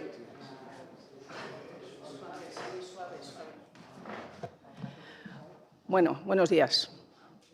La verdad que hoy me ha parecido dantesca. Lo que he visto... Egia zan, gaurkoa... Danteskoa izan da, ez diozu elkarri entzuten, ni eseritan hauen lekutik, ikusi du jendea mugikorrarekin zegoela denbora guztian. Eta nire galdera da. Nola konponduko dituzte hauek gure arazoak? Ez zaie da interesatzen. Bigarren gauza. Osoko bilkura hauetan asko ikasten da. Gurutzontziak pedaletan etorri bar dira. Antza denez, duela urte batzuk peatonala izango zen, Euskal Herria kalearen zati bat, eta kotxeak ¿Dónde está? Amesti. No, Amesti no. Zelan da kale horren izena? Que somos de Algorta, ¿no? Algortakoa gara, ez da? ¿Dónde está? Donde subes a Amesti. Amesti igota, Algortako etorbidea. Algortako etorbidera, hori oinezkoentzako kentzea edo ibilgailuentzako prestatzea izan zen kutsatzen zelakoan. Kutsadura areagotuko zelako, eta orduan gurutzen zidan nola datoz pedaletan, baina hori beste kontu bada. Eta nire rekurtsoari erantzutari dagokionez ez diozu erantzungo, ez da? Baina nik ere badaukat oparitxo bat. Hauteskunde hauetan oso ondo datorrena. Gehiago.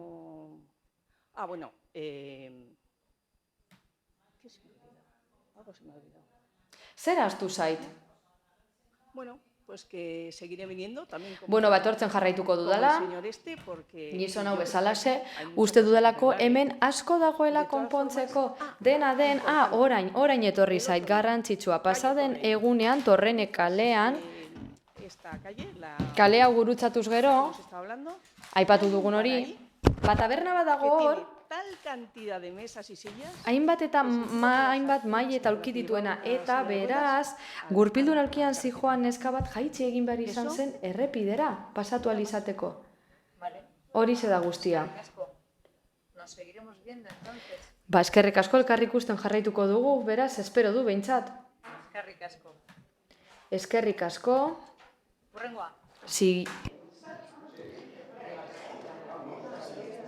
Pero no sé. Sí.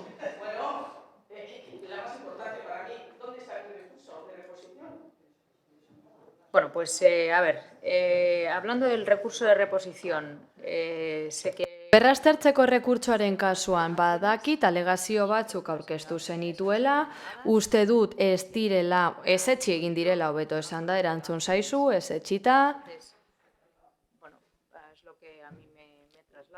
Beraz, hori da niri esan didatena, arartekoari ere esan genion, eta hortik erantzun zizuten, eta, horrela kasua itxi zen.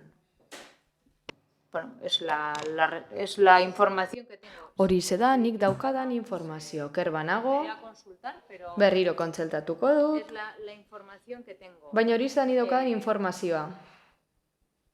Es lo que le puedo decir. Horixe baino ezin dizut esan. No, pero un momento, Itxaso. Lleva viniendo muchas veces al pleno y lleva interviniendo muchas veces. No, Perdone. Itxaso, askotan etorri zara osoko bilkurara, askotan esku hartu duzu, eta hemen baditugu arau batzuk parte hartzekoak, eta mikrora etorri behar zara, galdera bat egin behar dugu, 5 minutu ditugu, eta gero beste 2 erreplikarako. Ezin dena izan zera da, bazatozen bakotxean, nirekin nizketaldia hastea, zuretzan da bukatu bada, eta nik erantzun badizut, hemendik aurrera eskertuko nizuke, bilera bat nahi izan ez gero, beste bilera bat nahi izan ez gero, barazorik ez dago, baina, egingo dugu bilera hori, eta ikusiko dugu zure espedientea nola doan. Nik daukadan informazio guztiarekin, edo hori, behintzat ni daukadan informazioarekin. Ezin dizut besterik esan. Eskerrik asko. Bai.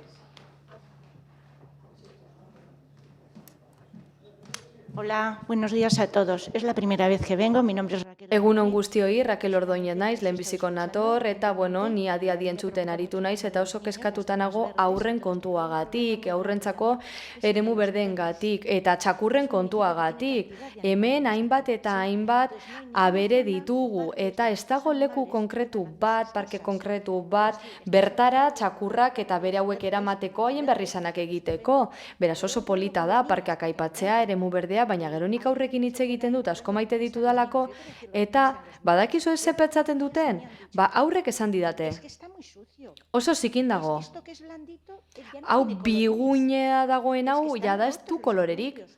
Saboak apurtuta daude, edo helduek ez didate jolasten uzten. Eta berdegunera joan nahi dutenean amak esaten die, ez kakak daudelako. Eta nik ikusi dut haurtxo bat eskuan kaka bat hartzen eta ama zarataka. Beraz, oso ondo iruditzen zait, esandako haurrak asko gustatzen zaizkit, eremu berde asko nahi ditu, zuhaitz naturalekin eta ez gotera dituzten zabaiekin. Eta benetan espero dut garbi mantentzea. Eremu hoiek, zabu inguru hoiek garbi mantentzea. Izan ere, ez dira oso egokia jartzen diren zoru biguntxo hoiek asko zikintzen direlako eta nik uste dut ez dela nahikoa mangerazo bat eta desinfektante bat botatzea. Eta hori ze baino ez nuen esan nahi, eremu berdeenak eskatzen. Nau, polita da bai, baina gero zer gehiago. Gurutzontzien kasua. Ba, hoien alde nago. Perdona, es que yo no estoy acostumbrada a estas cosas. Ni ez nago ituta gauza hauetara urduri nago. Bueno, ba, ni gurutzontzien alde nago. Baina egia da, osasun arloan, zikinkeriara aipatu da, baina hori kontrolatu behar da. Beste herrialde batzuetan egiten dute. Gero, azpiegiturak behar ditugu, gure udalerrian horren onuradun izateko. Ni badaukat iloba bat, eta bueno, bera Bilbora joaten da turista guztiekin, eta hemen izugarrizko lana egita posible da, baina oso zikin dago guztia. Lorategiak ez ditugu zaintzen. Egia da ez jarri aurpegi hori, izu aurpegi hori ez jarri. Lorategiak ez dira zaintzen, belarra ez da mozten, ez da ondo zaintzen, eta nik egiten dut lore zainekin hitz egiten, baina bueno, antza denez ordaintzen zaienagatik nahikoa egiten omen dute. Beraz, hori zelandu mesedez, besterik ez eta eskerrik asko. Eskerrik asko. Bueno, yo creo que... Bueno. ¿Parkatu? Sí, pero voy a contestar. Bueno, erantzungo dut? Erantzun barko dut, ez da? Vale, o sea, askartasuna daukagu hemen, Baina, bueno, pues por contestarle, los perros, tenemos... Bueno, espazioak eta ordutegiak ditugu, txakurrak soltei ibiltzeko, baina txakurrak espazio horietatik kanpo lotuta joan behar dira. Eta jabeak, bueno, kakak batu behar dituzte, horretarako kanpainak egiten dira, pizkanaka, kontzientziatzen joateko eta hain zuzen ere, hobetu da egoera. No puede ser, no puede ser.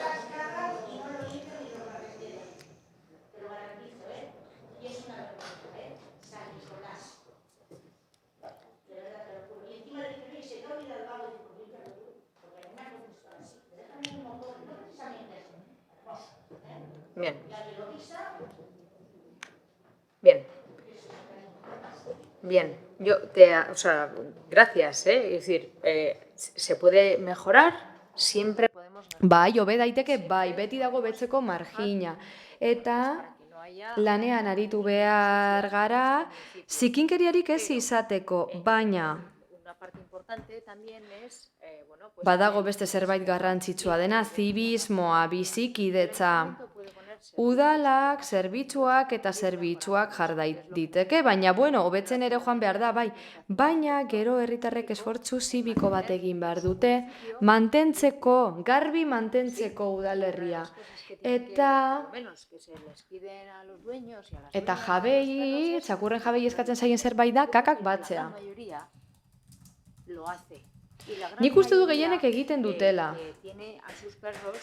Eta gehienek arduraz zaintzen dituzte txakurrak. Gutxi batzue behar bada ez dute arduraz jardungo, eta hain zuzen ere guztion artean pertsona hoiei gonbita egin behar diegu kakak batzera. Eso por una parte.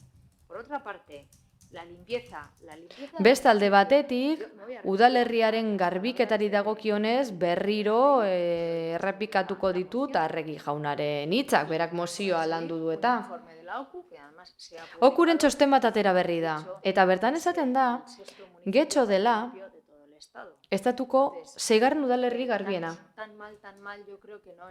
Beraz, horren gaizki ez gabiltza. Gaur bertan gainera, honetzi ditugu plegu berriak, zerbitzu garbiketa zerbitzurako, eta ikusiko dugu zerbitzu berri honekin nolagoa zen. Indarrean sartuko dain zuzen ere pare bat urte barru, eta ikusiko dugu zerbitzua nola hobetuko den. Beraz, zentzu horretan gauza bi hoiek esan behar nituen. Estadistikek eta ikerlanek behintzat diote getxo garbia dela, hobe daitekela, bai, baina egunero horren alde lanean ari garela, baita. Hori egin behar dugulako.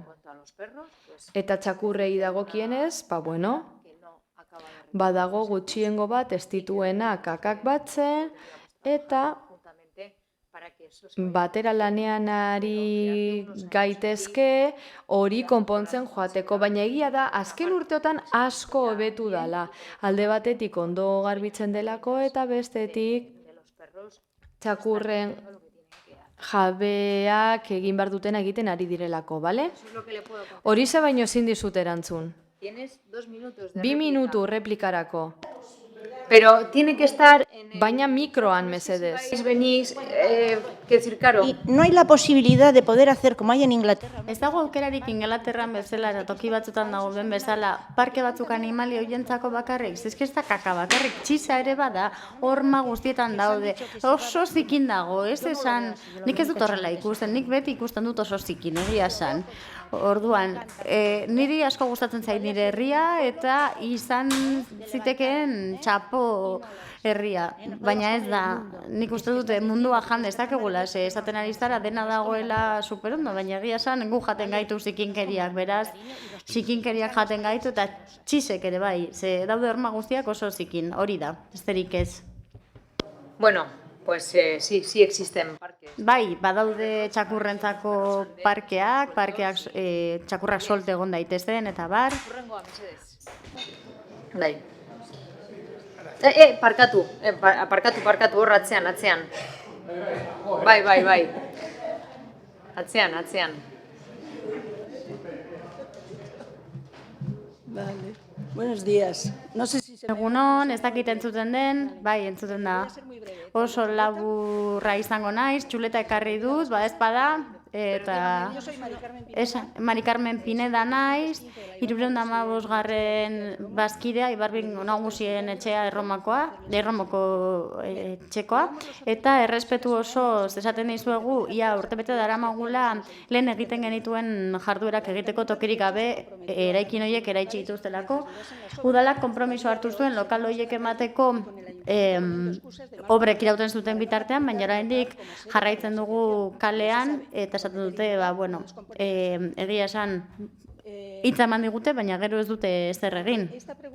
Galdera honen aurrean, erantzuna izango da, RKE daukagula eta bertara joan gaitezkela, baina nire galdera da, pentsatu duzue klaustrofobia daukaten eta mugikortasun arazoak dauzkaten pertsonengan, ze ezin dute 3. solairu horretara joan hermetikoa den eraikin batean, eta hori kontuan hartu gabe, pentsatzen dugunok sute bat baldin badago, hortik ez dingo dugula atera. Bigarrenik, hartu zen dituzten konpromesoi dagokienez, hau da, lokal batzuk eukiko genituela obrek irauten zuten bitartean, eta gero lokal berriak izango genituela 300 metroko lokalak eraikin berrian, ez dut ikusten borondate politiko nahikorik hori praktikara eramateko, segia esan, edo zein aitzakia baliatzen duzue arazoari eusten jarraizteko, eta ez duzue konpondu, eraikin hori eraitsita sortu duzuen arazoa, baina boterea da. Eta amaitzeko galdera bat, konpromiso hartuko duzue gurekin hitz egiteko eta konponbide bat bilatzeko hauteskundeen aurretik, batez ere datorren ikasturteko tailerrak diseinatzen hasi ahal izateko eta bazkideei kontatzeko. Gustatuko litzaidake orain erantzutea,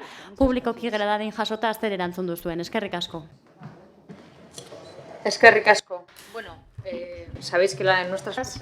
Jakin badakizuenez, gure ateak zabalik daude, oraindik ere zabalik daude, hau da azken osoko bilkura arrunta, baina, irekita daude, eta bilduko gara behar diren beste aldiz. Harremana izan dugu, estua, 4 urte hauetan zehar, Ibar Nagusien etxearekin, 4 urte hauetan, gutxienez behintzat presidente jaunarekin, eta, Iruditzen zaigu orain administrazio prozesuan sartuta gaudela, lokalaren prozesu administratiboan sartuta, bi aukera zeuden, alde batetik diru laguntza bat ematea, eta bestetik guk ematea lokal bat zuei. Egia da, aukera edo ekintza horietako bat azkarragoa zela, eta lehenago egingo zela, eta hori Ibar Nagusien etxeak ezeztatu zuen, eta bigarren aukera, eta hori kontatu zitzaizuen, astiroago etorriko da, ze hitzarmen bat egin behar da, lagapen bat, eta horrek guztiak daukana da proiektu horretan parte hartzen duten aldeek, pixka bat proiektu osoa eguneratuta egon behar dela, egoitza soziala ere eguneratuta egon behar dela, uste dut alderdi teknikoa lanean dagoela horretan, eta elkartearekin batera, gainera, lankidetzan. Beste alde batetik, jarraitzen dugu baietz esaten, bai, lan egingo dugu etorkizuneko espazio horretan, Ibar Nagusien etxerako espazio horretan, baina udala oraindik ere zain dago, ze guk behar dugu eskaera bat, hain zuzen, behar dugu hitzarmen bat, behar dugu akordio bat ez izatea, ahoz egindako elkarrizketak, bilera baten edo bestean behar dugu asanbladaren akordio bat esaten duena onartu egiten duzuela espazio hori, eta beraz, bildu egingo gara batera diseinatzeko. Beraz, gauza biak dira, ez? Kontu administratiboak dira biak, eta nik uste dut gutxinaka joango dira argitzen. Baina, esan bezala eta berriro ere errepikatzen dut, nahi baldin baduzue, ez dago inongo arazorik berriro ere elkartzeko, arloko teknikariekin eta lantzeko administrazio kontu zehatzoiek. Ados? Ok, eskerrik asko. Eskerrik asko. Bai, azkenekoa, ez da? Ez.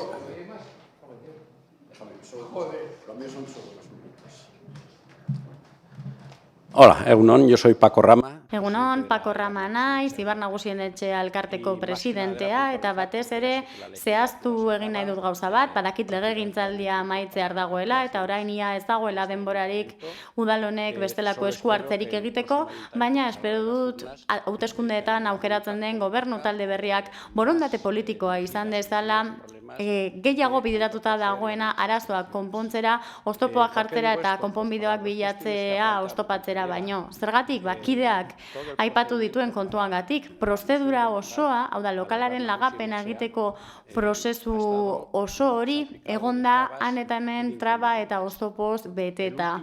Azkena, eta hau adibide bat, baino ez da, aldatu jakinarazi dizuegunean zein diren ezaugarriak, aforoak, egoitza sozial bat, ezaugarriak, guk jakinarazpen ofizialak jasotzeko helbide bat, eta hori egoitza elektronikoaren bidez erantzun eta gero atzo edo erein egun, ez dakite, atzo edo erein egun, baina jakinarazi zidaten, jakinaraziko dizatela aukeratu dugun egoitza sozial hori, eta logikoki behin-behinekoa da, ze lonja batean gaude, udalak lokal bat emango digun, eta lokal hori non egongo den erabaki arte, ez datorrela bat, erregistratuta Eusko Jaurlaritzaren elkarten erregistroan dagoen egoitzarekin, eta logikoa da, ez? Behin-behinean gaude, orain gauden lonjan, eta hori aldatzeko asanblada orokorra egin behar dute bazkideek.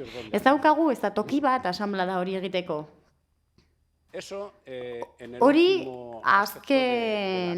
azkena izan da, egoitzari dagokionez, baina 300 metroena egon gara prozedura berean sartuta. Lehenik esan zidaten, ez baduzue azkar esaten onartu egingo dituzuela 300 metro horiek, galdu egingo dituzue, besterik gabe.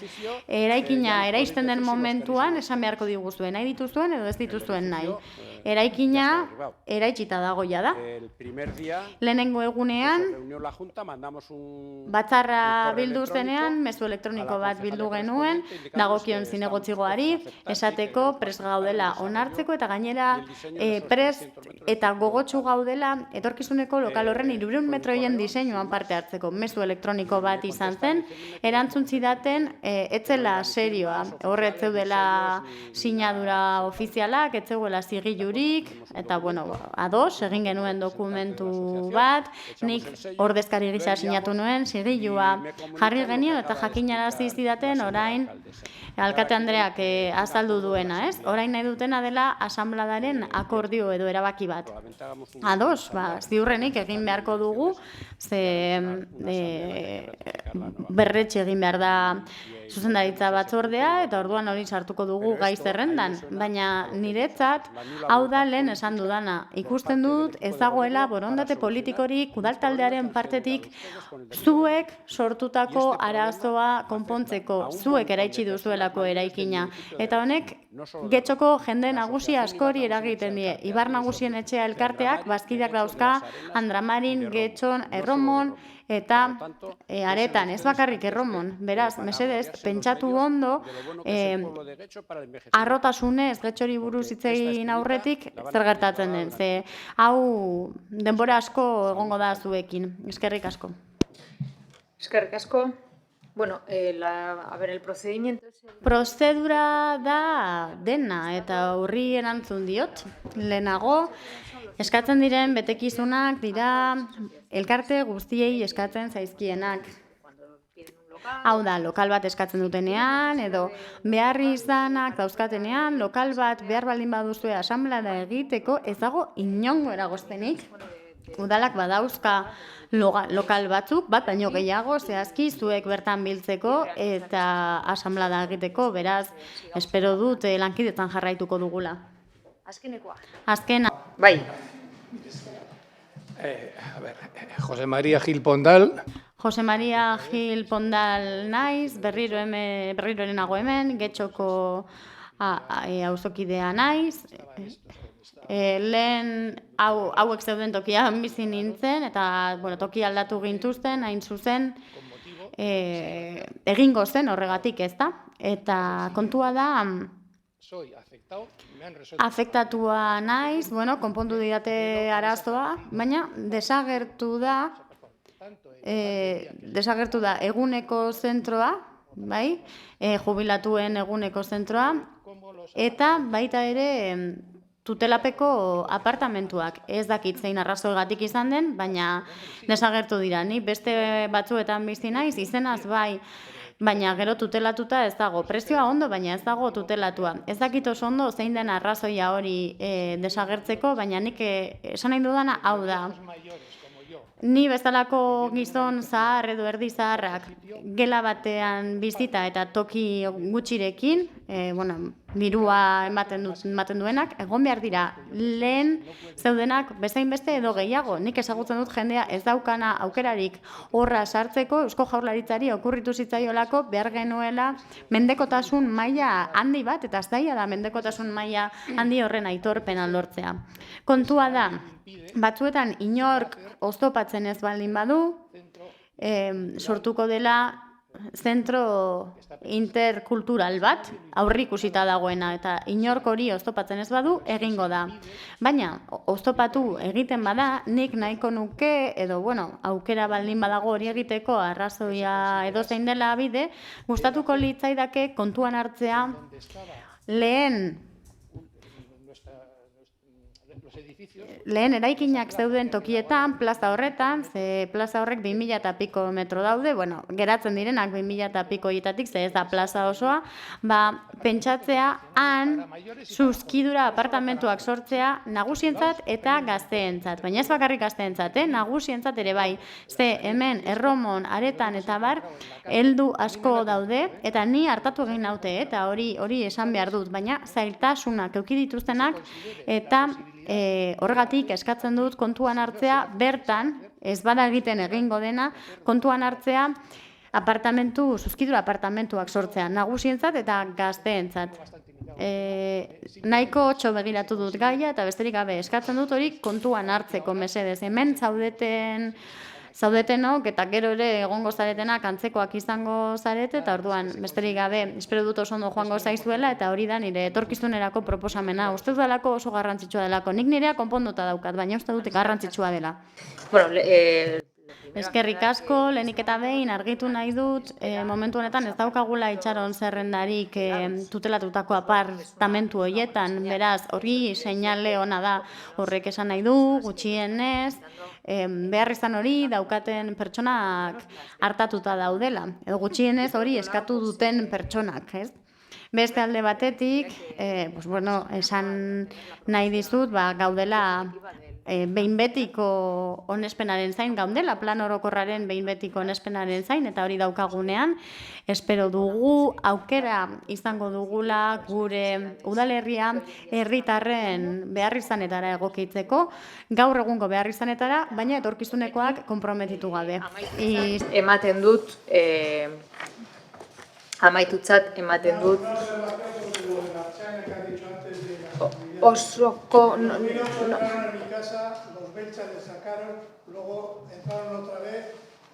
Ez da entzuten, ezin dugu itzuli. Perdóname. No, que ya marcho. Barkatu, banoa, baina esango dut. 2008an, nire etxean sartu ziren 3 etxe hautsi zituzten erabat eta atera egin zituzten, joan egin ziren beltzak. Sartu ziren berriro, polizia etorri zen eta nik atera behar izan dituen nire etxetik. Beraz, hori ertzaintzaren segurtasuna eta bar, ez dakit nik ba. Amaitu aurretik, behitz, hau da azkeneko ohiko osoko bilkura, gero eukiko dugu azkenekoa, baina eskerrak eman nahi diet hiritarrei etortzeagatik, urte hauetan etorri izanagatik, egia da, hemendik horrela ere galde erantzunekin asko ikasten dela, eta zentzu horretan eskerrak zuen parte hartzeagatik. Eta baita, nire taldekidei egon dira, hemen 4 urte elkarrekin egon gera,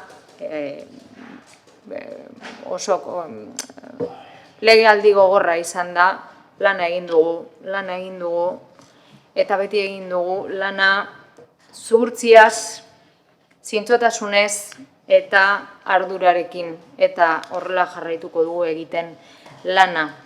Eta azkenik oposizioari ere, eskerrak eman nahi dizkizuet, egia da hemen isilik egoten asko ikasten dela, asko ikusi eta ikasten dela.